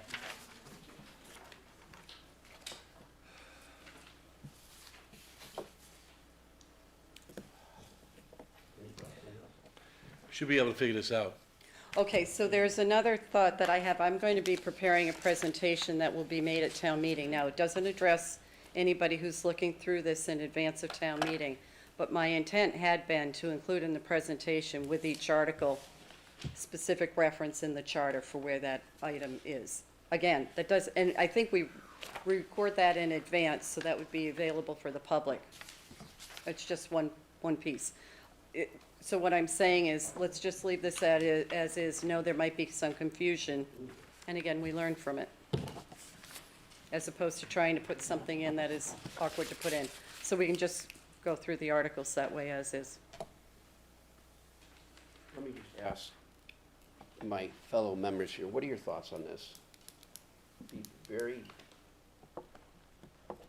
Well, one alternative is to adjourn for the night and come back tomorrow to vote. I'm not in favor of that. After the, No. after the committee has provided us with I'm not an prepared to do updated. it. No, I'm not doing it. I'm not sure I understand what the issue is here, so maybe if we just step back. I'm asking town meeting members to read something that does not have the proper references in it to this document, and they're not gonna know what they're approving. And we don't know what it is. I understand that perspective. Yeah, If I right, could that's what I just just- offer a thought, having been on the committee for the last couple of years and gone to this. Let's not get lost in the trees here. This is a very simple thing that we're actually presenting to the Finance and Warrant Commission. We've gone through the town charter. We've marked it up. There's a black line in front of you. As Peter said, the choice was to bring to you one article saying up or down on this chart. That would be one way to approach it. We thought it would be better to divide it up into, I think it's 5 or 6, 7 categories, whatever it is. Technical, housekeeping, substantive, So it's what we saw. If, So, if we could just take the minute to go through each one and you tell us where the references is, because logistically, like, that sounds great, the references are wrong, and that's causing confusion. If you could point us to each one as we go through this, like, really quickly. Like I was starting to do. Like I do, like, tell us which one, we'll write it down. It won't take long to do Yeah. that, because we've been through this so many times. All right, let's do it. Yeah, good. First thing I want to say, one thing I want to say to you, I'm extremely disappointed in the position you have put us in at 10:30 at night. If you look, everybody else who came here and all the work everybody else has done, nobody has put us in the position. And we're trying to tell you, we have a responsibility to town meeting, okay? Let me finish here, okay? I am not happy with this at all, and as a matter of, listen, give us but you're putting us in an unacceptable position. Why don't you give, I don't know, I don't want to hear anymore. Why don't you give us the references? If you don't want to hear anymore, Give us the references. Mr. Chair, we presented articles to the select board several weeks ago. As Nancy said, we're not sure what the breakdown was between getting those from there to you. We're sorry for that. We don't know what happened there. There's a breakdown. But even what We'll you look got into to us isn't complete. What you It have is a- complete. Yeah, time out. It is We just complete. spent 10, 15 minutes all agreeing that this is wrong, now let's rectify Let's it. run through it. Yeah, let's do it.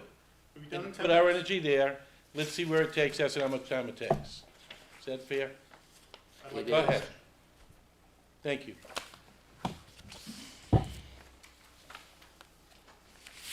The second article, let's see in the list, it's Select Board Article number 6, refers to the town clerk position.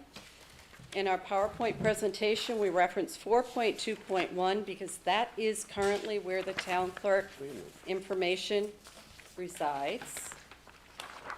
And then we add to, I've lost my copy. I thought you said that was The- section 28.1. You're adding it to 8.2.4. Yeah, Thank you. 8-2-4. Oh, that's for the core. That, yes. So town clerk exists in one place. We're adding it to a different place because of the recommended change.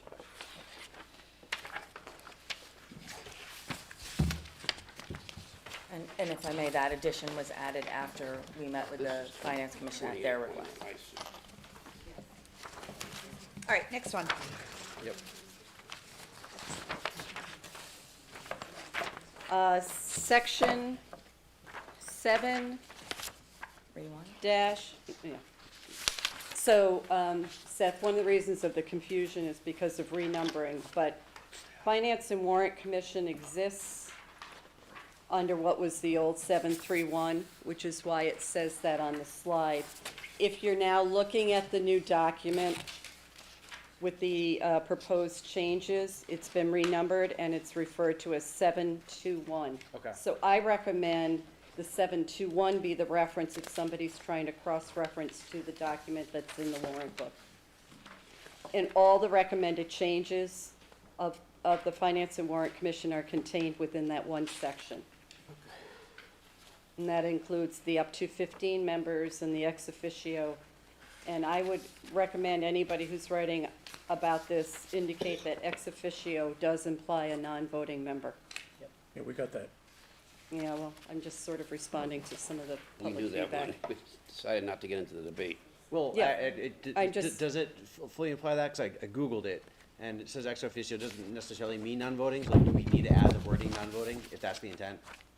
That is the intent. The intent, but do we need to add the words? I think that's actually a good I call. thought it did imply ex officio is a I non-voting. Googled it. It told me it could. It can mean could- either. It could be voting. It could mean either. it could be either, but there's a history in town of ex officio members. Implies here in Does town that the it's town have a non-voting. definition of that formally? Or could it be interpreted differently later? I think that there was discussion about that by the committee, and we understood that that had been the town's practice and procedure, and so that's what we did. Is it possible to add the wording, if that's the intent? I don't see any reason why not. Sure, Okay, I mean, we're gonna so- add these section references anyway, can we add the Yes. word non-voting somewhere? I think Sure. that will just Ex avoid officio, the, non-voting. avoid any doubt. Yep. Yeah. Okay? We're making progress. Okay. George, I just want to make sure that you heard that. Ex officio non-voting? Yep. Yeah. Thank you. Okay, so we're on to Select Board Article 8. Enact restructuring the Personnel Board. Personnel Board comes up, and I'll say the old 741 and 742. So let's look at it as the correct reference for that cross-reference should be 731 and 2. 731, 732. Okay, and then we go to Select Board Article number 9, and the changes to the Permanent Building Committee, and we have, again, we're still in Section 7, and Permanent Building Commission is Section 4, so it's 741, 742, and 743, and 744. So it's Section 4 under Chapter 7 and all 4 subsections, 1, 2, 3, and 4. Technical articles are scattered throughout the document. Yeah, So that's the one you're gonna have a problem with. we can't do it. Yeah. It's, Right, in the text of the article, we refer back to the website and try to reference Well, the ability to. do me a favor and change the date on the header. Well, we apologize Understood. for that, yeah. Understood. That would not be a good date to appear in the town meeting warrant book. It wasn't good tonight. So- Thank you. Well, there's not a not that it's, very- not that it's not a good night, but it's just, there are several documents with that same Understood, date on it, Chris. so. Understood. So the technical revisions, the best way I can define it for you is not housekeeping. They're changes that are not numeral, punctuation, or comma. Things like moving quorum out of every section, put them in. Yes, yeah, that's a generally. technical Yeah, revision. right. Okay, it doesn't change what we're trying to do, but it's a technical revision, and if you want, Chris, I'll give you a copy of what I've marked as technical. I've got, well, that'll be useful. Yeah. I think we can have that prepared to be posted. Yeah. So what are we doing on Select Board 11? Select Board 11 is the, what we generically call housekeeping. So that is also scattered throughout. You just saw some of the renumbering because we move things. There are just adjustments that get made. It's Grammar. non-substantive, non-technical, just cleaning up the document. It's the, But at the end, when it says reference, refer to the Finance and Warrant Commission for review and report. What does that mean? Yeah, right. why did that get left there?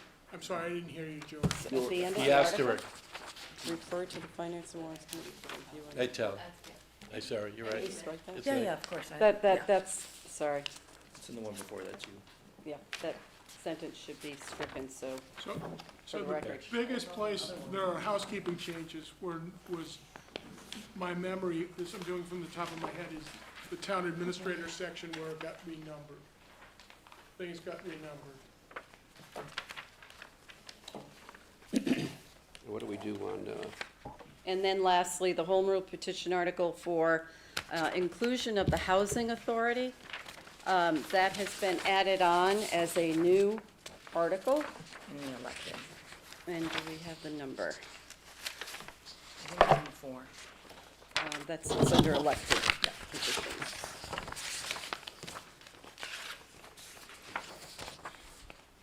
Mm-hmm. 471. Thank you, Chris. 471, page 6 of what you're looking at. That's the simple inclusion of it, that there shall be a housing authority. all right, we will do the best that we can. You're going to do fine, and we're, again, complicated with so many pieces. That's the difference. You said those two sections referred to the final form. Strike that out. Yeah. Those last, please. For Yeah, And there's also, Okay, Can I let's, just ask you? Oh, Yes. two more seconds. On, you have select board 10 and 11, what's the definition or the difference between a technical revision and a ministerial clear-all? I think I just tried to give it to you. The technical revision is when we change something, but don't change what we're trying to do. And the best example I can give you is, we took quorums out of individuals and put them in headers. But wouldn't the addition of a punctuation do the same thing? Depends on where the punctuation is. okay, so with that, are we ready to adjourn and then go into our deliberations? One quick note on, Yes, I'm sorry. on SB 12, there are two different 471s. say again, please? 2471. Yeah, there are two examples of 4-7-1. One of them is the Housing Authority and one of them is the Library Trustees. It was renumbered, I think.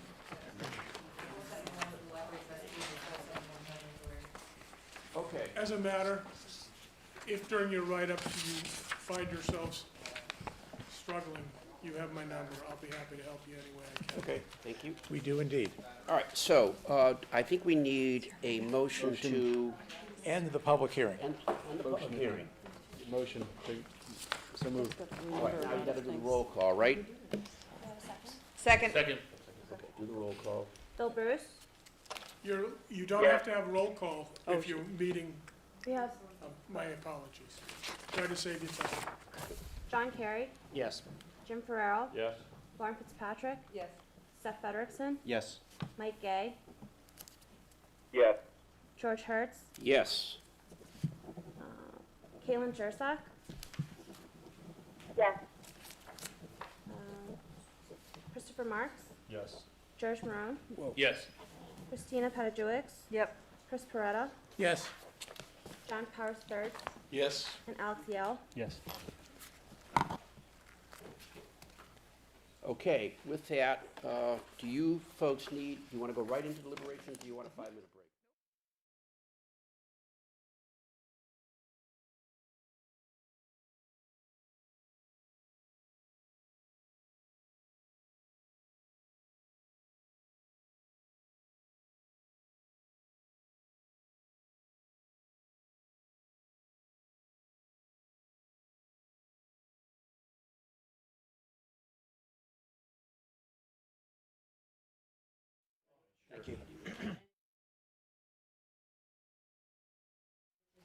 That might expedite. What? That might expedite that.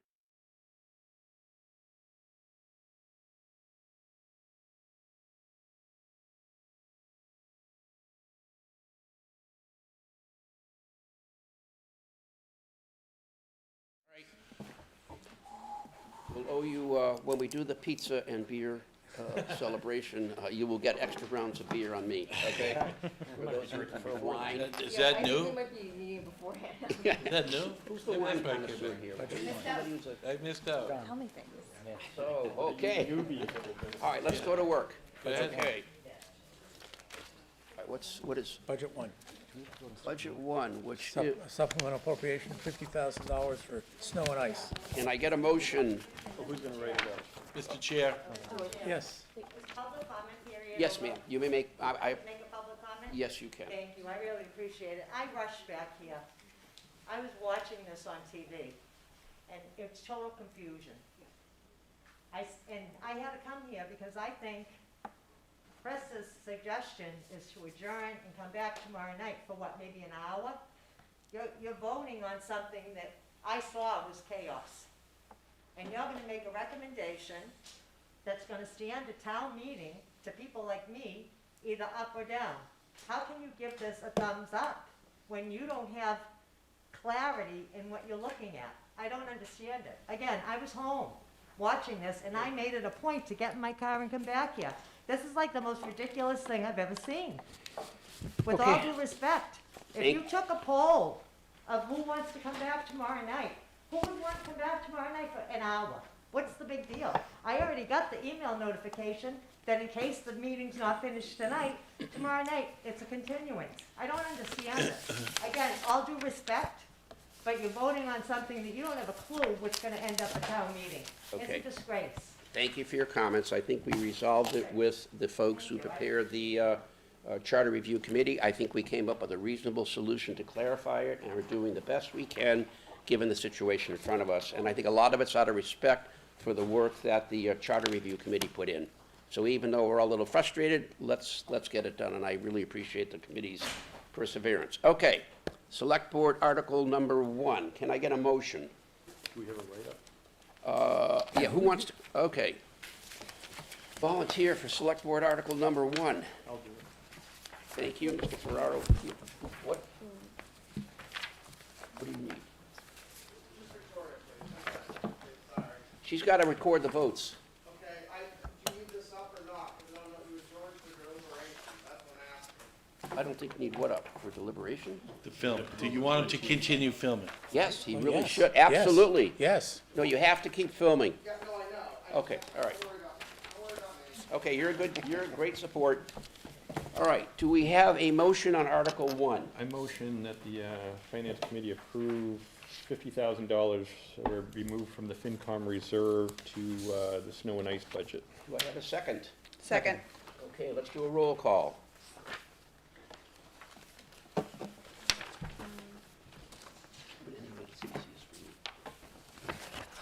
Okay. I'll just do it on your source sheet. Whatever it's easiest. Bill Bruce, Yes. John Kerry, Yes. Jim Ferrero, Yes. Lauren Fitzpatrick, Yes. Seth Frederickson, Yes. Mike Gay, Yes. Caitlin Jursak. Yes. Christopher Marks, oh, Yes. sorry, so we have two, They really shouldn't. I'm just gonna vote present. Okay, yeah, let them just vote present. I think that's the best way to do it, okay? okay. It's the safest thing to do. I haven't heard all the. Right. So, in fairness. George Marone, Yes. Christina Pajuix, Yes. and Alex Yale, Yes. and then I'm gonna get, George Hertz. Yes. And Chris Peretta. Yes, So what's the vote? that's it, 12-0. 12 with 2 present? Yep, well done. Yep. Okay, can we get a motion on Select Board Article number 2? A motion that the Who wants to take the write-up? Excellent. Thank you. A motion that the FinCom recommend town meeting approve Article 2. Do we get a second? Second. Wait a minute, is there any, time out, before we do, I apologize, is there any deliberation or discussion on this? I think we should just have a long memory. Okay. Any other comments? Okay, I want to make that offer in each one. Okay, I'm prepared to vote, all right? Okay, so now, we have a motion to approve, and it's been seconded, correct? Yep. Alex Yale, Yes. John Parsons is present. Christina Pajuix, Yes. George Marone, Yes. Christopher Marks is present. Caitlin Jursak. Yes. Mike Gay, Yes. Seth Frederickson, Yes. Lauren Fitzpatrick, Yes. Jim Ferrero, Yes. John Kerry, Yes. Bill Bruce, Yes. George Hertz, Yes. and Chris Peretta. Yes, Okay. 12-0, 2 present. Jim, the one thing I would ask you to do is if you can incorporate part of the discussion in there, what some of the concerns of the FinCom were. At the end of the day, I think the yes vote's the right thing. Okay, let's move on to, what's the next one? Operating budget, Article 3, Operating budget, Article 3. fiscal year '25. Wow, this is the big one, okay. Big one, right. Any discussion on the budget? I mean, this is the whole budget, you've all done your committee stuff, any discussion, concerns? Yeah, I mean, the difference that George was pointing out is about a couple $100,000. So, Right. like John said, let's have a long memory Yep, and see how much they ask us to supplement the fire department salary budget next Yeah. year. okay. And I think I would like in there some discussion that there is I will call it a polite difference on the use of free cash. okay? But on the other hand, I expressed my opinion. I'm but I so still voted confused right for it. now.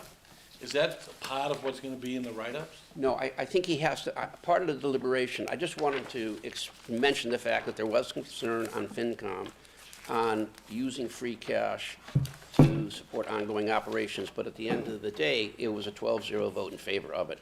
Okay, Mike, one of the things we started doing, I'm not gonna call you John Powers III. Mike, one of the things we started doing is, we try and express in there, especially if they're negative votes, and occasionally we'll now write a minority opinion in there. This one, I think there was such an intense discussion, I'd like some reference in it, okay? Who's writing this one? Didn't I you? did 1 and 2. Yeah, you do 1 and 2. Oh, 1 and 2 on the operating budget? So that's 3. You want me to do that one? Yeah, you do that one. I will write it. Okay, so now what are we up to? I will move that the FinCom recommend town meeting approve budget 3, which is the fiscal '25 operating budget. For municipal and schools, correct? Yes. All right, Second? second? Okay, would you do the roll call? Bill Bruce, Yes. John Kerry, Yes. Jim Ferrero, Yes? Lauren Fitzpatrick, Yes. Seth Frederickson, Yes. Mike Gay, Yes. Caitlin Jursak, Yes. George Marone, Yes. Christina Paduix, Yes. Alex Yell, Yes. Chris Peretta, Yes. and George Hertz. Yes. And this one? What did you miss? I got 11. Everybody vote? Oh my God, all 12. You know, Okay, 12. 12-0. Okay, next is what? Well, these are your favorite ones, right? Yeah, budget 3, municipal capital improvements. I can take that one. Okay, That's 4, that's number 4. 4, excuse me. Yeah, Chris, I'll take that one. All right.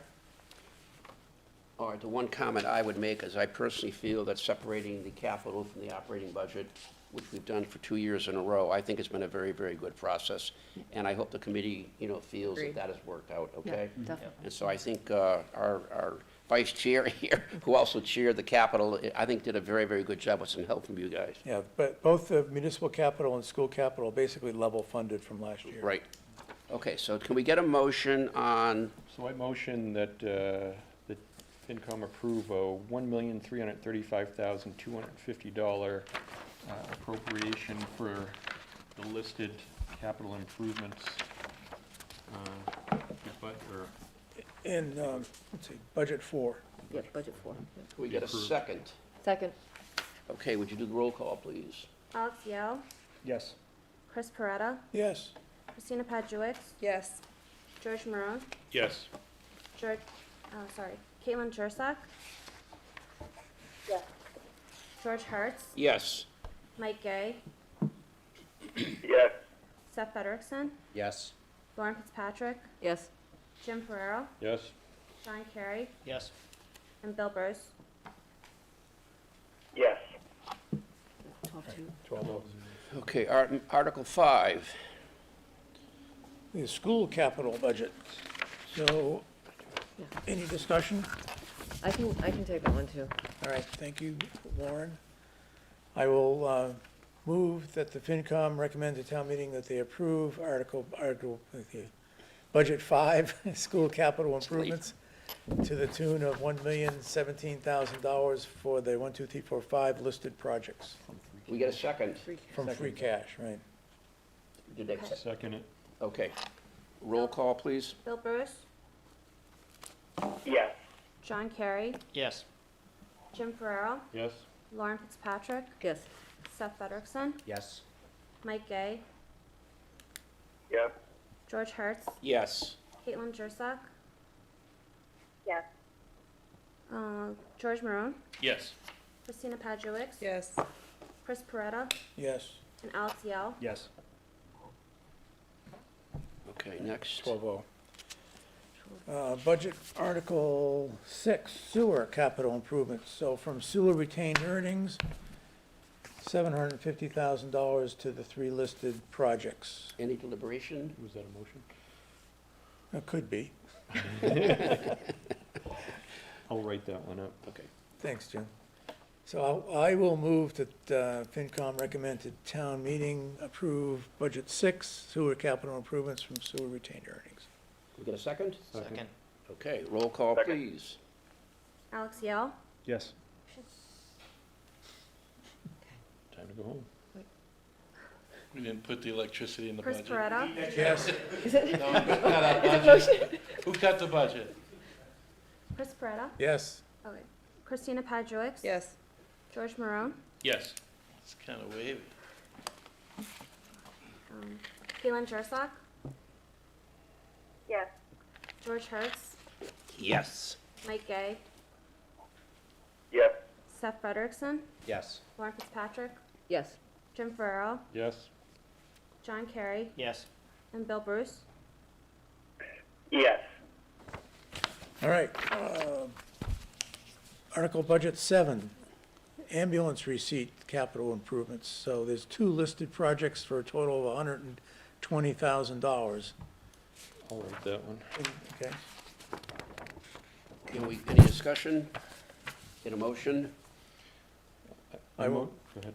I will move that the FinCom recommend to town meeting approval of the 2 items in the capital improvements budget 7 from ambulance receipts. Second. Roll call, please. Bill Bruce, Yes. John Kerry, Yes. Jim Farrell, Yes? Lauren Fitzpatrick, Yes. Seth Frederickson, Yes.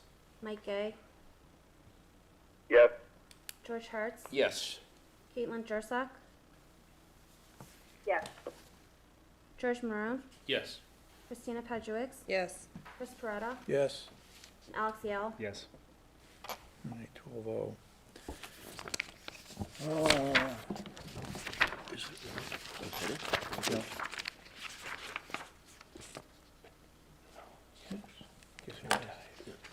Budget 8, here we go.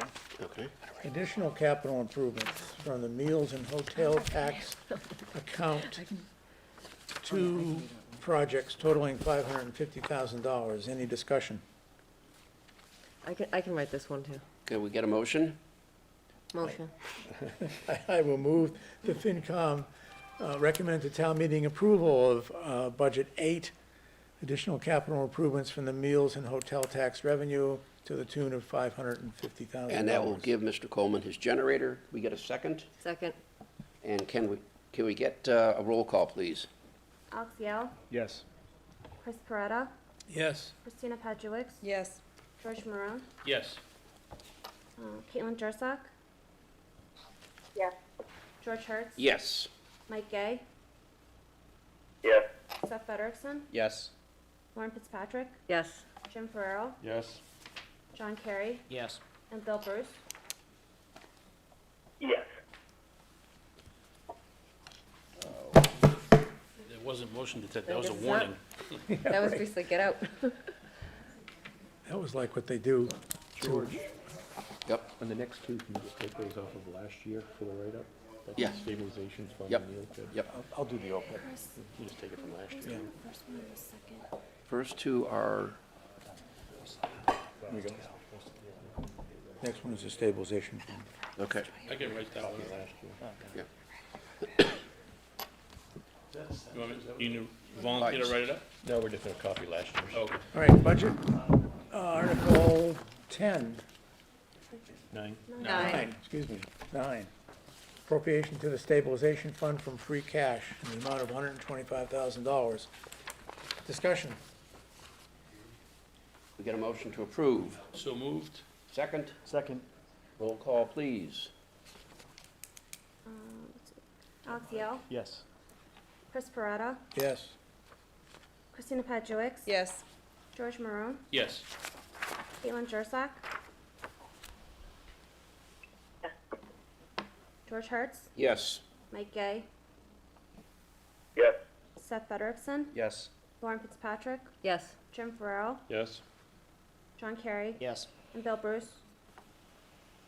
Yes. All right, budget 10, appropriation to the other post-employment benefits liability trust fund, or OPEB liability trust fund, $1,540,000 from taxation. Any discussion? I will do the write-up. Motion to vote? Motion to approve, Second? Second. roll call. Bill Bruce, Yes. John Kerry, Yes. Jim Farrell, Yes? Lauren Fitzpatrick, Yes. Seth Frederickson, Yes. Mike Gay, Yes. George Hertz, Yes. Caitlin Jersak, Yes. George Maroon, Yes. Christina Pedowitz, Yes. Chris Peretta, Yes. Alex Yell. Yes. All right, 12-0. All right, moving on to the borrowing articles. Budget 11, fire squad truck borrowing, $725,000 from borrowing to pay for the replacement fire squad truck. Discussion. Motion to approve, So moved? second, Second? roll call. Bill Bruce, Yes. John Kerry, Yes. Jim Farrell, Yes? Lauren Fitzpatrick, Yes. Seth Frederickson, Yes. Mike Gay, Yes. George Hertz, Yes. Caitlin Jersak, Yes. George Maroon, Yes. Christina Pedowitz, No. Chris Peretta, Yes, and Alex Yell. Yes. and 11-1, I'll do the write-up. Tell me, let me know by email what your concerns are. Just borrowing. Okay. All right, moving on to high school roof. Budget Article 12. A proposal to borrow $2,500,000 to either restore, reconstruct, or replace the roof of the high school, depending upon how you see it. Any deliberation? Motion to approve, So moved. second, moved. Bill Bruce, Yes. John Kerry, Yes. Jim Farrell, Yes? Lauren Fitzpatrick, Yes. Seth Frederickson, Yes. Mike Gay, Yes. George Hertz, yes. Caitlin Jersak, Yes. George Maroon, Yes. Christina Pedowitz, Yes. Chris Peretta, Yes. and Alex Yell. Yes. 12-0. I can do the write-up on that one as well. Next is Conant Road culvert construction borrowing, $1.5 million. Discussion? Discussion, all right, let me say a point about this. This, make sure that I get it right. This project came up, oops, after the capital subcommittee met with the department heads. And even in an attempt to try to get more information about this project, the DPW head did not chime in to give me information about what the exact scope of the project was.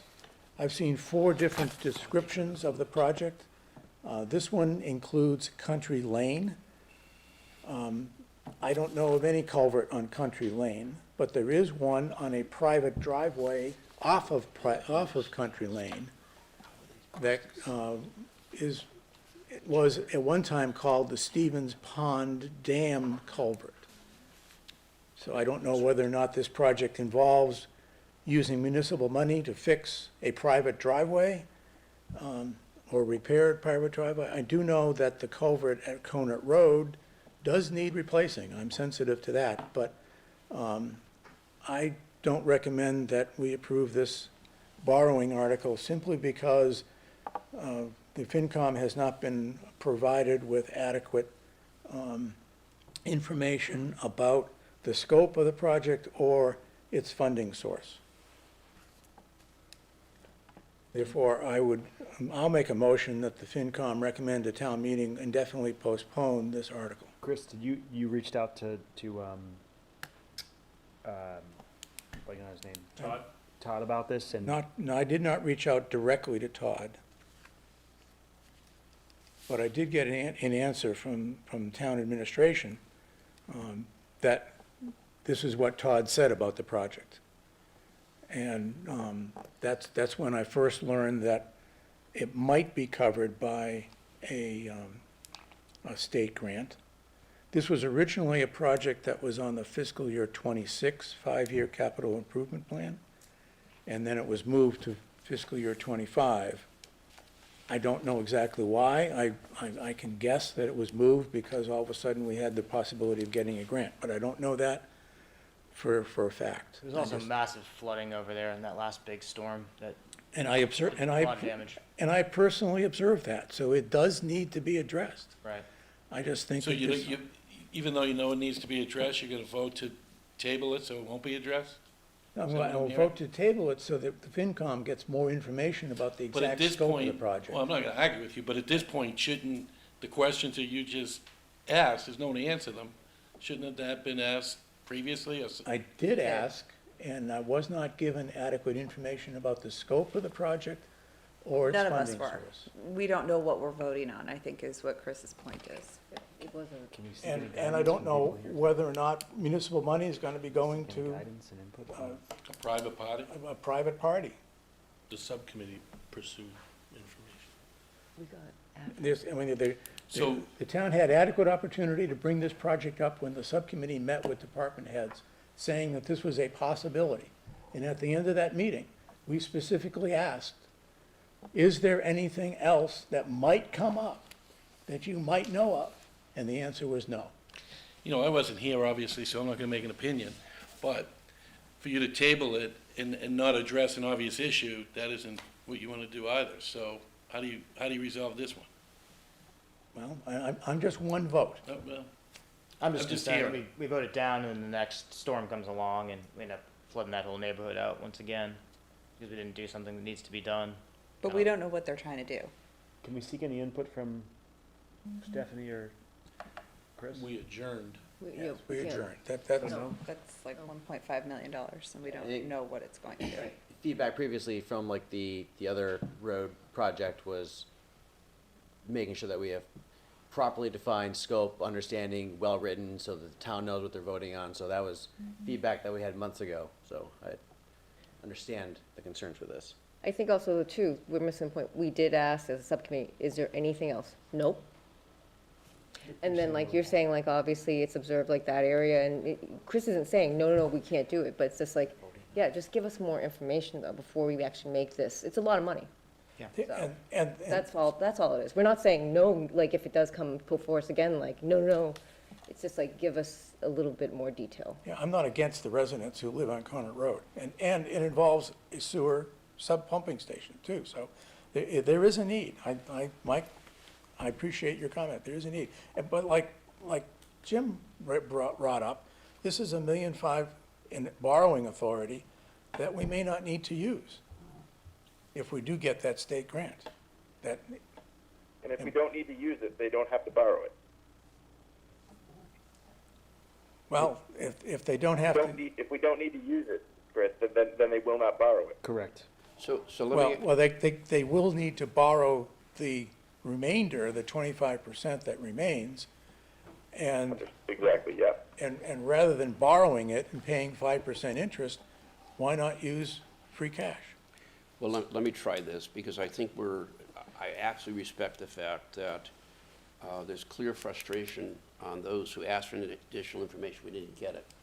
On the other hand, I think Mike has made a very valid point, that we have a issue in a particular neighborhood, and people are hurting. So I am wondering, there is a motion for indefinite postponement. I have to, before I ask if there's a second, we have to vote on that. But one of the things we could consider is doing deliver a fairly stern message in the write-up.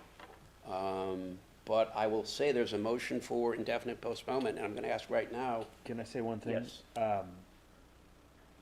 If it in fact was moved up fiscal years because there was a grant available, and we decide to postpone this and we come back next year, that grant is gone for whatever reason, now we're footing $1.5 million bill instead of a whatever number, $700,000 bill.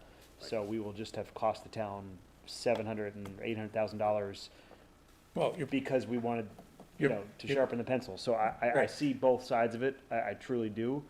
But are we being penny wise and pound foolish Your point's well taken, Alice, because next year it might be 2 million and not Sure, less than half. could be 2 million because we lost a grant and the cost of repair went up or We whatever. don't even know what we're voting on. We can't, Well, that's the thing, is I mean, I sort of feel like I'm a little bit split here on, you know, if we postpone it, we're potentially giving up money for repair. But I would, mean, we'd what be needs out to of be our done. swim lane to try to clarify what the expenditure is actually doing. The only other thing I will say on the other side is that I do have tremendous respect for our DPW director, and, you know, he has served the town extremely well, and I watched all the abuse that Todd took on having to deal with some of the other difficult issues in town, and he stood up, he never backed down, so I would probably give him the benefit of the doubt on this one. I respect very much your concerns, and that's why if there is does somebody want to second the motion for I indefinite? just want to make one comment before I do. Like, I can understand the department maybe exaggerating the new trucks that they need or something interesting. I don't think anybody's exaggerating the need for a culvert. I mean, it's a pipe under a road that moves flood water. So we have, though, we do have a motion for indefinite postponement in front of us. Is there a second? second. Okay, I think you need to do the roll call on the vote for indefinite postponement. And just clarify, now we're voting no if you do not want indefinite postponement. Absolutely. If you And vote yes if you do. Right. Alex Yell, No. Chris Beretta, Yes. Christina Pajuix, Yes. George Maroon, Yes. Caitlin Jursak, Yes. George Hertz, No. Mike Gay, No. Seth Frederickson, No. Lauren Fitzpatrick, Yes. Jim Farrell, No. John Kerry, No. Bill Bruce, Yes. I'd like to vote. I heard enough. I'm here, right? I say no. I think I will let him vote. We heard the, I heard it. You heard as much as I heard about it. That's a deciding vote, because it was 6-6. oh my God.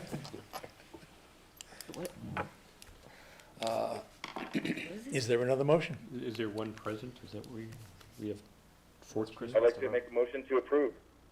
Seconded. Okay, take the roll call. okay. Bill Bruce, No. John, This one is voting yes or no, right? This is to approve. So we're now voting for it versus against it, Correct. just to be clear. Right, so I'm against it, so I vote no, correct? Always gets Right, confused. sorry, I just wanted to make sure. Okay. No, I appreciate it. John Kerry, Yes. Jim Farrell, Yes. Lauren Fitzpatrick, No. Seth Frederickson, Yes. Mike Gay, Yes. George Hertz, Yes. Caitlin Jursak, No. George Maroon, No. Christina Pajuix, No. Chris Beretta, No. Same. so, So now what do we? And I vote yes. okay, 7-6 in favor. and there's Alex Yell. Yes. Who's writing that one up? So what is it? What's the number? 7-6. 8 in favor. In favor. 7 and 6. Just It go over should be a flip of. who voted yes. I did. Just raise your hands who voted yes We here. got people on the John- phone. We'll ask them. So John, Jim, Seth, Mike, George Hertz, and then Jim Ferrara voted yes. George Maroon voted no. yeah, George Maroon said no, and then Christina said yes, and then so John Part. No. No, No. she said No. Christina said Do no. we have to vote again? Christina said no. That's an X, yeah. Okay, we got it. So it's 7-6, correct? Yep. So I just want to compliment the FinCom on dealing with a complex issue, and I think we've all worked extremely well together, and I very much respect Chris Paredes' concerns about this. He's done a remarkable job on the Capital Committee, but I think at the end of the day, I guess when we can all drive down Conant Road or by the sewer substation and we don't see fish in the road, we'll be a little bit relieved. But thank you, I think it was a very healthy discussion. Who's gonna write it up? I'll write it up. I also think that's the right, recommendation to represent, a split opinion. Yeah, and let let the me- town decide. Yeah, I'll write it up, okay? What do you have here that was, Oh, that's my subcommittee report. oh, okay, all right. What's the next article? Select Board 1, street acceptance, Ellis Street. Any discussion? Motion to vote. Motion to approve? Motion to approve, Okay, can I get a second? Second. Roll call, please. Bill Bruce, Yes. John Kerry, Yes. Jim Farrell, Yes. Lauren Fitzpatrick, Yes. Seth Federickson, Yes. Mike Gay, Yes. George Hertz. Yes. Caitlin Jursak, Yes. George Maroon, Yes. Christina Padjewicz, Yes. Chris Peretta, Yes. and Alex Yell. Yes. Okay, what's the Who's next? gonna write it up? Who wants to do street acceptance? I'll write it up. Thank you.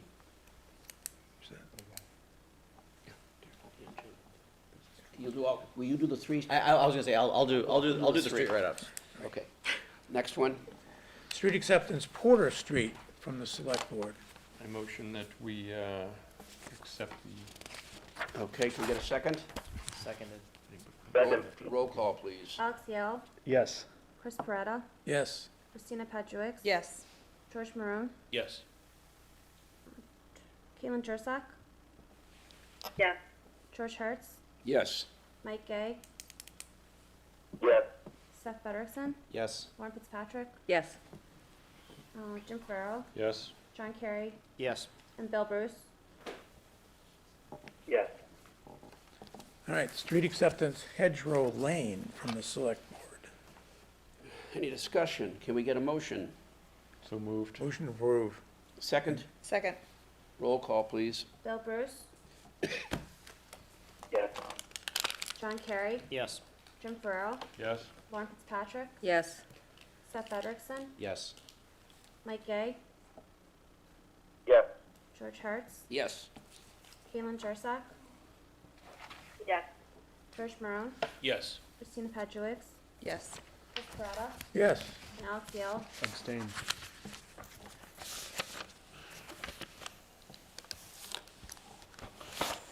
So now we're up to, Now we're up to Select Board General Bylaw Amendment of Chapter 184, Animal Control.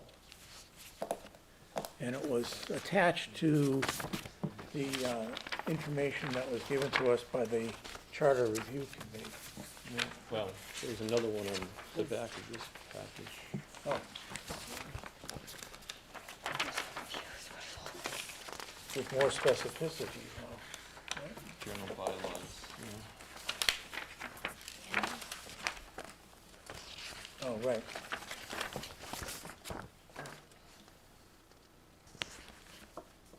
So it appears that the only thing that the Select Board is doing on this bylaw, Changing the pronouns? yeah, is changing Board of Selectmen to Select Board. And his to their and him to them. A motion that we accept the terms of the change of the bylaw. second. Seconded. Roll call, please. Can I just make a comment once? Yep. I'm going to vote no, but, and the reason is, the Select Board, I think, is shirking a responsibility. There's a big issue in the town right now over the control of pet dogs walking in public lands, and the FinCom stepped out and did a good thing by doing some regulation and trying to address the issue. I think the Select Board dropped the ball. And could have done a lot more to clarify that we do have a leash law in this town, and it should be enforced. So that's all I'm gonna say. Are you gonna make a motion on that? No. Motion to approve, Select Board 4. Second. Bill Bruce, Yes. John Kerry, Yes. Jim Ferrero, No. Lauren Fitzpatrick, Yes. Seth Frederickson, Yes. Mike Gay, Yes. George Hertz, No. Keelan Jursak, No. George Maroon, Yes. Christina Pedjuix, No. Chris Peretta, No. and Alex Yell. Yes. So what was the vote? 6-6, Is it 6? or 7-5.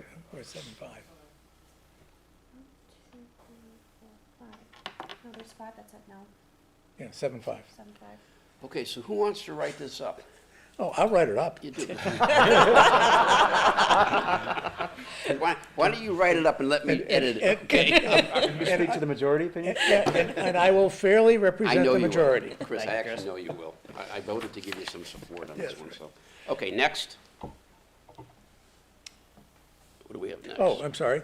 Now we start into the Charter Review Committee proposals. Quorum. Establish a quorum. Yes. So I have one question, though. For the folks that are on the phone, are you going to email, what are you going to send out to them tomorrow? So I'm gonna email, Jessica, and see that, what was it? This document that was Okay. presented to us today, and All I'm right. gonna send it to all the FinCom members. All right. So they don't have it tonight to vote on, the ones on the phone. Well, they heard, The same changes we did, right? yeah, they heard the references. Yeah, I heard They it. don't I read it. heard everything, and I was watching on West Media Center. There was Okay. nothing that you guys were seeing. Okay. All right. What about, who else is on the phone? Bill, Bruce, and, Caitlin. are you comfortable voting on this? Same here. Okay, all right. then- But I would say, George, that I echo some of your comments earlier, Okay, that I find it disappointing that they dropped this on us last minute, especially when they've had it since December. yep. Yeah, look, to be honest with you, yeah, I mean, what I would honestly say, at one point in time, I truly wanted to say, we're not gonna take this up, but I just sort of stepped back and said, they put 3 years of work into this thing, and I think we just had to find a solution, and I think Mr. Powers over there really pushed that, and I thought he was absolutely correct. So, can we get, how do you want to do these, one at a time? Let me briefly describe what I think Okay. they do. Okay, And then if I'm wrong, people can say. Okay. So this is Select Board 5, addressing the issue of a quorum for town meeting. And essentially what it does is it says, you need a quorum to start the town meeting, but thereafter, once the meeting has started, the moderator can continue to conduct the town meeting even after it appears that there's no longer a quorum present. And the reference in the charter is to section 281. good. I just want to make a comment on this, and then I'll open it up for a motion. When I first thought about this, I actually was opposed to it, because I basically said to myself, if you believe in open meeting law, you should give the citizens the right to question a quorum. I did some research at Mass Municipal Association and on the state website, and what I basically found, you can actually set up a town meeting with a quorum of 1. So I said to myself, okay, I guess I understand it. It's a little disappointing to me, but on the other hand, I think they're absolutely right. We can't be held at 11 o'clock at night when half the people walk out. We got to get town business finished. Well, what's the alternative? I mean, if you start with just 100 people and you're left with 12 people at the end, I Well, mean. in theory, if we didn't change this, somebody could say, I question the presence of a quorum. Right, and then you'd be forced to hold a special town meeting on a subsequent night and Yeah. hope that the results would be different, Right. which they may not be, so I don't know. No, I mean, I understand it, and I'm gonna vote in favor of it, but at the end of the day, it's, when you look at the attendance at town meetings, it is really disappointing. We have 10,000 plus registered voters, and if we get 200 or 300 to show up for a non-controversial meeting, we think we've hit a home run. And it's just, to me, I think town meeting is wonderful, but wow, we just can't get anybody to come. So I hear what you're saying, but I think I would say maybe the town should, spend its energy trying to promote meetings and promote, Right. attendance. Yeah, agreed. Agreed, and For more than just the one issue that you come there for. Yeah, because if you really think about it, the people who run the meetings and bring articles for vote, have experience doing so, right? And so I'm not gonna say anything about the people that we currently have in our administration, because I think highly of them, but, down the road, you may get somebody that exercises gamesmanship, and the average person that shows up may not know what, that somebody might be filibustering just to, Right. And so I think the town is at a disadvantage with this change, in my opinion. Okay. And I think making it easier, I understand trying to make the process easier and flow more, but that's not necessarily a democratic process. No, I share that concern. But it's also a procedural issue because, people walk out and then someone can, I forget the term they use, they recall, ask for a vote, they do the quorum. Consideration. And then it negates what the original vote was. So I guess the question is that the intent? Is that what you want to do? You want to allow people to have a backdoor way to override the others, or do you want to keep the process where everyone voted and hold that to be true? I think on a controversial issue, Mike, most people are aware enough that right after the vote of that controversial issue, people do a reconsideration vote to lock it in, so that even if you have to adjourn. But this just takes care of that. Yeah, you don't rely on the luck of it happening. Right. It doesn't have to be a controversial issue. True. It's Right, it just could someone's be any- personal issue. It could be the culvert road, the culvert Right. road culvert. You know what you're doing. That isn't an issue anymore. Motion to approve. Motion to approve. Seconded. Roll call, please. Alex Yell, Yes. Chris Beretta, Yes. Christina Pajewicz, No. George Morone, No. Caitlin Jursak, No. George Hertz, Yes. Mike Gay, Yes. Seth Frederickson, No. Lauren Fitzpatrick, No. Jim Farrell, No. John Kerry, Yes. and Bill Bruce. No. 7-5, no. Alex, are you writing these up? Well, Who's gonna? we defeated the motion to approve. Now somebody has to make a motion for indefinite I postponement. make a motion for indefinite postponement. Second. Roll call. No, I wasn't on select board. I wasn't on select board. Oh, okay. Yeah. Oh, I'm sorry. This is a charter committee. You're planning. But Okay. Who's gonna do the write-ups on these? Well, let's do the motion first. Okay, all right. Roll call. So now we're voting for indefinite Indefinite postponement. postponement. So a yes is in favor of definite postponement, a no is against indefinite postponement. Did I get that right? Yes. Good. Bill Bruce, Yes. John Kerry, No. Jim Farrell, Yes. Lauren Fitzpatrick, Yes. Seth Frederickson, Yes. Mike Gay, No. George Hertz, No. Caitlin Jursak, Yes. George Morone, Yes.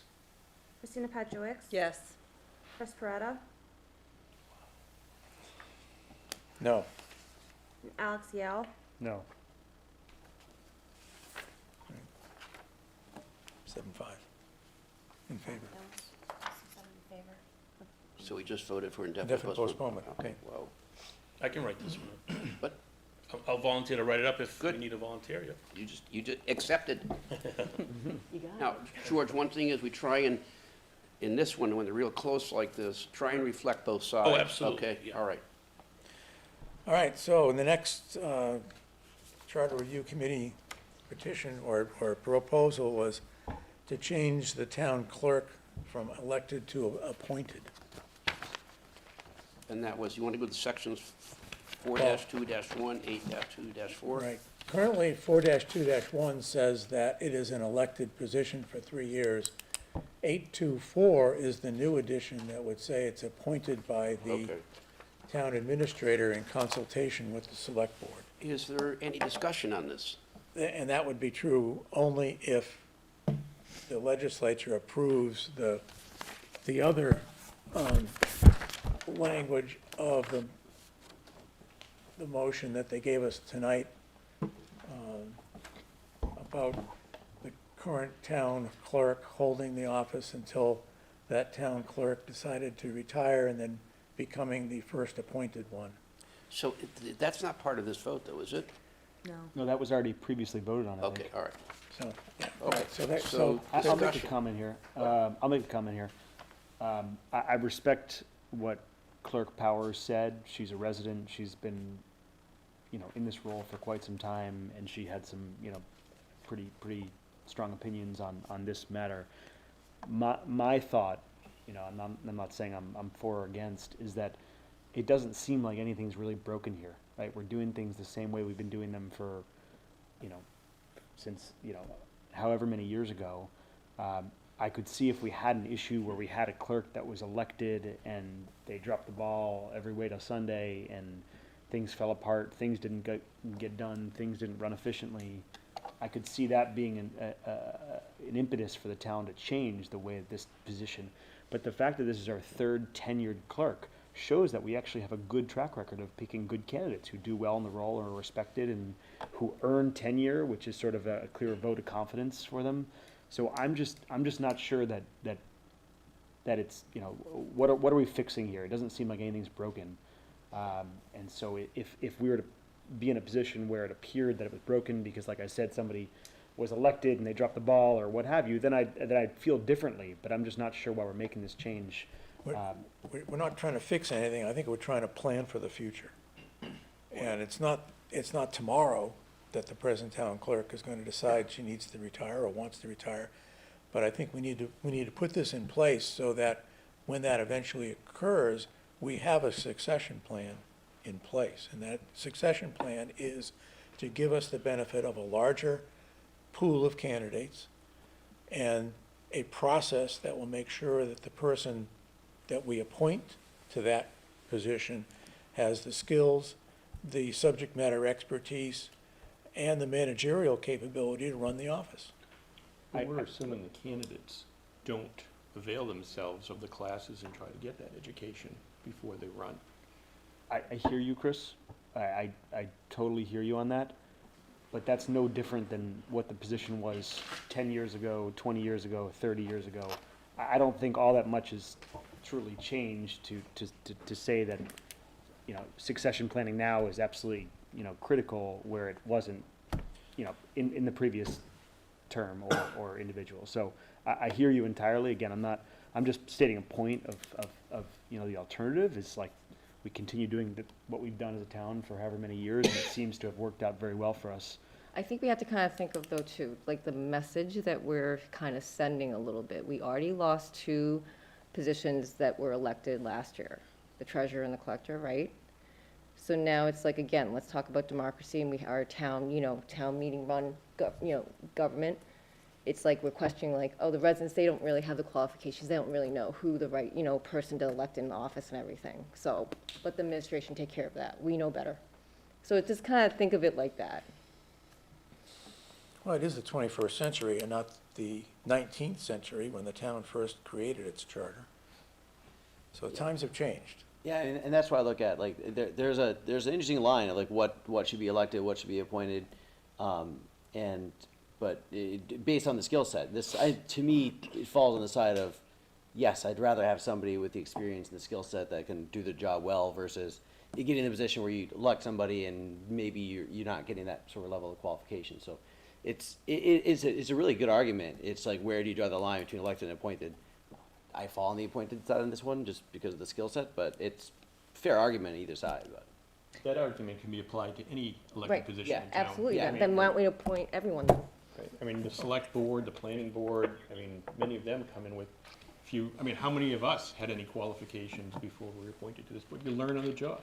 Right. And Dottie says she still learns on the job. So I would hope that any candidate, either has a background or avail themselves of the classes to get up and running.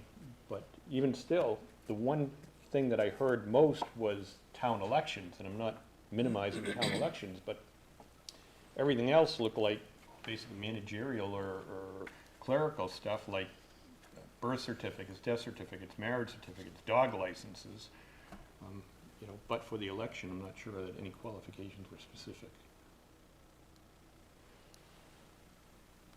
Yeah, I want to throw my 2 cents in here. Listening to Dottie and her experience in this position, and her experience also having to bail out other towns that have made the decisions that have dramatically impacted their ability to run the town. I totally agree with you that we may not have had experience coming into FinCom, but that is so different from being the town clerk.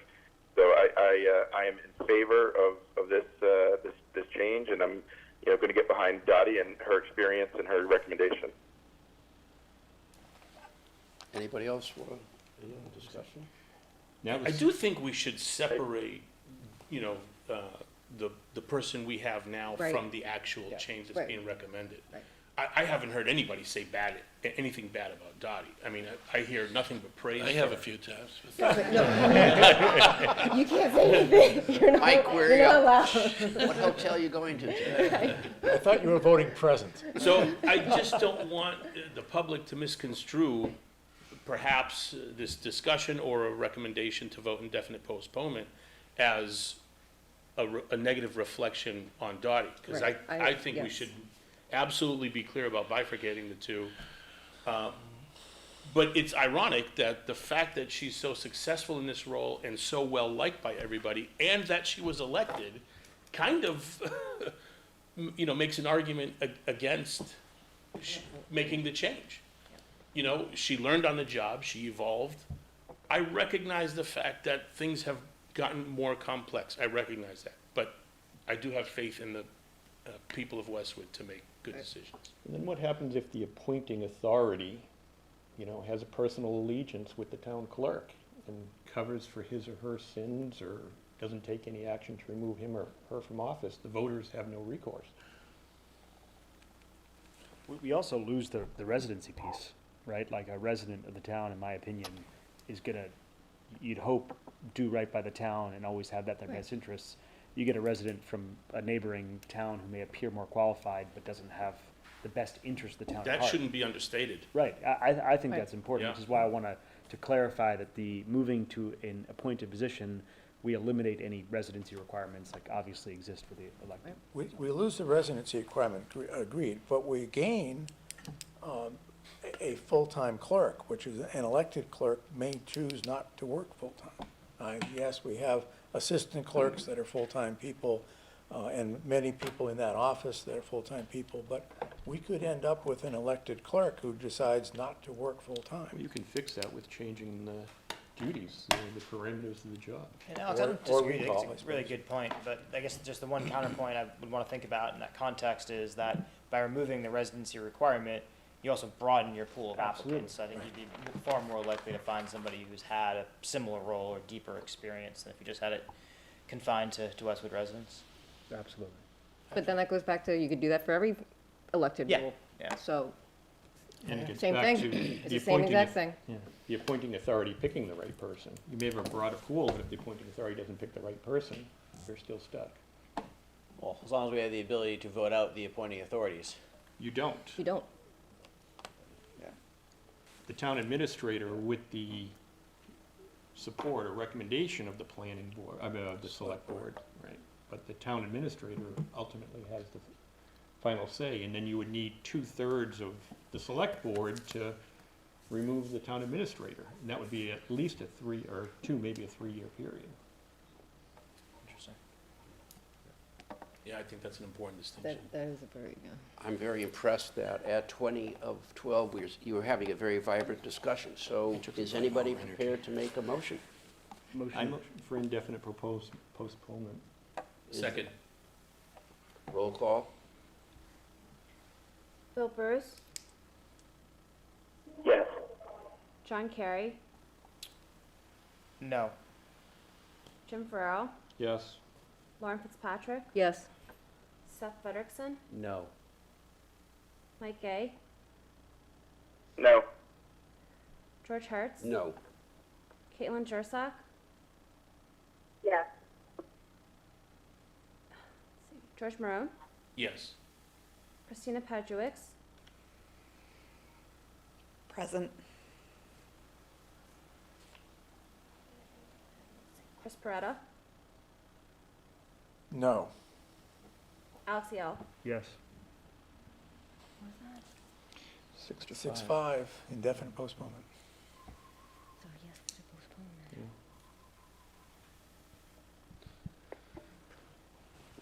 Right up? Who wants to do this right up? Do we need a minority I'll opinion go on it? 2 for 2 Yeah, you there. do. I think you have to have both. George is gonna do it. What? Yeah, I'll do it, yeah. George is doing it. Okay. George, if on any of these in the closed votes, if you want me to, George, take a look at them for you. Oh, Work absolutely. with you. I'll Second work- pair of eyes would be great, thank I'll you. work with you on these, okay? Happy to.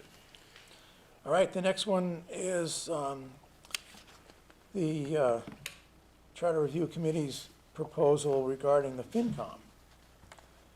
Essentially, I view this as essentially putting in the charter and codifying what our current practice is, and that is that if, the moderator appoints us to 15 members, if a member leaves, we can still operate with less than 15.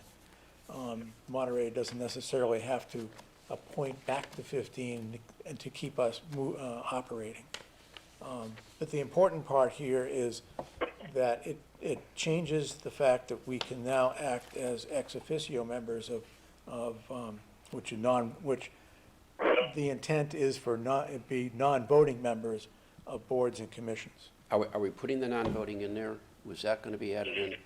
I think that would be a part of our write-up. I thought, As, I think they even said they could add it in, think they but added it's it, just, Chris. Okay. I think they can add it in quickly, Yeah. so. I would just say that I was very impressed that this had quite an iteration where at one point they wanted it to be 9, and Chris Parade and I went in way back when and argued very strongly for a 15-member commission just because of the balance I saw tonight in the healthy debate. And I am so impressed with the fact that people are comfortable expressing different opinions. And I think they, at one point, were 11, and finally they agreed to go to 15. And then I also was an advocate of giving the moderator flexibility so he or she did not feel that if they were less than 15, that the actions we were taking at town meeting may not be appropriate. So, I'll make a motion to approve. second? Seconded. I just have one Yes, I'm sorry. comment. Although in general, I approve it and I like the ex officio part, I'm against the fact that anyone from in a town position or employment is prohibited from being on the Warrant Commission. We always talk about wanting a diverse background, and I don't see why an employee of the town should be prohibited from being on the board. That would bring in a totally different perspective. But Jim, And- aren't you partial to, budget requests or something like that? But the ethics rules Right, you have to address that. recuse. What, recuse yourself Recuse on an yourself issue from the that vote. pertains to your department or your? Well, if it specifically addresses you, I mean, if it's a wider, if you're one of the school board members, there's 700 school board members, you can vote on it because it's impacting the other 699 people. But, if you're one of 4 people, then yes, you should recuse yourself. at worst, it's just recusal from voting. You can still participate in the discussion. Have we had a town meeting participate as a FinCom member in recent history? You mean an A town employee of the employee? town? Or, sorry, yeah. I think the closest is this guy here, whose You. wife is, And you have abstained from taking votes on matters that directly affect Correct. the town budget. Oh, I wanted the to town vote the clerk's last time, office. but it's inappropriate. That's why. Any other discussion? Can we get a motion? We have a motion. To- We have a motion, it's been seconded. Oh, I'm sorry, I didn't hear that. And it was to approve? Do the roll call, please. Thank you, John. Oh, sure. Bill Bruce, Yes. John Kerry, Yes. Jim Farrell, no? Lauren Fitzpatrick, Go yes. Yeah, yes. Seth Federickson, Yes. Mike Gay, Yes.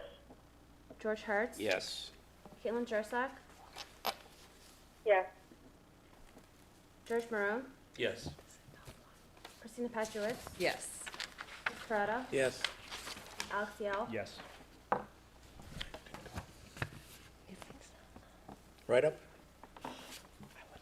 You want to do this one, George? Yeah, I'll do it.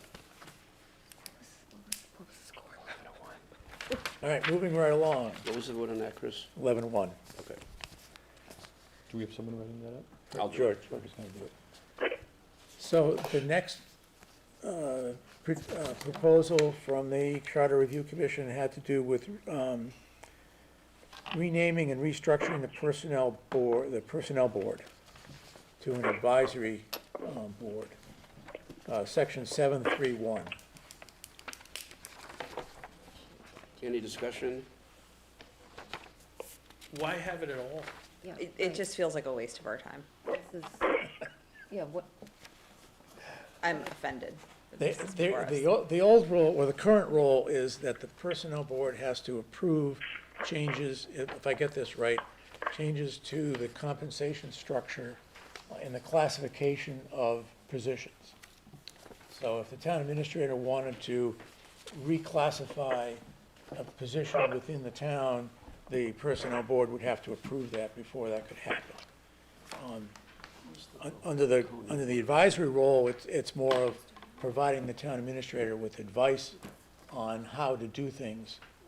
And it's pitched as a more efficient way of doing things in the 21st century. And describes what I understand to be essentially the way things are working in practice. Okay. Well, probably in the short run, but in the long run, I can see turnover and new board members asking themselves, what's our role? Right. Or maybe over time it'll just die on the vine. So why not just either get rid of Yeah, it why or not? Why make even- no change at all? That's not Make- in front of us. Yeah, yeah, worried about incrementalism here. Motion for a definite vote. Second, Alex Yell, So this is a vote for indefinite Indefinite postponement. postponement, So a yes means you're in favor of indefinite postponement. Abstain. Okay. Chris Parada, No. Christina Pajuix, Yes. George Marone, yes. George Laham, oh, sorry, Caitlin Jursak, Yes. George Hertz, No. Mike Gay, No. Seth Frederickson, No. Lauren Fitzpatrick, yes. Jim Farrell, Yes. John Kerry, No. and Bill Bruce. Yes. 6-5, one abstention. 6-5 for the yes. 6-5 for indefinite postponement, one abstention. Who's going to write that? I guess I am. We only got like 6 people writing, so we gotta Yeah. shut down the others. Spread, We have to spread the wealth. Yeah, thank you. All right, so the next one is a Charter Review Committee proposal to make changes to the Permanent Building Commission. And that would be in section 7-4, subsections 1, 2, 3, and 4. Essentially, to do what they already do for school board, for school projects, make sure there's a member or a person on the reviewing committee that is from the school committee. And then giving the Permanent Building Commission more flexibility in terms of what they have to review. Projects only over $1 million, and even then, they can decide that they don't want to have to review it. I'll make a motion to approve. Second. Any other discussion before we do a roll call? Okay, take the roll call. Bill Bruce, Yes. John Kerry, Yes. Jim Farrell, Yes. Lauren Fitzpatrick, Yes. Seth Frederickson, Yes. Mike Gay, Yes. George Hertz, Yes. Caitlin Jursak, Yes. George Marone, Yes. Christina Pajuix, Yes. Chris Parada, Yes, and Alex Yell. Yes. all right. Who's gonna do it? 12-0. Shake up the other side of the table. Right. Right up. Volunteer? Well, Alex is gonna do most of the planning board, so who? Who's on the phone? Yeah, right. Did somebody on the phone say they're doing I think Christopher Mark said he'd do it. Okay, she's gonna Caitlin? do it? Caitlin? That's an Yeah, easy I- one, I'm I can- surprised I'm I can- volunteering. Okay, Caitlin's got it. Thank you, Caitlin. Okay, now we're up to. All right, next, What's it? home rule petition to make technical revisions to the town charter. This is a tough one for me, only because we're put in the position of having to put people at town meeting in the process of going through here and deciding what is and what isn't. I mean, fundamentally, I don't object to what the Charter Review Committee wanted to do. I think it makes sense. I think they just put us in a difficult position for whatever reason, how this came about. But I would still approve it. Yeah, I'm not clear on what the difference between the technical revisions and the clerical revisions are. And I understand clerical divisions can be punctuation, and I don't have a problem with that, but I think technical revisions should be reviewed before we give a blanket okay to change them. Yeah. Further discussion? Is there a motion? A Motion to approve. No. And a second on the motion to approve? Then I motion for indefinite postponement. Second. All right. So you're now, everybody, we're voting for indefinite Indefinite postponement. postponement. A yes means you're in favor of indefinite postponement. Of Okay. the technical revisions Yes. to the Yep. town charter. Yep. Right. Alex Yell, Yes. Chris Peretta, No. Christina Petrowicz, Yes. George Morone, Yes. Caitlin Jursak, Yes. George Hertz, No. Mike Gay, No. Seth Federickson, Yes. Lauren Fitzpatrick, Yes. Jim Farrell, Yes? John Kerry, Yes. and Bill Bruce. Yes. Who will write this up? What's the score? 9-3.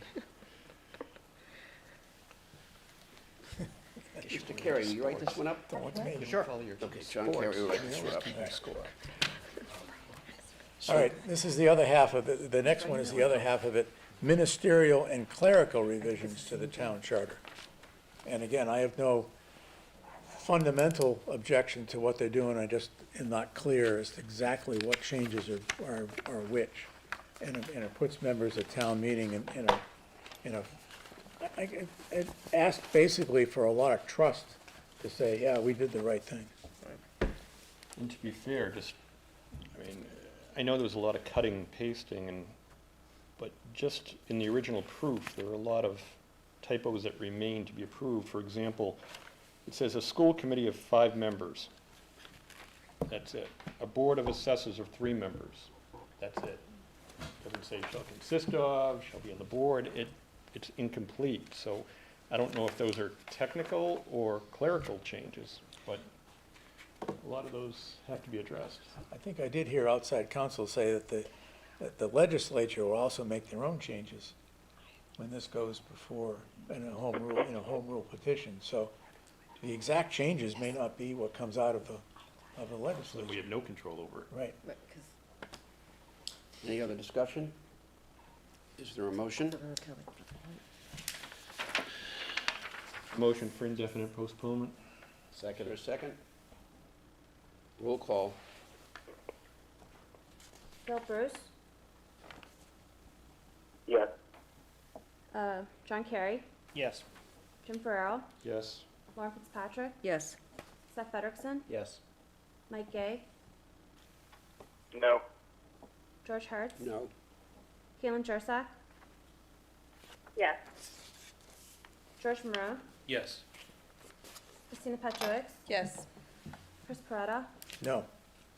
Alex, Yell. Yes. And, 9-3. oh, 9-3 again. Definite postponement. I guess as we finish these, I actually personally feel that sometimes the process of how you present really affects the outcome. And I honestly, I mean, I respect 3 years of work, but I don't think they did themselves any favors at the end in terms of how they presented this. So I think it is what it is. Who wants to do that write-up? I'll take 10 and 11, and just to confirm, they were both 9-3, right, Victoria? Right, 9-3, right. Okay.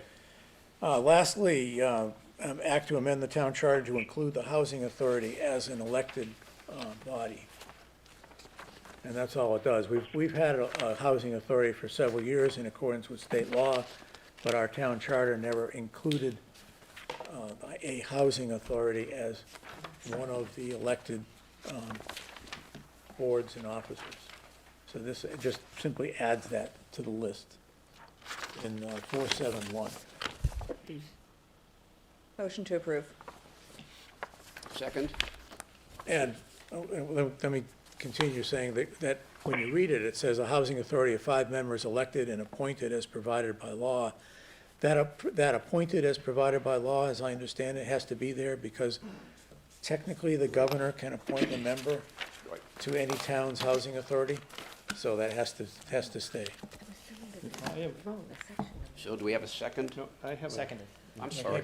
comment. So at the end here, it says, again, reiterating what Chris said, to approve a 5-member housing authority. However, it says, the general court may make clerical or additional editorial changes unless the select board approves amendments to the bill prior to the enactment by the general court. So does that mean the select board can change what we voted on before the general court makes the change?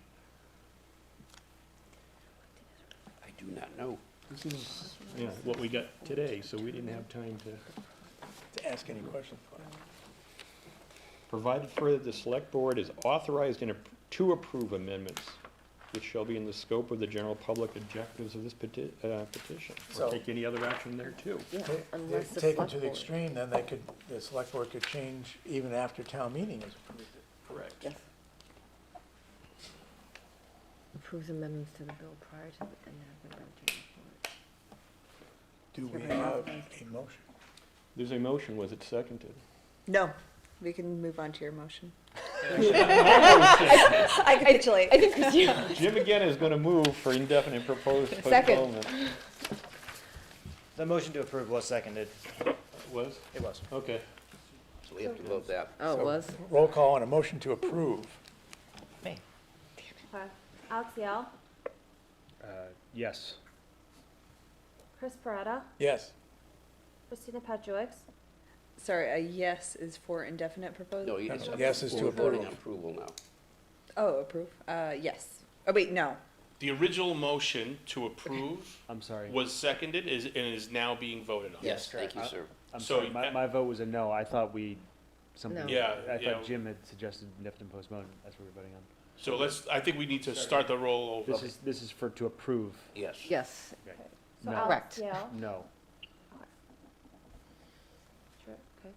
Chris Peretta, I approve, yes. Christina Pedowitz, No. George Morone, No. Caitlin Jursak. No. George Hertz, Yes. Mike Gay, Yes. Seth Federickson, Yes. Lauren Fitzpatrick, No. Jim Ferrero, No. John Kerry, Yes. and Bill Bruce. No. Okay, 7-5 defeated. So now I motion for indefinite postponement. Second. Call the roll. Okay. Bill Bruce, So a yes vote is in This is on favor? indefinite postponement, Yes. Correct. then yes. John Kerry, No. Jim Ferrero, Yes. Lauren Fitzpatrick, Yes. Seth Federickson, No. Mike Gay, No. George Hertz, No. Caitlin Jursak, Yes. George Morone, Yes. Christina Pedowitz, Yes. Chris Peretta, No. and Alex Yell. Yes. 7-5. Right up.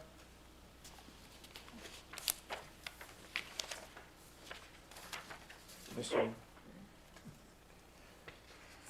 Turning away. No, I gave you any content.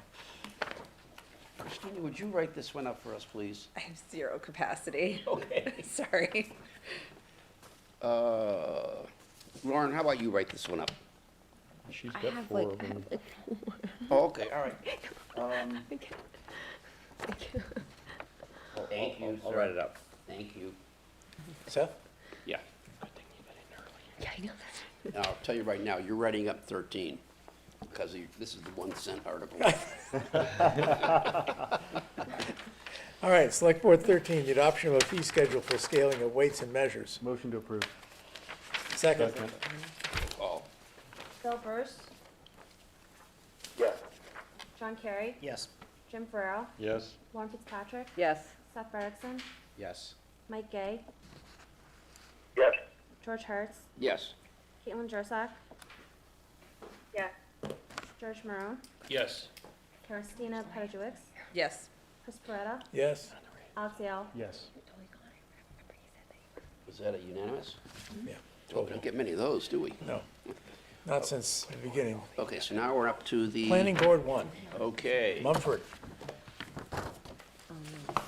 There must be some discussion on this. Why? No, I mean, in terms- not that we have to, I'm saying I'm assuming there's gonna be discussion on this.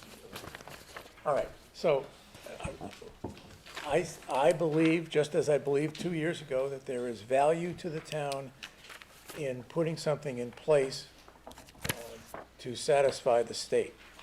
Or put another way, there is value to the town in not aggravating the state. We've seen how aggressive this current administration is with regard to this law. And even if we disagree with the enforceability of the state's guidelines, I think we are cutting off our noses to spite our faces if we say, no, we're not going to do anything here. So Nora and her team have done yeoman's work in putting together what they honestly believe will be continued finding of compliance. And I think we ought to go down that path and change if we need to change in the future. But we have something solid that the state accepts. The problem with change in the future is once the permits are already in place and the zoning is already approved, you can't.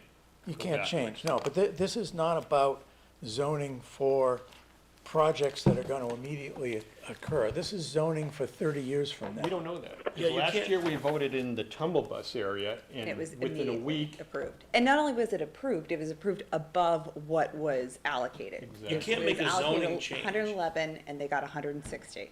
You can't Yes. make a zoning change and then just hope nobody pulls permits.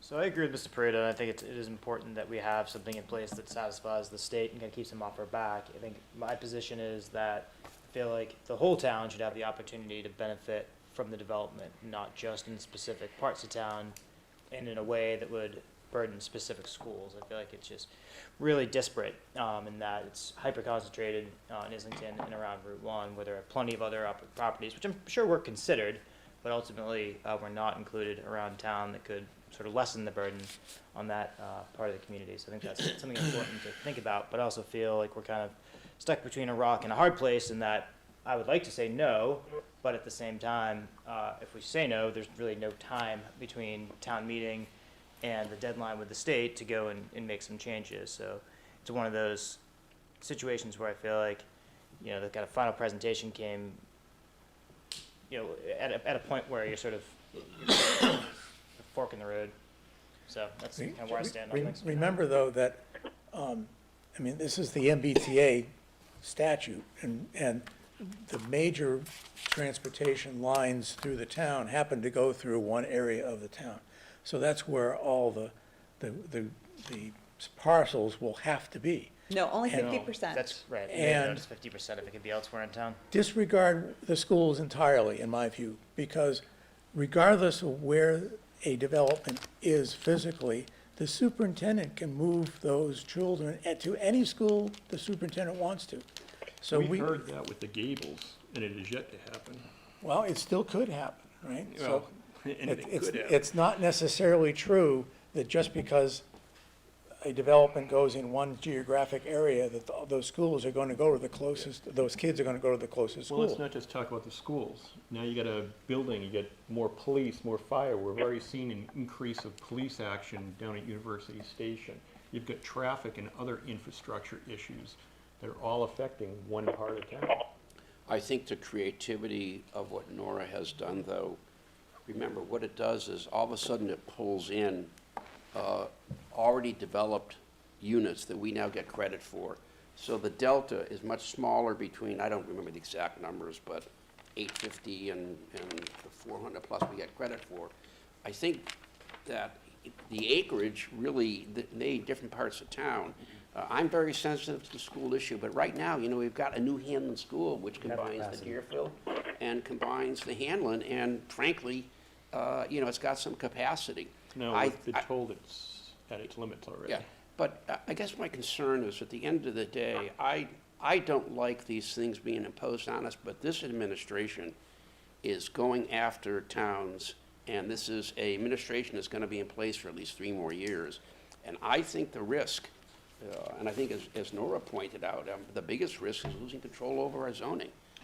Let me just jump in there. So the first thought is, I was listening to the planning board meetings, and I often heard them picking the neighborhoods, picking the zones, because this is what we need to get it passed. They didn't pick specifically the best neighborhoods, the most appropriate neighborhoods around town. They picked what they thought town meeting would approve. The most vulnerable neighborhoods. Most vulnerable neighborhoods. I heard People with something young different. families that won't show up Now, at the let meeting. me just finish on that. So, all we hear is that the state's gonna come after us.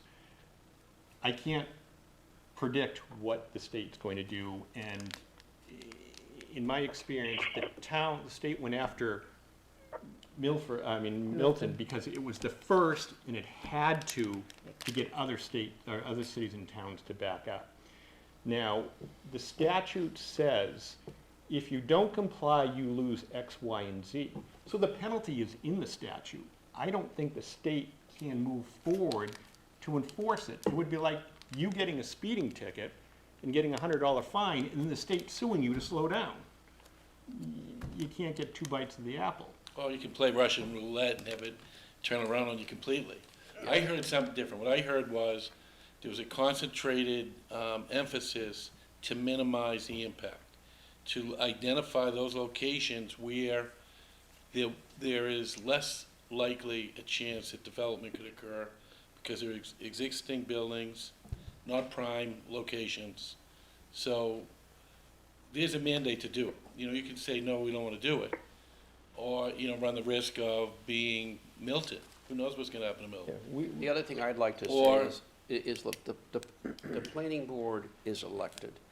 And I listened to what Ellen said, and Ellen is a fairly conservative person who I don't think would be going down this path unless he truly felt the town was at risk if we don't be proactive in this. And the summary she made at the end, I give a lot of weight to that. I really think that this is one case that we really need to sort of bend over backwards to protect the town. And I think, you know, I've got it, you know, especially with an elected board, the amount of work they put in, the quality of the people on that board, I have a tremendous amount of respect for what they've done. I'm not taking anything away from them, but I think the fear statements are overstated. One of the things the state is trying to do is say, we're going to take control of your zoning, okay? Now, you know, I don't know what a judge is going to do, but in the proper system, a judge is supposed to weigh the benefits against the burdens of taking over the town's control. They're asking for an injunction, so the judge has to balance the pros and cons. And I can't see how a judge would allow the state to come in and say, do whatever you want to a town zoning, until the case is resolved, because if the case doesn't resolve in the state's favor, you just messed up a town. I Jim, the think the state is the gonna state hold has everything. gone in and seized school systems when they're But not. that's a little different. Well, it That's real- not changing the whole town. Well, it is, because the town ends up bearing a tremendous amount of expense and loses control over their school system. But I don't see immediate change happening. Yeah. Let it run its course. Why be the town that's out there being, potentially disadvantaged as a result of taking that position? I on think the Milton's flip being side- short-sighted. Yeah. I think Milton, they thought they were slick and they could get around it because they say it's not rapid transit. They have these archaic trolleys. But the reality is, they don't want more housing. That's really, it comes down to, right? I'm not saying there's not gonna be a penalty. I mean, we just heard that we received one $5 million grant back in 2016 from these agencies. So what we have to balance is what's the benefits and burdens to the town. I mean, we're gonna get, what'd they say, maybe 40 more students? And, we don't know what their situation is. They can put the schools over budget. But here's the interesting thing, because I think it's an actually smart plan and compromise of everything. But to that point they just made, that's already happening despite this. Like the Mumford 2 zone that I think it was zoned for 15 units, they're going to up it to 20, 111 unit capacity. None of that matters. It's already been approved for 160 units. Like there's already a process in town where they're do the special permit, go get rejected, do a special permit, jump through those hoops, get it approved. A lot of this housing is being built. So like, by right. Sure, it opens up more opportunities in some of these other areas, but like a lot of the housing exists. I think a lot of those decisions are happening via a different process that's pushing all this stuff through. Not necessarily this conversation here for, to address it, but like, it's all getting pushed through. Like, there's a different process that's broken if people are against that type of growth. Yeah, but I think most people, would be supportive of more housing. We just want to be judicious about it and do what's right for the town and not be forced by these threats, right? So to me, there are three motives, right? We're either going to change zoning because it's the right thing to do and that's what the town wants, and the town can handle it, or we're trying to avoid monetary penalties, or we're trying to avoid someone taking over the administration of our town. And I'm not hearing that this is what is right for the town, because we're obviously meeting the minimum standard, right? The monetary thing, to me, it's kind of perverse, right? We would never let a developer come in and say, let me do this and I'll give you millions of dollars. We would never take it. We would say, town's not for sale, right? So, and then of course there's the realistic side of it that says, well, how much are you willing to give up? But at the same time, there's an ethical and a principle-based argument to say that. Look, let me add one other point, though. You've got to give the planning board credit. They did go back. Oh, I'm not taking any credit. There was a lot of hard work. But they went back with a much smaller proposal the first time, trying to be as creative as they could, and we got slammed on that. I respect them. And they came down, and I think the state, my own personal feeling is, the state has us on their radar screen, because the fact they slapped us down the first time, and I think we were all taken. I thought the planning board actually came up with a creative proposal. I think at the end of the day, the reality is, I tend to agree with Mike. I don't think in some of the areas it's designated, you're gonna see housing. I would love to see the Dunkin' Donuts or the post office on Washington Street redeveloped. Well, post office, sorry, Mike, but redeveloped, okay? I don't think it's gonna happen. Those people are making so much money out of that site. Lambert's, look at some of the areas they chose. I just don't think that you're gonna see that development occurring rapidly. Lambert's has a 10-year lease, and then it's all done. Can I jump in for something? I think the planning board and Nora and her team have done an exceptional job at identifying the way that compliance can minimize risk. I don't think anybody in this room would choose to rezone these parcels on our own volition, right? We might want to do good things, increase housing, et cetera. There's benefits and merits there. But I don't think, had it not been for this law, we'd all be sitting having this conversation about which parcel we're choosing. Right. I think being put in the position we are, if we believe we should comply, which I think there's some people in this room that think we should comply, and some people that think we should maybe roll the dice and see what happens and sort of call bluff. But I think if, for those who believe we should comply, I think the parcels that have been selected minimize the risk. If everything theoretically on the table were to be developed, every single parcel to the fullest extent possible that have been selected were to be developed, my understanding, based on conversations with Nora and her team, is that it wouldn't be a significant additional incremental burden to the town and the services. I mean, the number of children added to the school system. Again, if every single parcel were developed to the fullest extent possible, it wouldn't overburden our police, it wouldn't overburden our fire, it wouldn't that's not to say that we wouldn't need, a handful of extra people in these apartments, but it wouldn't be a step change incremental, like all of a sudden we need to go from 46 fire staff to 73 because we developed it. And it would be very slow. Again, if everything were to be developed, right, which is a major if, just looking at the parcels, because some of these parcels have been ripe and open for development, right? The post office, toast office, the Dunkin' and that plaza over there. I mean, those have all been, somebody could go there and build residential communities today, and nobody's done it. So to think that this law is going to change that is probably an incorrect assumption. So I believe that compliance is necessary, and I believe that if, with this plan, we are minimizing the risk to the town in terms of overburdening schools, infrastructure, facilities. Again, I don't think. Vote. Sorry? Let's vote. No, I have one more point to make, though. However, the burden is on the town to do the zoning. 85% of the burden has been placed solely on Islington, and that's where I really am frustrated. Can I speak to that for a second? I think if you look at the way that our town is laid out, most of these large parcels are in that part of town, right? Like, think about the other part of town. We do have the post office, toast office, and the Dunkin' building.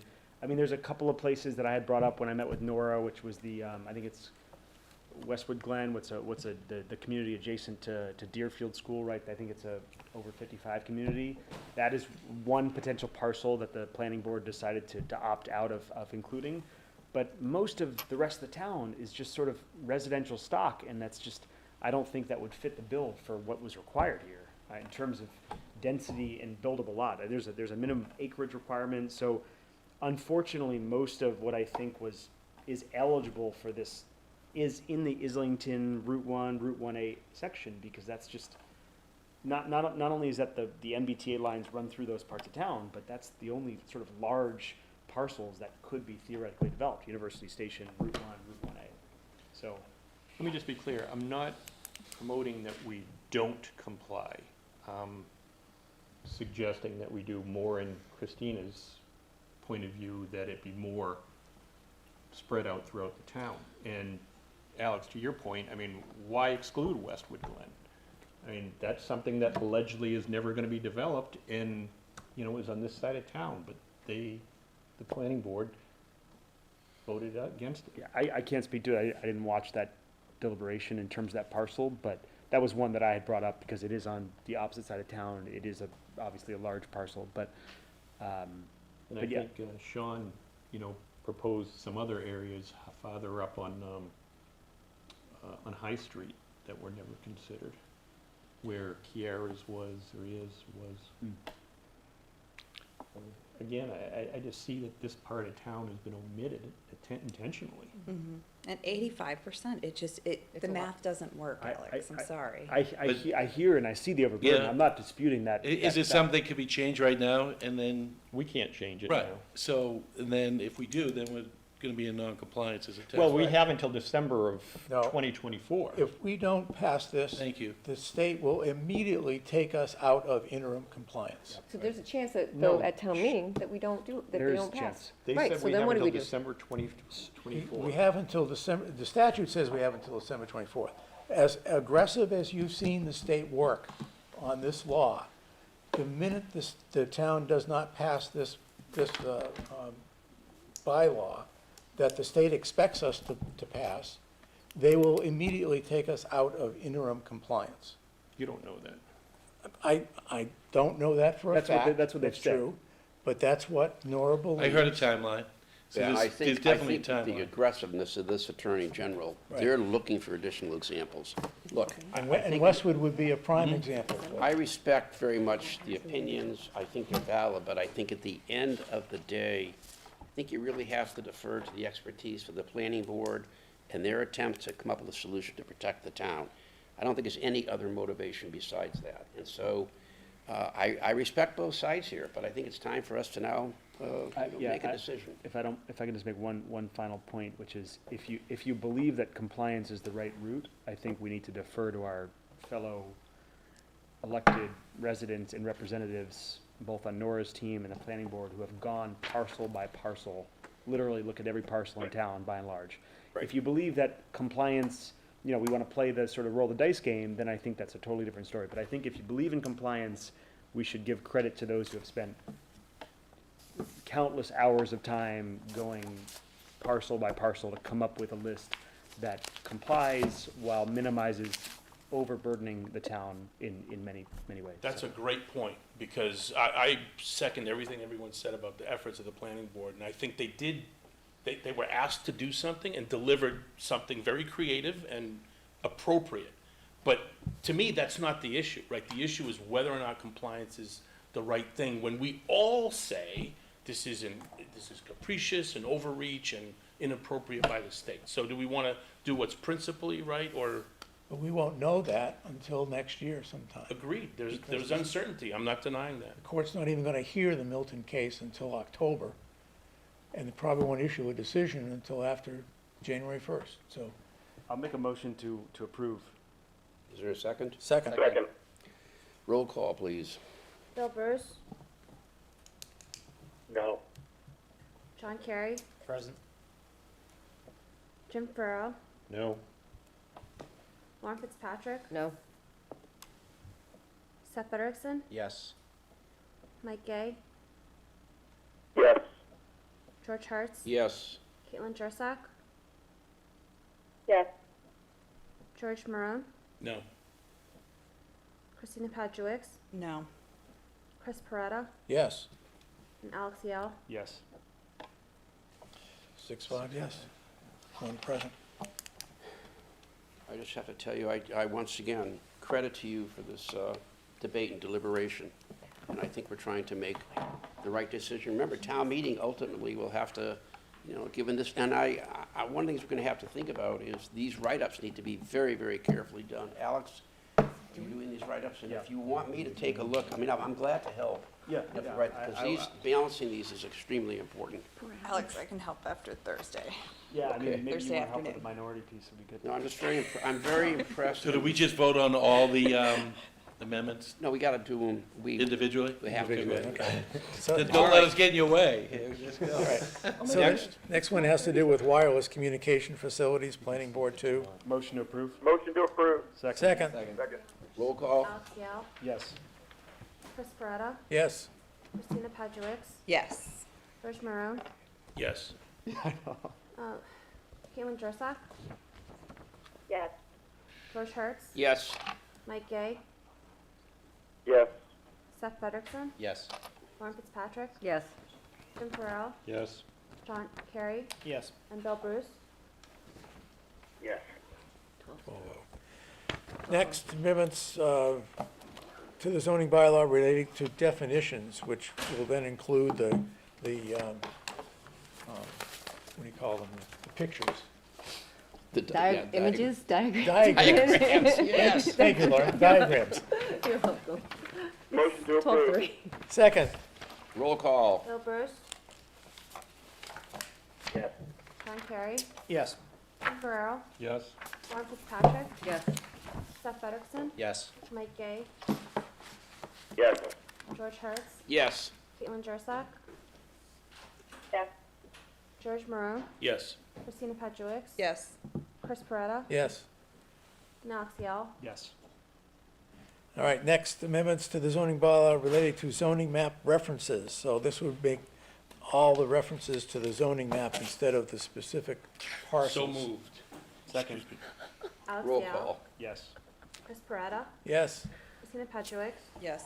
George Maroon, Yes. Galen Jursak, Yes. George Hertz, Yes. Mike Gay, Yes. Seth Frederickson, Yes. Lauren Fitzpatrick, Yes. Jim Farrell, Yes. John Kerry, Yes. and Bill Bruce. Yes.